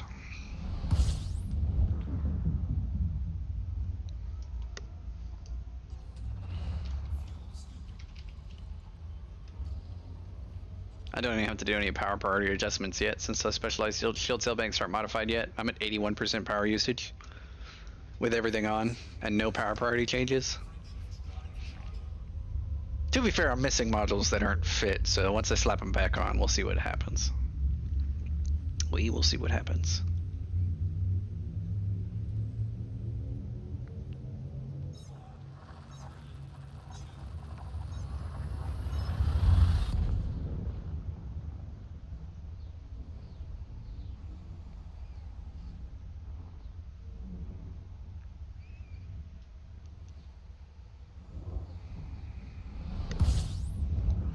All right.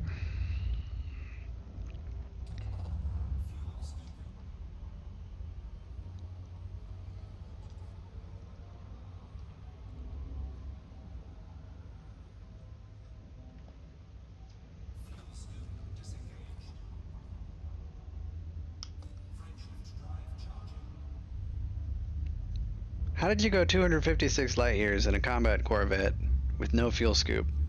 Did you just have nothing but fuel tanks on the inside, or what?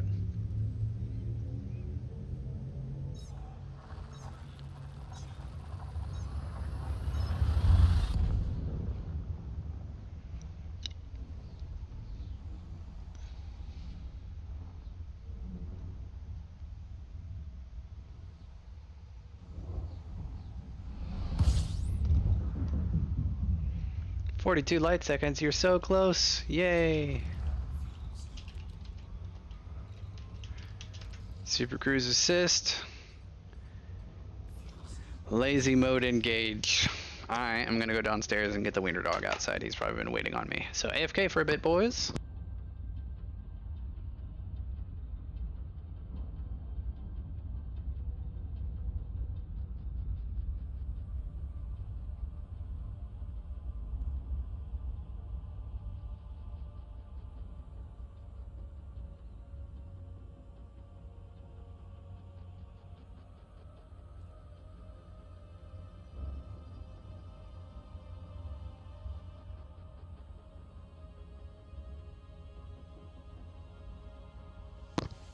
Uh-oh, there's like 3 squirrels out there. He's going to town on them. Little wiener dog versus 3 squirrels. Who will win? Probably the squirrels. They tease him most of the day if he's outside. It's hilarious. So if you hear any dog barks, it's my little black and brown wiener dog, Scotty, very angry at some squirrels in the backyard. Alright, I'm back. Oh, efficient jumps and a Guardian FSD booster. Yeah, the efficient jumps will do it. You get a heck of a lot more fuel out of your... I mean, you get a heck of a lot more distance out of your fuel tank if you do that.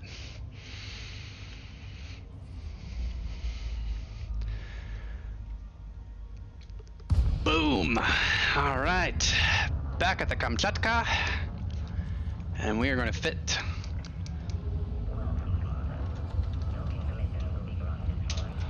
those modules that we took off and get her ready for battle.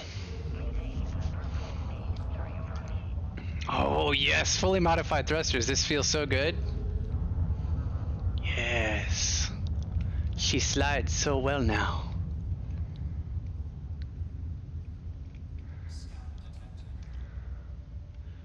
Wow, she actually compensates a little bit more than I thought she would. I gotta get used to the ship again. It's been a hot minute.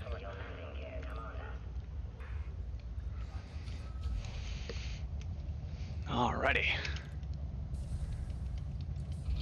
Get me down below into the fitting screen.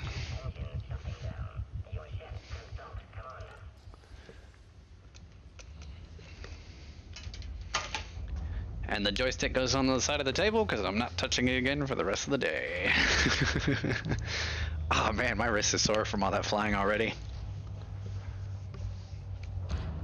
Alrighty.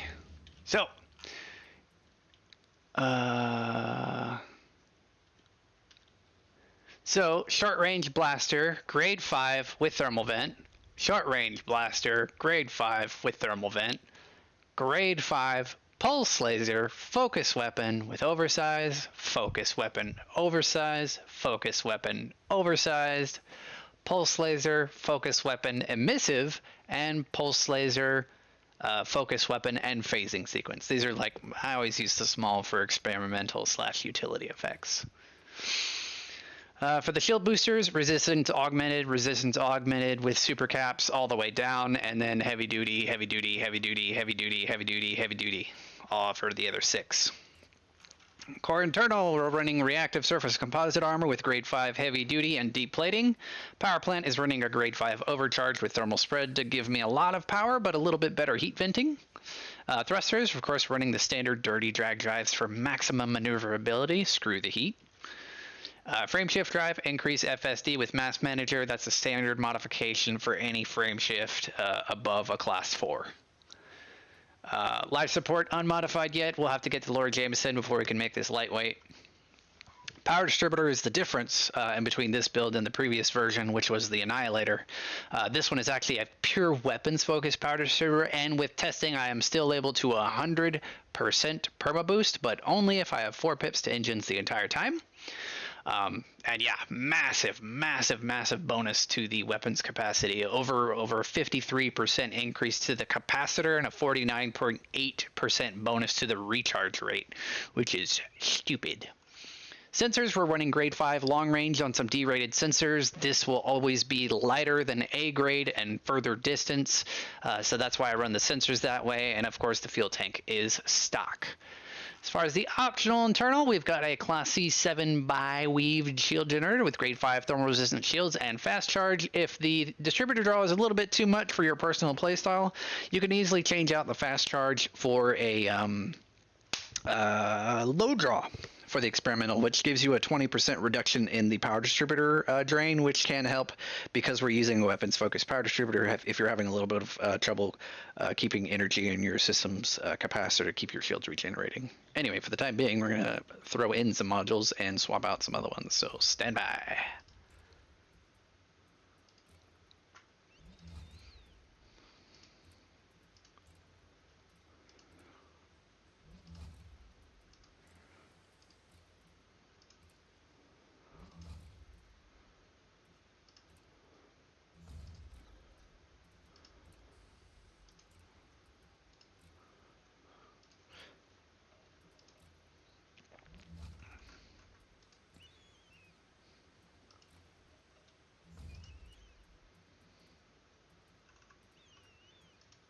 Now I have 5 fighter hangars, and some of these are like the Guardian fighters, but I don't remember which is which.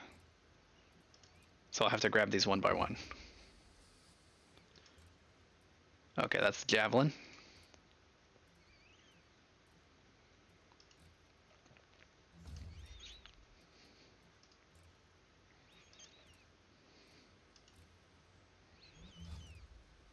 That's a Trident.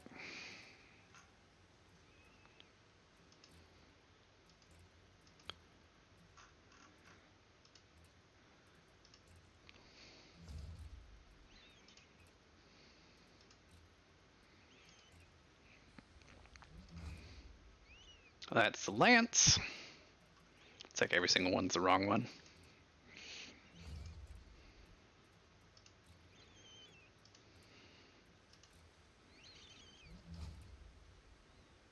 The Trident again, okay.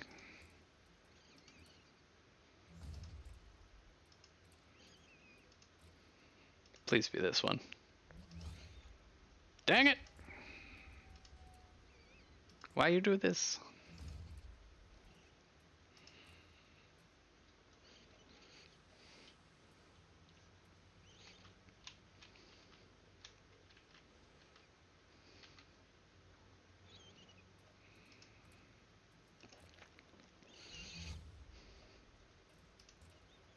Ah, see, there we go.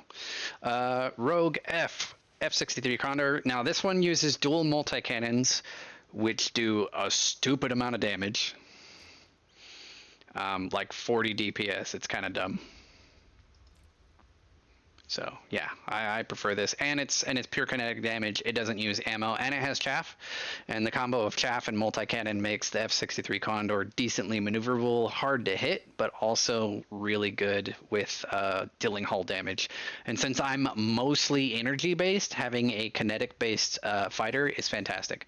Even if you're going after something like an eagle or an adder or a courier or something like that, a high ranking NPC pilot launched and utilized correctly from your command deck will be able to take out most small to medium ships all on its own. So it's a really good fighter. So I highly recommend the F63 Condor. As far as shields, the main reason I am running bi-weave shields versus prismatic, I just saw that question in chat, is because I wanted a little bit more total power overhead to be able to swap weapons out easily. So if I wanted to do like more plasma accelerators and stuff, I wouldn't have to drop out some shield cell banks or shield boosters or anything like that. And if need be, I can do I can have one shield cell bank, like a class 7 and a class 6 active, and then once I consume all of those, I turn them off and turn on the other two. So I wouldn't be popping like a 7 and a 7 or a 6 and a 7 or a 6 and a 6 randomly, because it doesn't really choose which one. So I could deactivate a class 6 and a class 7 and use a 7 and a 6 together with the thermal vent beams to continue to regenerate my shields in combat if I'm taking a heck of a beating. So if I need to, I can double bank.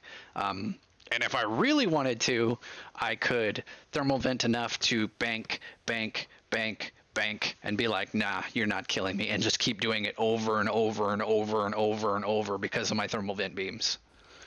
So if I really wanted to and I had enough power capacity, I could quad bank on someone and be like, no, you can't kill me. Nope, sorry. Plus, with the bi-weave shield generators, the regeneration rate's going to be real nice. What was it? Cycle ship specs. Shield strength is 3402. Regen rate for standard is 5.1 megajoules a second. Regen rate if the shields are down is 12.6. My armor rating is 4,477.2 with armor resist of 40.6. I don't know what those icons are yet, but yeah, it's a thing. But yeah, I mean, our defense statistics look really nice. The offense is really nice. It says, 161 DPS per second. That's mainly because of those class 4 beams on the top. The total power distributor draw is twice what it can produce, but that's fine because we're not going to be firing everything all the time. Yeah, that's cool. I do like some of these new stats that are on here. It's pretty cool. So we got our defense, offense, capacity, no cargo, total ship mass, 2,221.3. I think it's because we're missing a couple other things as far as the shield banks that are currently a bit underweight because they haven't been modified yet. Okay, let me catch up on chat. Bi-weave instead of A-class or prismatic. I don't think those shields are coming back anytime soon with all those boosters. Yeah, they will. It'll actually regenerate decently fast. Let me pull up the build. Regen time on this build is 15 minutes instead of like an hour for prismatics, which is like my old build used to be like 53 minutes for recharge. But hey, with a 15-minute recharge, that's not bad. And if I instantly reboot, I'll have about 1,500 megajoules of shield. And then if I need to, I can bank a 7 and a 6 at the same time and get almost exactly 1,000 megajoules of shield back if I do a 7 bank and a 6 bank. So every time I shield cell bank, it will bring back exactly 1/3 of my shields if I use a 7 and a 6 at the same time. That's another reason I built it that way. So if I'm down to like 2 bars, I can be like boop, or if I'm down to 1 bar, I can be like boop, or if I'm down to 1 bar and a half or like half a bar, I can be like boop, boop, boop, boop, and be like, all right, I just need to maintain damage on this guy so I don't fry the crap out of my ship. So that's why I built it that way. High durability and extreme frustration. Because look at this. These Class B shield cell banks have 6 shots each, which means I could quad bank on someone 6 times, or I could single bank on someone 24 times, or I could double bank on someone 12 times. So that's pretty annoying. So it's gonna be big, it's gonna be tanky, it's gonna be nice, and even if they do somehow pop the shields, I've got 4,000 armor under that, waiting for incoming ammunition. Not to mention that I'd also have good Guardian module reinforcement protection, which gives my my module armor like 430 armor protection with 84 on that. And then after I'm done with everything, I'm going to have these power priorities all nice and adjusted to where if someone pops my power plant, everything will stay up and running. So yeah, that's the that's the plan. Am I missing anything else? I don't have my Guardian reinforcement modules yet, so this will remain as is until I get those done. So we'll throw in... How about another shield cell bank? Oh, it's a class 4. Never mind. Yeah, I could throw in another class 4. But yeah, it's a fun build. It's going to be a lot of fun to play with, and you'll have to wait till a future stream for the combat testing. And unfortunately, I do not believe that the game will let me purchase ship kits from a carrier. I could be wrong. I'll find out. Stand by.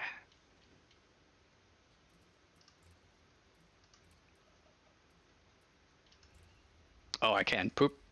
Cool. Well, most of the engineering is done. I'm down to 196 arc. I just spent a hot 13,520. And yeah, no more cosmetics for me until I save up for them. Alright, so I'm pretty sure I used these before, but I haven't looked at these other ones. That one's kind of cool. Nope. So let's see. I normally use that one. We'll put it on there for now. That's one I used before. Spoiler. Wingy bits. That's awful. The command deck. And a spoiler. Command deck. Alright, back. Wings. We got those. And those, and those, and those. There we go. Boop. And then the bumper. Nope. Yep. Nope. Nope. There we go. There's a good old nose cone I miss having. Sweet.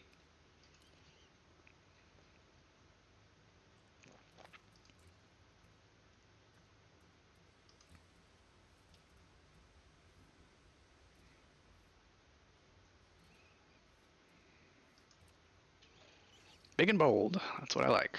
Much easier to see now. There we go.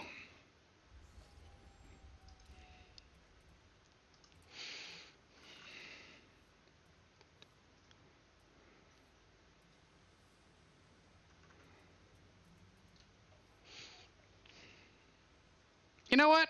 We'll go with the star. I like the star. We'll go with that. Cool.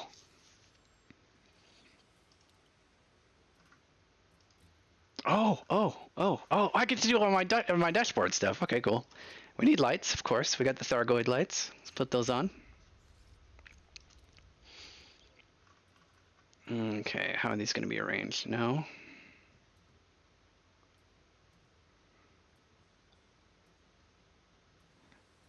All right, let's see what pops up here.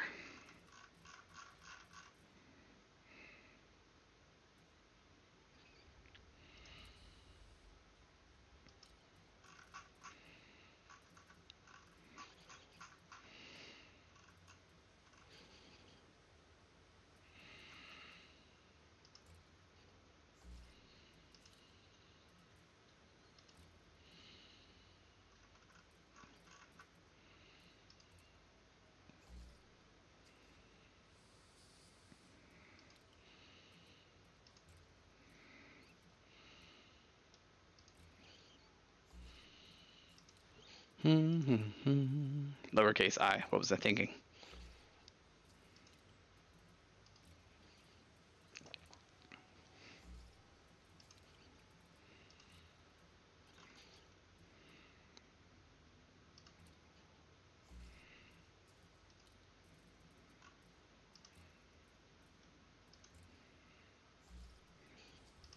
All right, how's that look?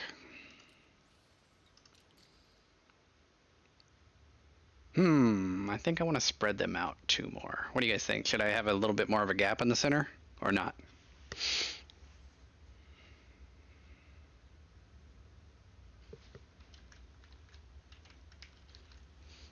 Because right now they're like right there.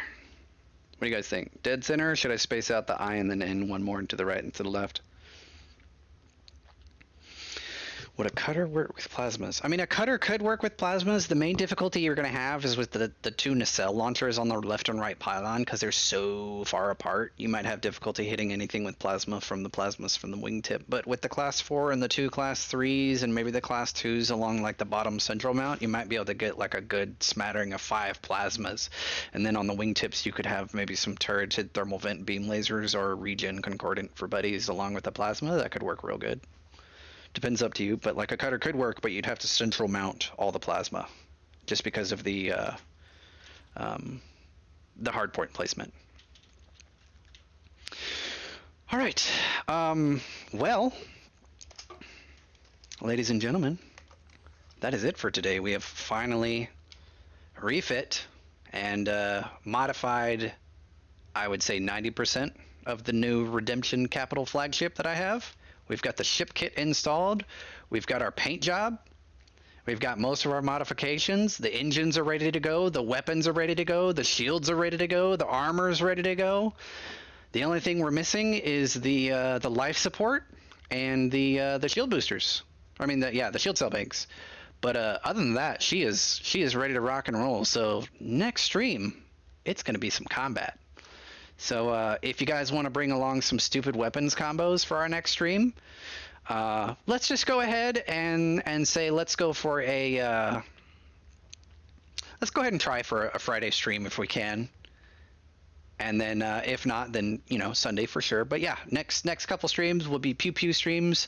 We'll all get together. Bring your stupid spaceships if you want, and commanders, I will see you in the black.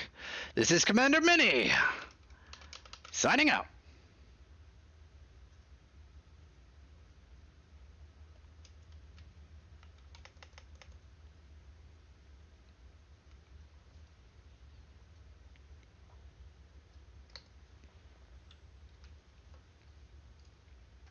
Oh yeah, don't forget to leave a hashtag FUMini in chat. We'll see you guys on Friday. This is Mini signing out. Bye guys. Bye-bye.